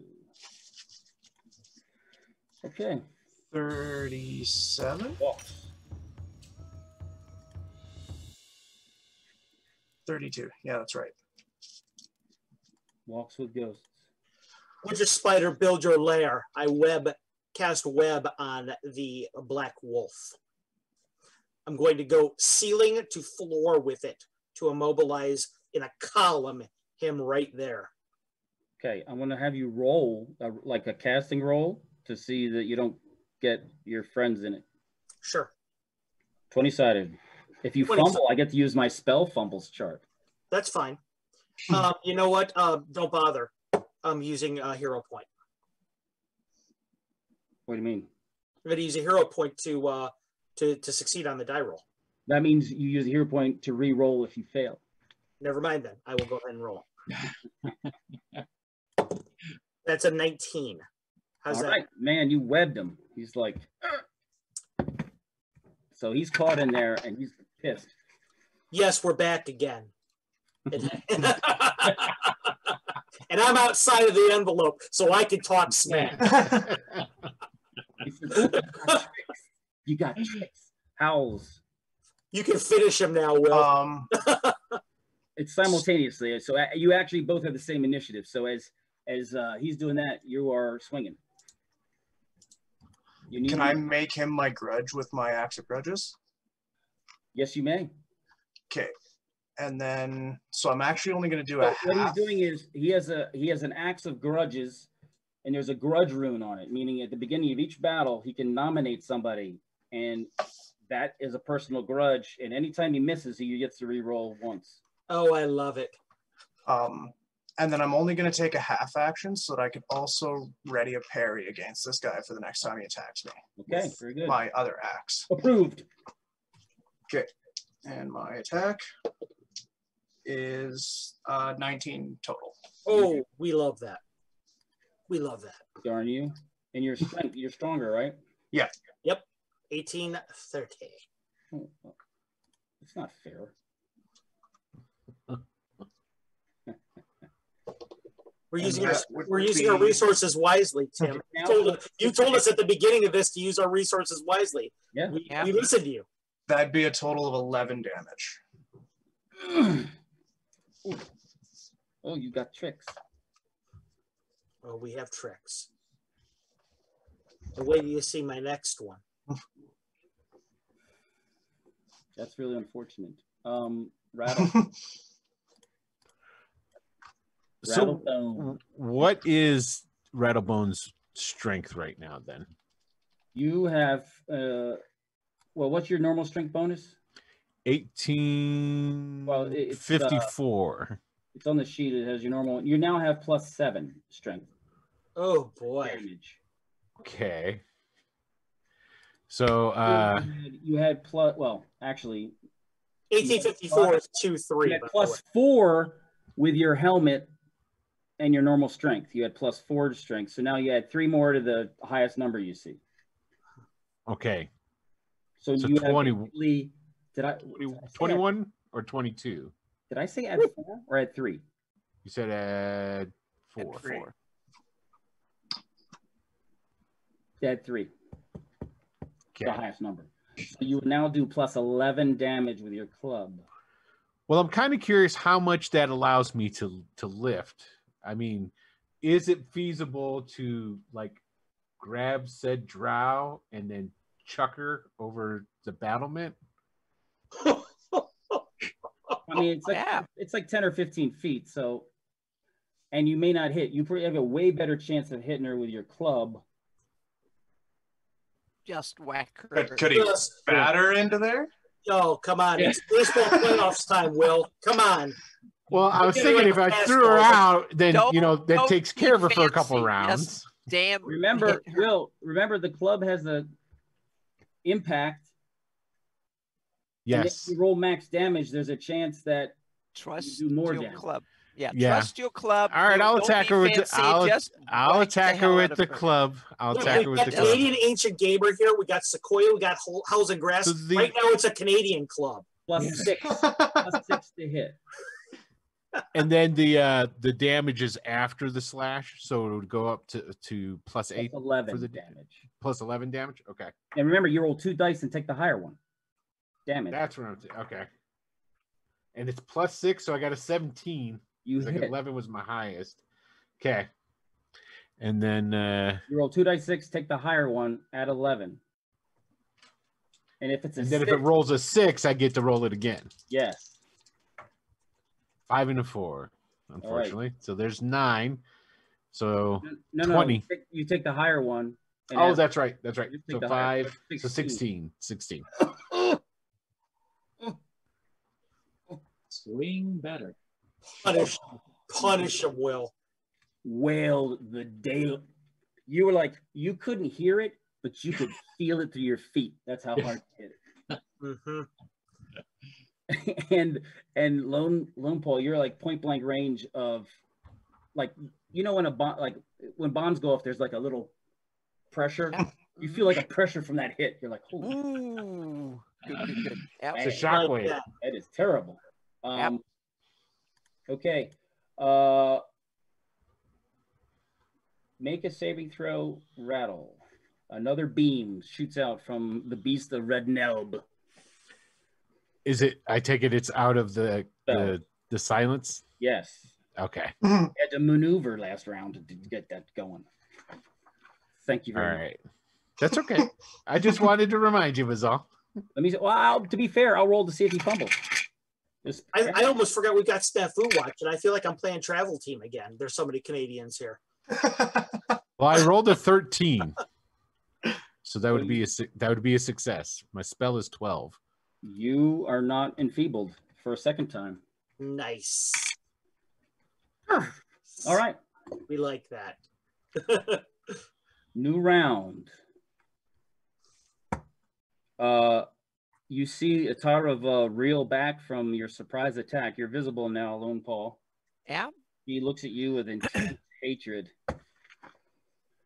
I stare back and smile behind my mask. You can see like her collar. She's got like, it looks like she's got a scar that's orangish glowing, like it's hot, like it's okay, like a brand would look if you were branded. That's what it looks like. She's got the mark there, and seems like she's in turmoil. And she grabs something. It looks like a little jar, a little white little bottle. She's like, "I got this." I'll try and stop her. Yeah. Presses the button. Uh-oh. It's terrible. Terrible, terrible, terrible.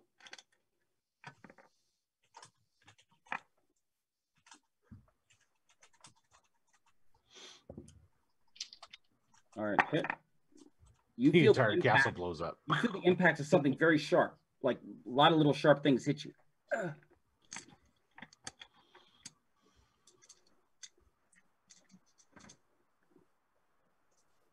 You feel like you've been perforated. Ooh.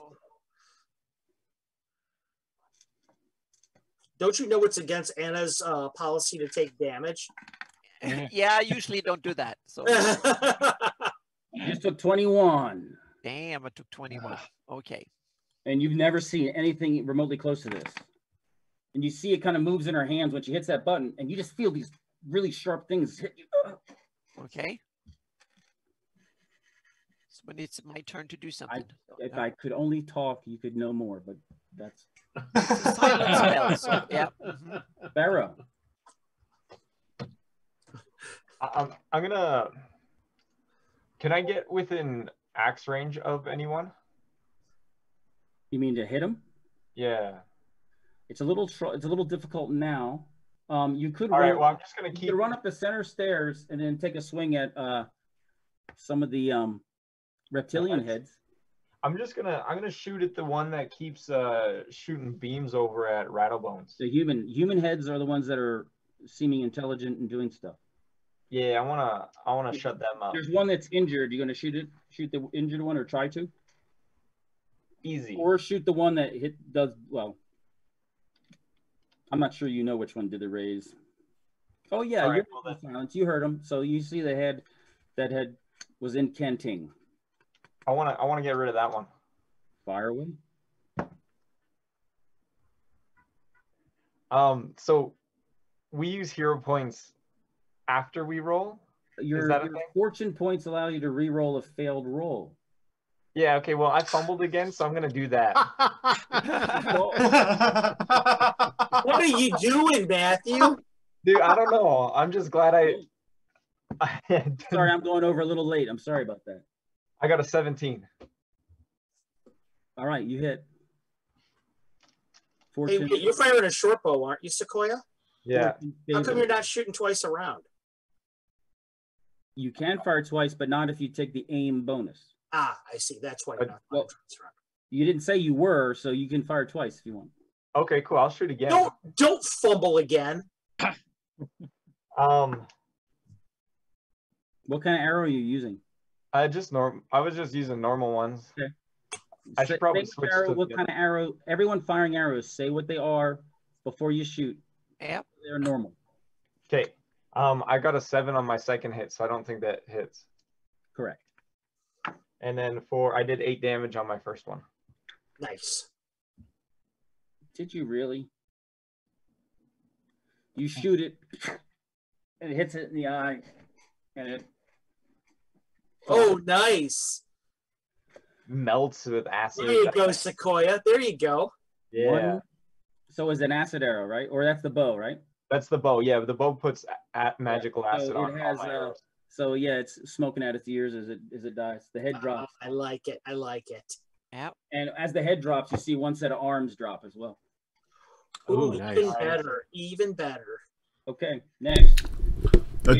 Tim Sequoia gets that special hero point back from an Asher chant. I'm an Asher. Hey, way to go! Way to go! Thanks, Asher. Thanks, guys.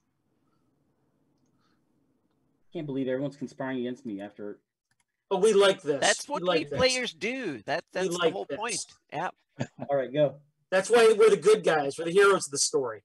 You guys have a lot of good stuff. I equipped you all, so don't fight. Don't try and take credit for all of our successes, Tim. Yeah. You guys haven't even unleashed a third of your potency. Go ahead. Got it right. Okay. Now the barbarian's still Black Wolf's still webbed up, right? I'm going to try and do a coup de grace on him. You had my you read my mind, Three Fingers. That's what I was going to do. He's not fully defenseless, but he doesn't have dexterity or shield bonus right now. Okay. Okay. Well, I'm going to say, Mother of Oaks, guide my club. Oh no! Oh no! What? You're activating the strength? Yes. Okay. Which should last for, I think, 6 rounds, I think. 6 rounds. It'll give +9 to damage and gives me a +4 to hit. Finish him. Mother of Oaks Club. Uh-huh. But actually, you have, with the strength activated, it's +13 damage. Oh, okay. Give me a double on that Canadian club. Okay. And +7 to hit. Okay. Well, I rolled a 15, and 7 would be 22, but Yeah. okay. And now to do 1d6 plus 13. 1d6 plus 13. Okay. The Mother of Oaks Club is a gift from a treant to a shaman who crafted it into this club. Mhm. And once per day, it can give you the strength of a treant. Mhm. So 5 plus 13, it's 18.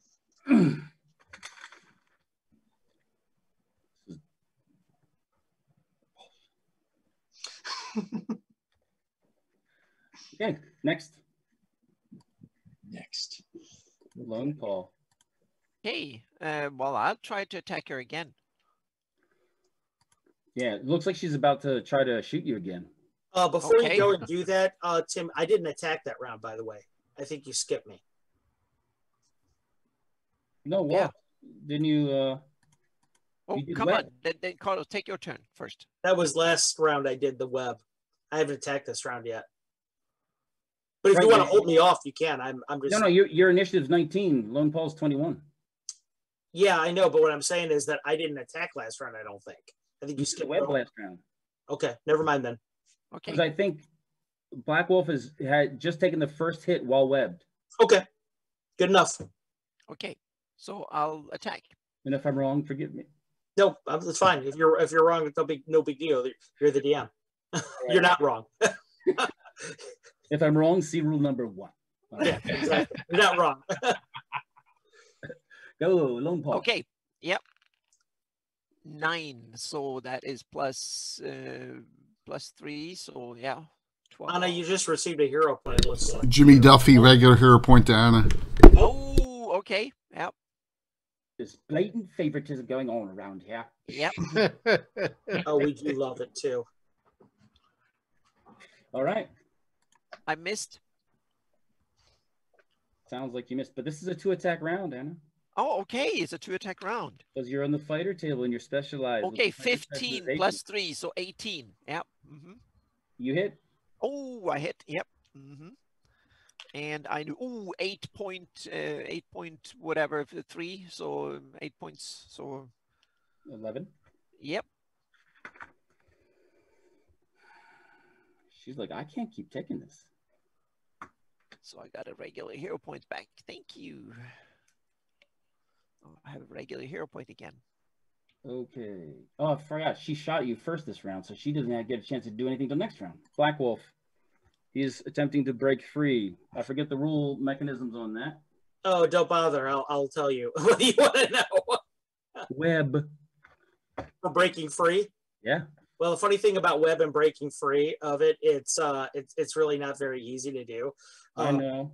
Yeah, if you have a strength between 13 and 17, you can break through a foot of it at a time. You Right. can't break through He's it at all. the very edge. He's at the very edge of it. Well, here's the problem. He has a 5% chance cumulative of suffocating to death for every round he's been in there too, or for every turn he's been in there, which counts as one turn right now. So he's at 5% chance of dying right away. That's one of the fun things about web. If he doesn't break out, I will allow him the chance to suffocate. Mm-hmm. If he has an 18 or greater strength, he can break through 1 foot of it around. Yes. Less than 18, huh? I am going to say he's on the edge of it because he was in melee and you avoided hitting your friend, so you put him right at the edge. Okay. So he's going to break out this round. That's his only action this round. Okay. Walks. Web again. Darn you. Yeah, well, I need to know a little bit about line of sight right now. Okay. If I were to direct an attack at Black Wolf, what's behind him directly? You're trying to lightning bolt him or something? If I were, let's say I were trying to lightning bolt. From your angle, it would deflect towards the big creature. Well, that's not what I'm going to do. I'm going to hit him with Cone of Cold right now. Okay. It's going to put your friends in the cone. That's why I wanted to ask. Okay, never mind then. In that case, what I'm going to do is I am going to call upon the ice spirit and ice bolt him in the face from short range. Using the cold spike. No, using the gift of the ice spirit. Right. That means you have it as a spell that you can prepare and memorize. I see. Okay, well in that case, I'm going to call it from. You can do it from your cold spike as well. I'm going to use it from cold spike then instead. All right. And I'm going to roll a normal range attack to do that. And I rolled a 16. You hit him. Yes. You want me to damage on that, or are you going to roll damage on that? No, you roll damage. Okay, that is a 1d6 or 2d6 damage plus 1d6 plus 10. So it's 3d6 plus 10. Plus, I guess, is that susceptible to a save? I don't know. It doesn't really say. Then no. Okay, well then he's going to take a total of 8, 11, 21. And have fun. Ow. And there's more where that came from, pal. You did 21? 21. Man, now he's in double digits. Holy. Okay. I'm just kidding. That's just psychological operation. Howls. He's right there. He's busting out. He's busting out. And it's got 2 more special hero points. Special? Wow. Yeah, it just did. Yeah. Let's do this. House of the Grass just got something So too. that means that I have 3 overall then? You have 4. 4? Yeah, Wow. you got it. Yeah, and wait, and we This just. throw is done.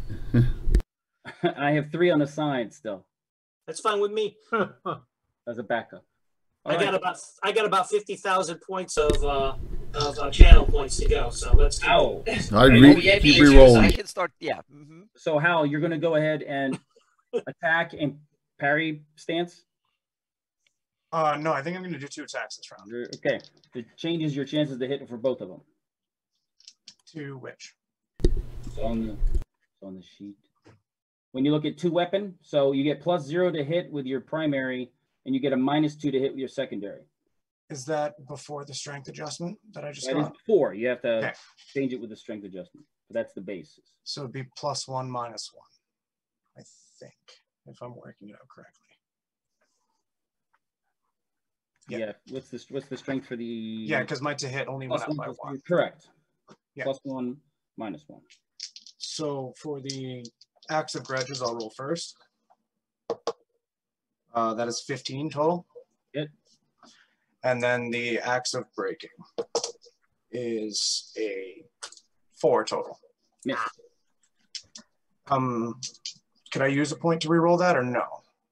You can use a special hero point to re-roll that. Don't you have your grudge on them? No, it's using My Grudge Axe hit. Okay. My other axe missed. I'll just do the 1 hit for this round. You sure? All right. 4, 5, 7 damage altogether. 7 damage altogether. All right. Good, Dougly Mugly.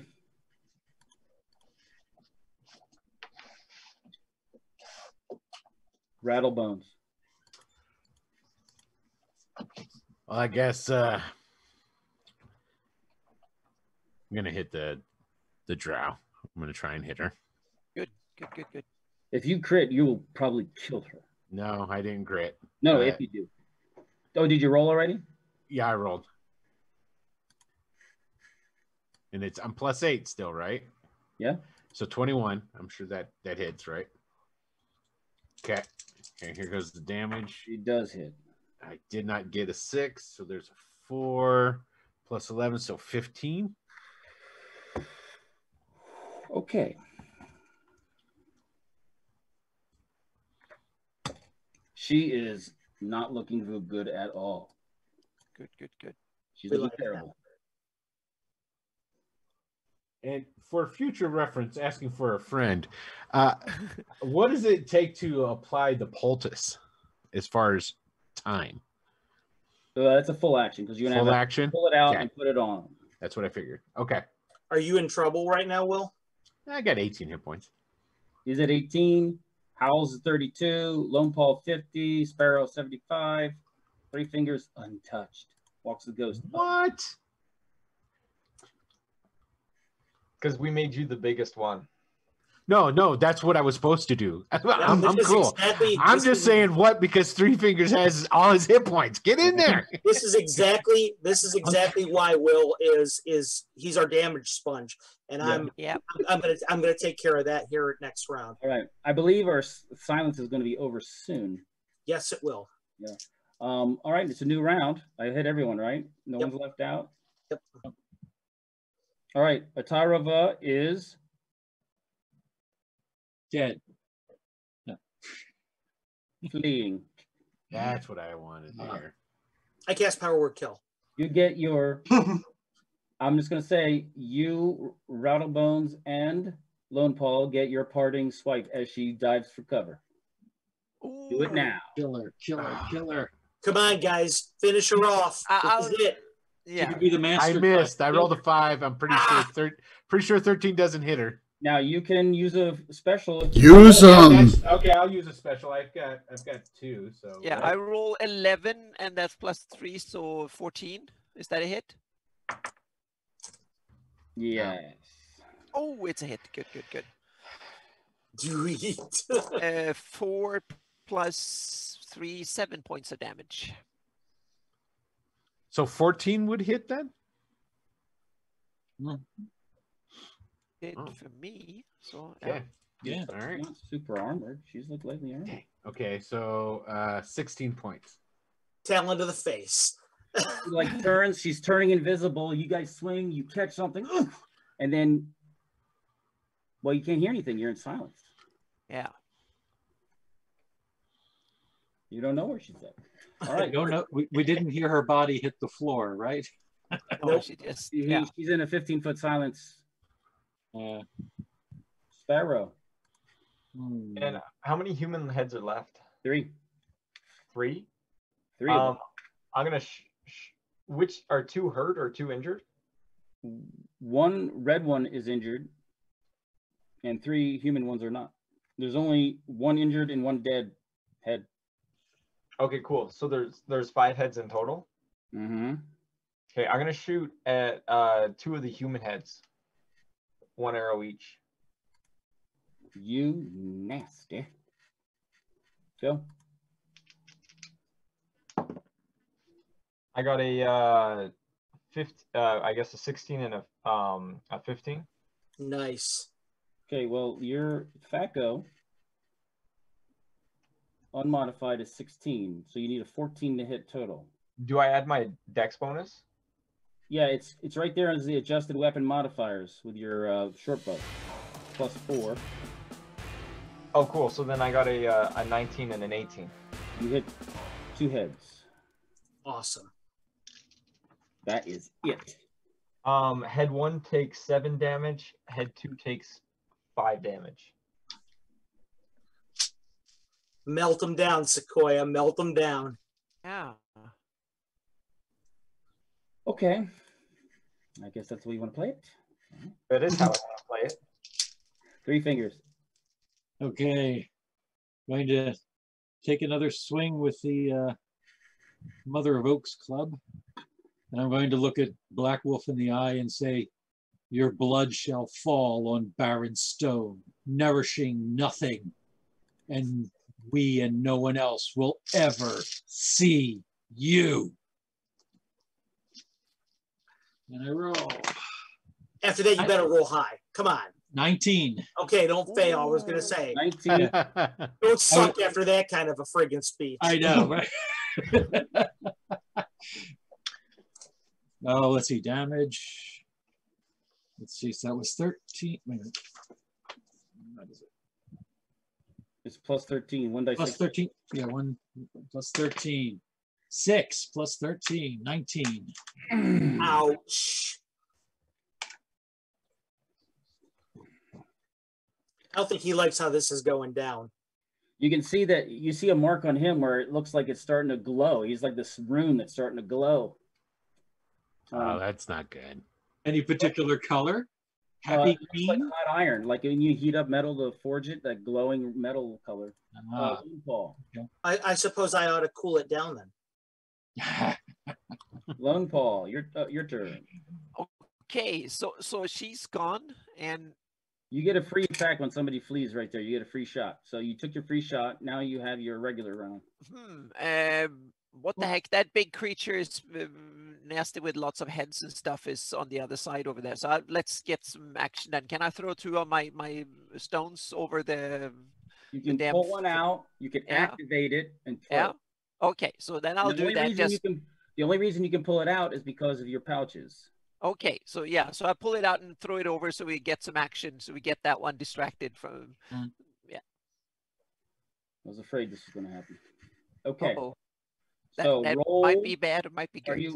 You're going to try to put it in the back of the room, right? Yeah. Because it's going to fall down behind it and detonate. Yeah. All right, roll. If you fumble and drop it, it'll be bad. But she won't. 14. Not necessarily. No. It would be bad because it's a contact detonation. Yeah. What I was thinking is she's pretty close to. Also, it's a contact, so that's okay. So it's an instant when it hits something. That bang. As soon as it hits the wall behind it. Oh, so it's not a 3-second. It's a impact. So okay. Yeah. You don't hear anything. Everyone else not in that area is. Your ears are now bing, ringing. There's a lot of smoke that occurred behind the creature. Yeah. All right. I'm just going to make it a little bit summarized here because there's so many heads. I don't want to be here rolling forever.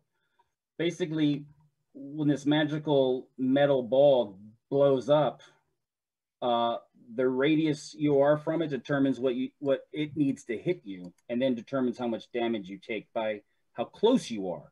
So there's several heads that are very close. Go ahead and roll damage on 2 of them. It's 3d6. 3d6. So the first one is 15. Yeah. Okay. And second damage is 7, 9. Okay. And 2 of the Hydra heads drop. Okay. And the third damage here is 10, 11. There's a head that's further away. 2d6 plus 2. Okay. 2d6. Okay. That is 7. You rolled a total of 7? 2d6 plus 2? No, I haven't included any pluses. So I rolled a 4 and a 3. So yeah. All right, that's 9. Another head drops. 1d6 plus 2. 1d6 plus 2. Ooh, 8. Haha. Dadgummit. Yeah, for 6 I rolled in all these rolls. So yeah. Another one drops. And then one. And another 1 die. Yeah, you've killed 1, 2, 3, 4 heads so far. One more. One more single die. 1d6 plus 2. That's 5. That's 7. Yep. Okay, thank goodness. I rolled good when I rolled a single die, but I rolled so and so when I rolled multiple dice. So yeah. Basically, it's the damage dice plus its armor class. Okay. So if you were like armor class 10, so it's armor class 2. Okay. All right. That's what happens with one of her kill stones. Yep. All right. I'm gonna lob one per round. That's why they call them the kill stones.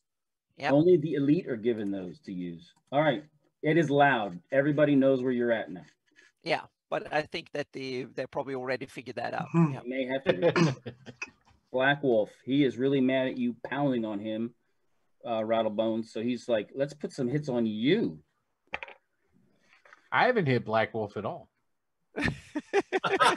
You're big and ugly. That means that you get attraction. Wait a minute. I'm hitting him, and he's still going over to Rattlebones. I know, right? He's like, excuse me a moment. Let me go over and hit this guy. Face point blank with an ice claw. Yeah, but Rattle, you're big and ugly. You get attention. So this is what we wanted, though. Yeah. Take 14. Ooh. That's good, though. I'm all right with that. Okay. Walks with ghosts. Can you maximize a die roll with a fortune point of any kind? No. Nope. Okay. I am going to cast Cure Critical Wounds on Rattlebones. Rattlebones, you have been so kind as to be a damage sponge for us. This is what these die can do. You're casting it off your artifact? I am. All right. I will say that I agree. Well, are you getting rid of the silence?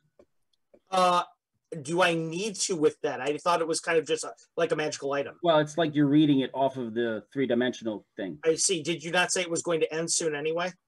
Yes. Okay. But it's not gone yet. We'll say it ends now. Is that what we're saying? No, I'm just asking. I'm asking you. I'm asking you. I'm asking. Roll that. We'll say it ended at the end of our last round. How's that? In that case, I cast it on Will. Yep. All right. Will, are you ready, buddy? Here we go. Yeah. Let's see how my D8s are working today. Where's the other one? There we go. I got not bad. 6, 4, 6 is 12, 30, 40, 50, 16 plus 3. Take 19 back. Nice. All right. Yeah. 37. Which is way better than the other one. 18. Yeah. Yeah. Okay. Howls. I'm going to do 2 attacks again.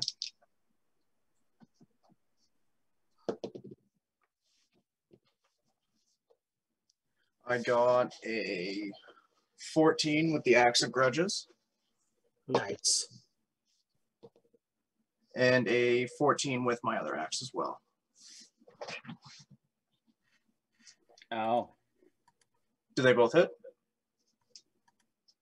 Yes. Awesome. Swing and you hit them. You're really feeling better now because last time you were here, you were being tortured half to death, and now you're. Yeah. 21 damage with both hits. Ooh. Yeah. How's in the grass is like, how's it feel? How's it feel? you can't like that. How much did you do? points of damage. 21? Oh. Did you say 21? 21, yeah. 21. I said 21. You can't like that. Yeah. Red nailed. Who's been shooting him the most? Well, he was going to do something to Sparrow, but now the bigger threat seems to be the commando. Points a wand at you with one of the hands, one of the heads. All right, he's still alive. And activates it. Make a saving throw versus rod, stabs, wands. Oh, come on. This is where you want to make it, Anna. Yep. Road stuffs and ones. That's the hero. No, I miss it. 5. Yep. Reroll special. I forced a million of them. Oh You yeah, yeah. definitely want to. Oh yeah, I do as many. I have 4, so I blow as many as needed. So if I blow 1, then I get a reroll. Now, normally, let me just say this. Normally, you get 1 chance. That's it. However, because this is a special occasion, Okay. I will allow more attempts if you want to use fortune points. Okay. I use whatever. I use a fortune and a special hero point. Do I get a reroll then? The fortune is a special hero point. Oh, okay. Well then. What I mean is, if this fails, I'll let you roll again if you use another point. Oh, okay. Well, okay. Thank you. Because I'm so nice, right? Yes. Failed. Yes. I rolled 1, so it failed. So What did you roll? I rolled 1, so it failed. Burn another one. You've got a million of them. Okay, I burned 2 now. So yeah. You want to use another one? Oh, 18. Hey. Third time is the charm. So now I have like 1 hero point left. So, Good. yeah. I polymorphed into a snail. That's nice. Oh, Damn. Yep. oh, that would have been Thank bad. you. That was I Now the needed it. crowd Yep. saved you. Oh, Yep. Thank you, everyone who gave me hero points. Otherwise, it would be a snail. Yep. Yeah. No Damn. less be a snail. You know what? We're gonna do it. We're gonna go for it. The creature kind of moves away from the back wall towards Rattlebones, and one of the human hands, you see it has what looks like a metal rod, but now you see it's a brand. It's got a very nasty glowing thing at the end, and he's lunging at Rattlebones. I'm sure he is. Luckily, he is a 16 hit die creature. And you are hit. Ah! You take 9. Make your saving throw versus spells. This would be a good time to make a saving throw. And I have one Hero. one left, right? Okay. Which I failed, so I'll have to use it. All right. Is Well, it I'll go special, ahead. right? Yeah. So.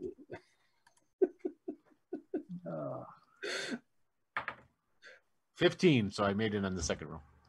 You felt like you were about to obey your master to the letter, I know it. Yeah. Uh-oh. but you didn't.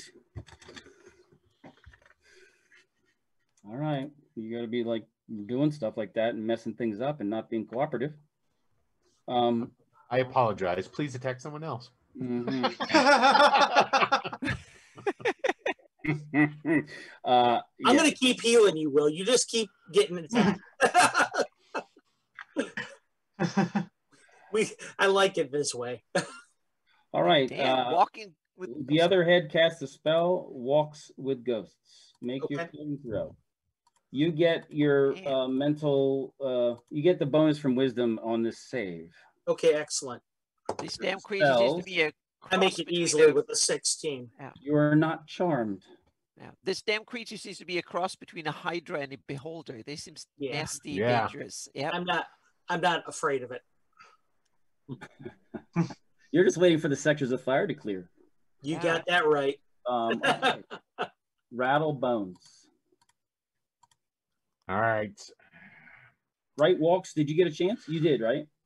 Or no? Did I skip you? No. How's it? You did your things. Okay. Yeah. Rattle bones.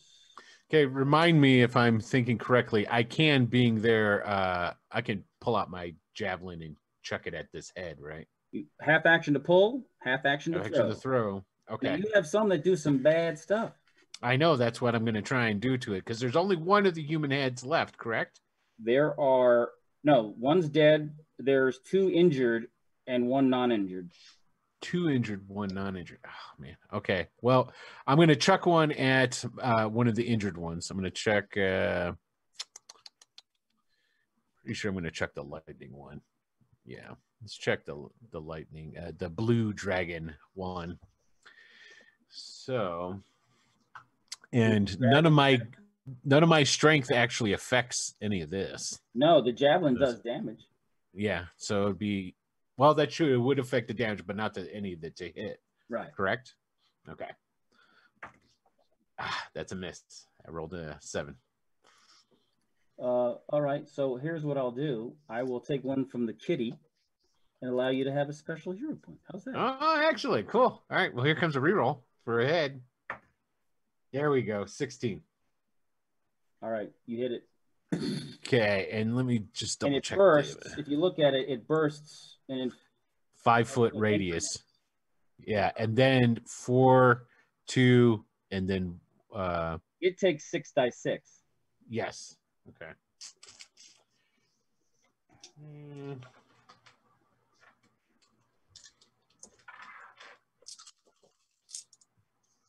One more. Yep. Okay. 10, 20, 26. Nice. Okay, you drop the 2 injured heads.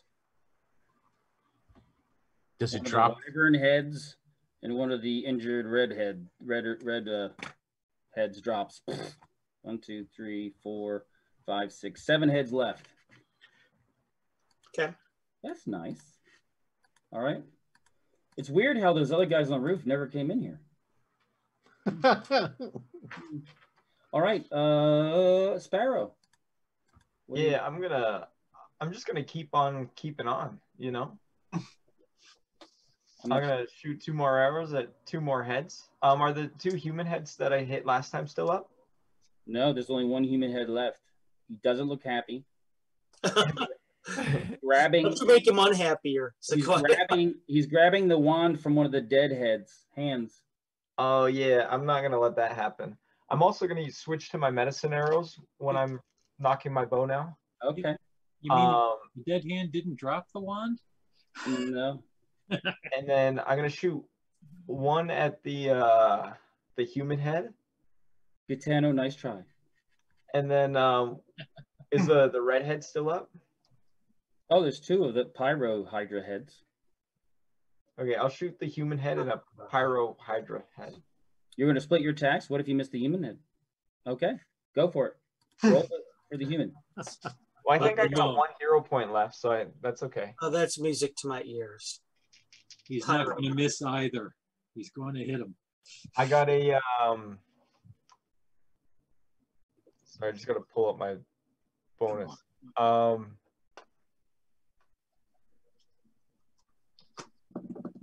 I got a 15 and a 22. Whew! Yeah. Wow. Wait a minute. How did you do that plus? With the +1 arrows is a +5. You're right. Nice. We like you're right. Yeah. It's good to call just to make sure. Just checking. Yeah. Try to call your bluff there, Sequoia. Yeah, and then so Okay, so roll damage on the human head. This is a big factor. 7. Total? Yeah. No, 8 total because it's the +1 arrows. Yes. Every point. Head gummit.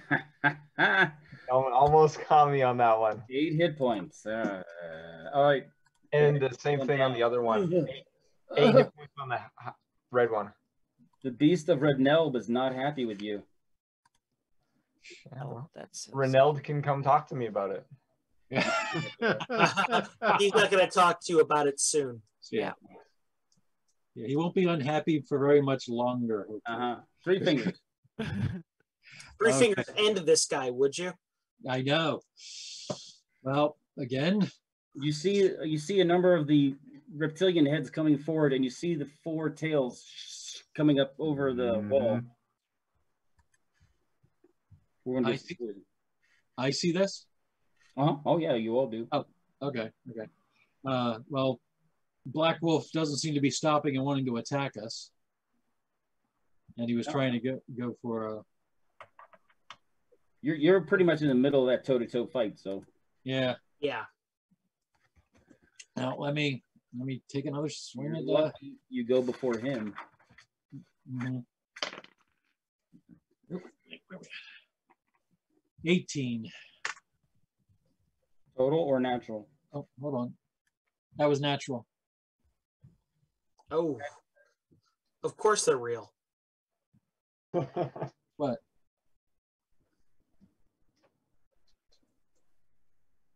So 1d6 plus 13. Yeah. Okay. Oh. Plus 13. 3. So that's 16 altogether.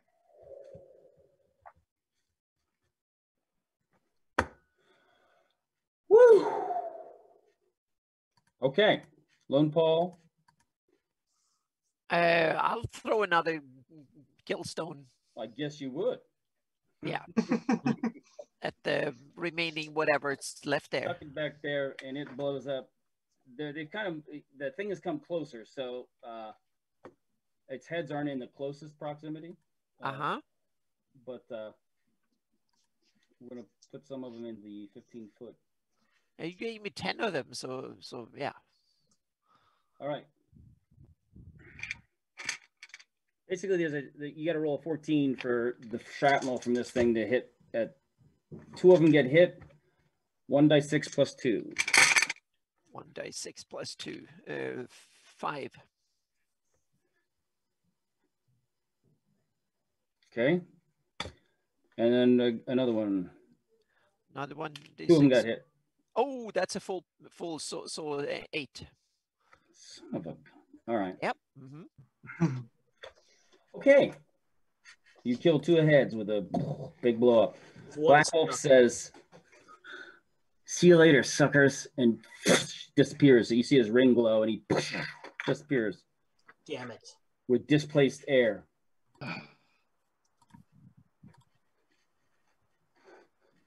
Hey, wasn't that your job, Hals? Come on. Walks with ghosts. How close are the Hydra heads to Sequoia and to Lone Paul? They are coming over to bite people.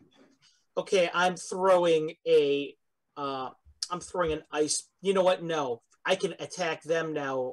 I can attack with Cone of Cold without hitting them now, can't I? Yes, you could. I'm attacking it with Cone of Cold. You can catch 2 of 5 heads.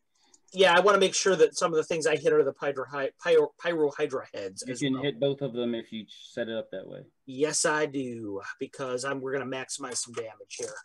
That's all right. Well, if this doesn't kill it, I'm here to tell you I might just run, okay? Because this is the big gun here. But I thought you walked with ghosts. I do walk with ghosts, but I'm going to run with them here. He doesn't want to live with them. Yeah. There's only 5 heads left. Okay, that would be 15. It's a little sad and pathetic that you're picking on somebody like this. Not really. You're picking on them. 32, 34, 35, 36, 40, 51. And take 55 and call me in the morning. Those 2 heads drop. Well, they freeze, then fall and break when they hit the floor. Ooh, even better. Yeah, I'm not screwing around anymore, boys. Yeah, you need to take it seriously from now on. Yeah. wait a minute. Yeah, stop messing around. Wait a minute, Walks with Ghosts. You couldn't lead with that? Nope. You guys were on my way. Yeah, that was the problem. Did you guys all want to take 55 and call me in the morning? Coordinating your sectors of fire is very important, as you know. All right, Howls. Howls in the grass. Your main target disappeared. Yeah, are these heads within reach of my axes, or? I'll say one of them is going to try to bite you. Sweet, I'll smack that one. All right. I'll do 2 attacks again. I'll attack with my axe at grudges. I guess it doesn't matter because my grudge is gone. Your grudge is gone. Yeah. So I got an 8 for my axe of grudges and a 15 for my axe of breaking. Your other, the other one hit. That would be 8 damage. You dropped it. That head. Nice. It was injured already. Who's your daddy? Rattle. All right. Oh, well, actually, you know, the beast is going to bite some people first. You sure? I can go real quick. No. Let's not do that. Yeah. No. He's going to try to sting. Who's been the biggest problem? He's going to try to sting Anna. That could be it. Uh-oh. So it's 1d6. Save versus poison or die. Oh. Me? Mm-hmm. Yeah. 3 hit But points. I have we have the well, okay, so say basically your first aid, your snake bite kit. Yep. Allows, if somebody applies it to you, allows you to save before you die. Oh, okay, but I'll need to save right away because now he attacks me, I guess. So yeah. Oh, 19! Yay! You're not There it is. poisoned. That's what we like to see. Yep. Is she poisoned or is she not poisoned? Not poisoned. Just Okay, good, because I was going to bust out. I have neutralized poison, so I was going to bust that out on you. and Rattlebones missed. Can you believe it? Now, Yes, I can actually. Okay. Is it Rattlebone's turn? Yeah. All right. He's going to check what were the heads that were left? There was just one of the There are 2 wyvern heads left, and that's it. Okay, that's what I thought. Just the wyvern types. All right, But I'm yeah, gonna you guys are picking on this. Only had 2 heads out of 16. Man. gonna chuck the green dragon javelin Oh, up at it. I don't even Nat know what it does. 20. It's bad. Oh, nat 20. Okay, so it does a as per cloud kill, 5-foot radius. Oh, Right. oh. It's you're gonna kill it probably anyway. Yo, dog, I heard you Roll like the 2 poison. crits. So I got some poison for your poison with your poison. Poison. Percentile. Roll percentile? Oh, yeah. I forgot about that. And obviously it'll be on the head. 65. We do like that. 65. Yes, That is sir. the number 8 crit. You don't mind if we use the arrows crit, right? No, go right ahead. Oh. Went through the I'm going to get neck, picky. burying itself mid shaft. Very Ooh. little blood because apparently, it missed the arteries, but now it's lodged in it and it can't move around because it has a big giant javelin lodged in it, leaking out poisonous gas. Oh my goodness. Horrible. And That sounds about right. We like yeah, that. and it's also triple damage. So Oh, yeah. You guys- And I took the thing's head clean off. so how much damage does that? Is it just the regular javelin damage? And yeah, then 3d6. But Okay. the cloud kill only really affects creatures of 5 + 1 hit die and lower. Oh, okay. This isn't one of those. Yeah. Actually, it's just a phantasmal force. You guys have been totally taken by an illusionist. Yeah. Oh, 12. And then 12 times 3? Because 12 is the total. Brixton's hiding behind the No, wall. 3d6. How dare you? How I'm sorry, dare 3 you? dice 6 what? What'd you roll total? 12. You dropped the head. Okay. Yes. There's one injured head. Oh, left. I get it. I get it. Dur. Yeah, it's D6 for the frickin'. Anyway. Yeah. All right, man.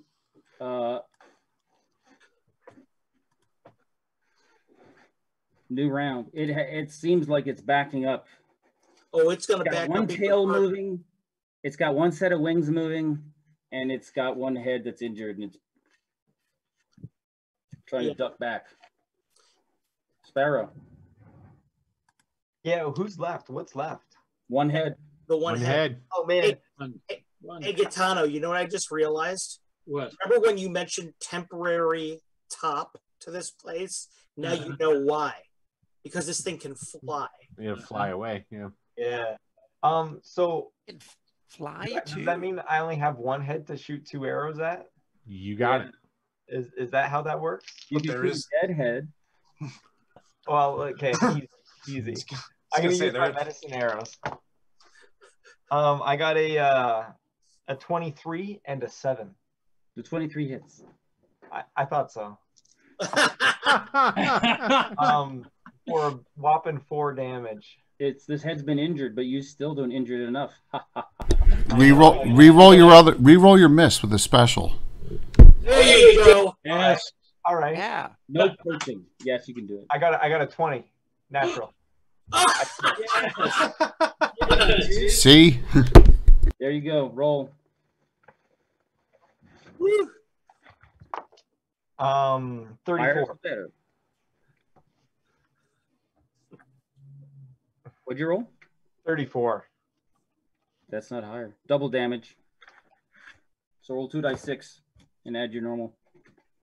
Come Do I double my acid or just? No, no, just you're gonna kill it. I had 1 hit point left. I was laughing at you because you didn't do the last hit point. Then Jay had to come in with a good idea. Do I need to tell you what I rolled or? The voice of Coyote has spoken. You kill it. It dies.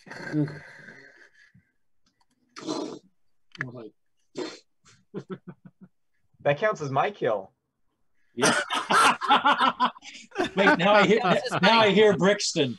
I was gonna say, friggin' Will is bleeding from every orifice here from that thing, and you had the balls to say that. I love it. Hail, Cassiodorus Rex, Dragon Slayer. Yeah. Yeah. I am death incarnate. No, awesome. the beast of Red Nelb is dead. That's right. Okay. Let's go get those eggs. All right. Yeah. You can grab off the obvious things that are obviously potent, like that brand. Yeah. Yeah. Mm. Yeah. And for the sake of time, I will tell you, the other guys, the elites up in the tower, they never liked this guy. Ah. Hey. We fled. Yeah. So they never let themselves get branded. And so how can you fight when you're branded? Right. So you can go across the way. Basically, it's a kind of scary climb down, and there's a whole bunch of little caves off the side of the mass chasms with nests in there. Now, typically, wyverns never leave their eggs unattended, but what could happen, right? So exactly they got unattended because they're all being controlled. They were being controlled by the Beast of Rednelb. Is Will big enough that he can scoop one of them out there before I do what I'm about ready to do? I will say that there is this on the map. That round thing is basically a tall pedestal that has a pool of water in it, which is how he kept tabs on what they're doing when they're far away. I was wondering about that, and I was also thinking to myself that might just be a water dish for your pets. Will, can you scoop one of those things out there with your size before I destroy them all? I want to take an egg as well, if I can. You guys can take probably up to one to two eggs each if you wish. Let's do that. Sequoia wants 2 eggs. Yeah, I'm going to take 2 as well. You're going to destroy over 150 eggs. Oh, yeah. There you go. Oh, yikes. Yeah, okay. I will bear the responsibility of killing these things. If you guys are ready for me to do so. Yeah, Anna also could drop those grenades on them too. I was going to say I'm going to drop an ice ball in there rather than fireball. All right. Yes, the eggs are not. They're not strong enough to sustain that sort of cold. So you wipe out all the eggs, and you get to climb back out. You do see in the horizon some wyverns flying around, but they're not flying around synchronized anymore. It seems like they're flying kind of like normal flying creatures. Yep. And you notice there's people coming on the bridge from the other side. It looks like the elites have gotten their reinforcements, and they're sealing off the bridge. So you're on that one of the 2 that has the hole in it. You're on this side here. Yeah. The bridge across is sealed off. There was never a scaffolding or a walkway that took them to the top. The walkway actually goes into the side somewhere in there. You never saw it. What do you do? Well, even if we were to go down there, because there's that little shanty town that's down below, maybe we should just... Is that climbable from that over on that end? What is? The mountain? That's much more dangerous. It's much smoother. But plus you have the elites are coming across the bridge towards you. How now, lucky some of you have means to get away. Some of you don't. Yep. Tim? Yeah. I quaff my potion of polymorph. Right. When you do that, you're stuck. You can't change back until it's over. Oh, you can't dismiss it, eh? No. Okay. Well, then I'm going to wait for the time being. Okay. I'll slug it out with my teammates until I need to do that then. Well, I think we should just start running down the Yeah, I think so too. Okay. Well, now the team that's opposite you on the bridge is basically the guys that were in the top of the tower. So there's like 5 of them. Yep.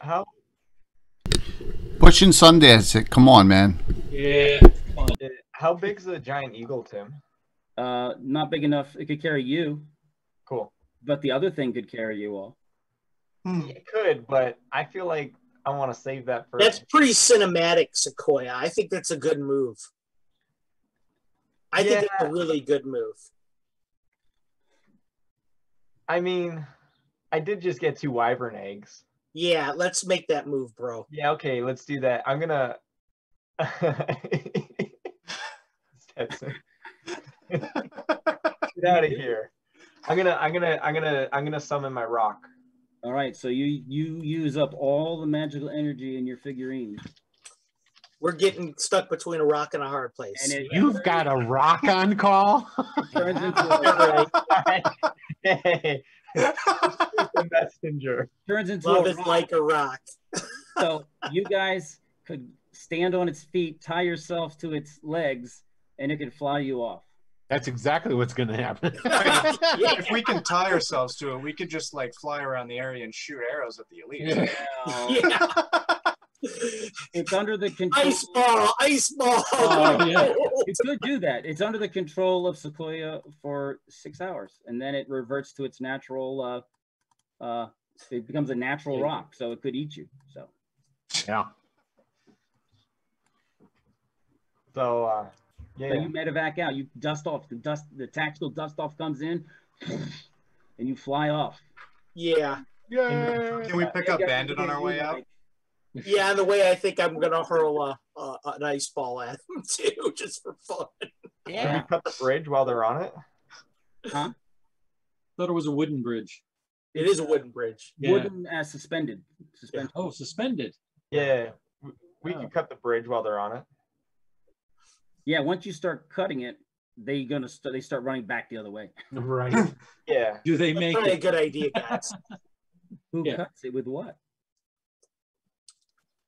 I got an axe. So you can chase them off and get away. I'll let you go, and we'll leave it at that. You do some casualties on them and get away and return to wherever you want to go. Sparrow, you go back to the camp. You're driving, Sparrow. I don't want to hang out at I got 6 hours with this thing. I want to go cause some trouble afterwards. You can go and fly. You can fly. You can fly anywhere you want beforehand and after. We're just not going to play it. That's all. Yeah. Juvenile delinquent. That's great. Jay's chomping at me because I'm late. I'm late here. Yeah. It's mostly your fault, but that's it. You're only an hour late. Come on, that's not too bad. That's all I know. That's standard. It was awesome, man. I think everyone. Would have done a little more, Tim. Would have done more, Tim, but the one barbarian I wanted to fight with ran away like a coward. Did run away like a coward. I'm sorry, had a magic sparkly ring and flashed away like a coward. Yeah, I'm going to let you in on something, everyone. I've tried to kill Black Wolf in the Tower for 30 years. Really? Oh, I don't feel too bad then. Yeah. Black Wolf and the Tower of not fully advanced. They're not the full. They haven't reached their full fruition. Oh, yet. okay. They have full. 4 hit points left. Oh man. Down from 128. So you put a whomping on him. He has not been whomped like that in a long time. And he couldn't do everything he would normally do because he was being controlled. He's being controlled. Yep. Right. So was the tower. They're being controlled by the thing, and so they resisted to do some certain things. Yeah. Oh well. So we landed back at the village camp. At the camp. You land back at the village. Well, the village has moved. All the villagers did evacuate the area just in case. Yes. There's a few bits of support people and others and other such. You get quick word from your message rod that they were successful. They occupied them in time. They suddenly broke ranks and the wyverns went crazy. They shot a bunch of them. They had prepared for aerial stuff, so they did take a few of them out. But once they broke formation, it was like they couldn't coordinate, because they're wild animals. They were not coordinating stuff like happened before. Yeah. And that was due to you guys interrupting and taking out the head, the beast with Melb. And you find some of his writings, so you can explore those later. See how the tribe will grow strong with our wyvern eggs. Yeah. Found a good trainer. Don't worry, I pat Sequoia on the shoulder. We have. Well, we picked up that branding iron. Deals with aerial creatures. You have that branding iron. Yes, you do.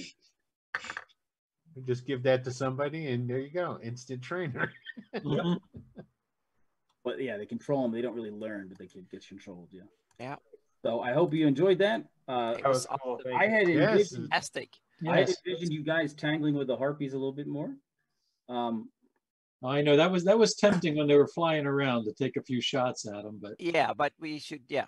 we listened. Would have been sleep. We stayed for sure. on mission and didn't get distracted with a lot of bullshit on the way, so to speak. If you had done the one person guarding one at a time, Sparrow would have walked off. Yeah. He would have walked off, and then you would have had to find out where he was at and rescue him from the harp. Yep. Oh, That would have been bad. That would have been bad. Yep. So It would have been really bad, especially because I have to work here in about 4 hours. All right. Well, thanks. I appreciate you playing. We appreciate it. Yeah. Awesome.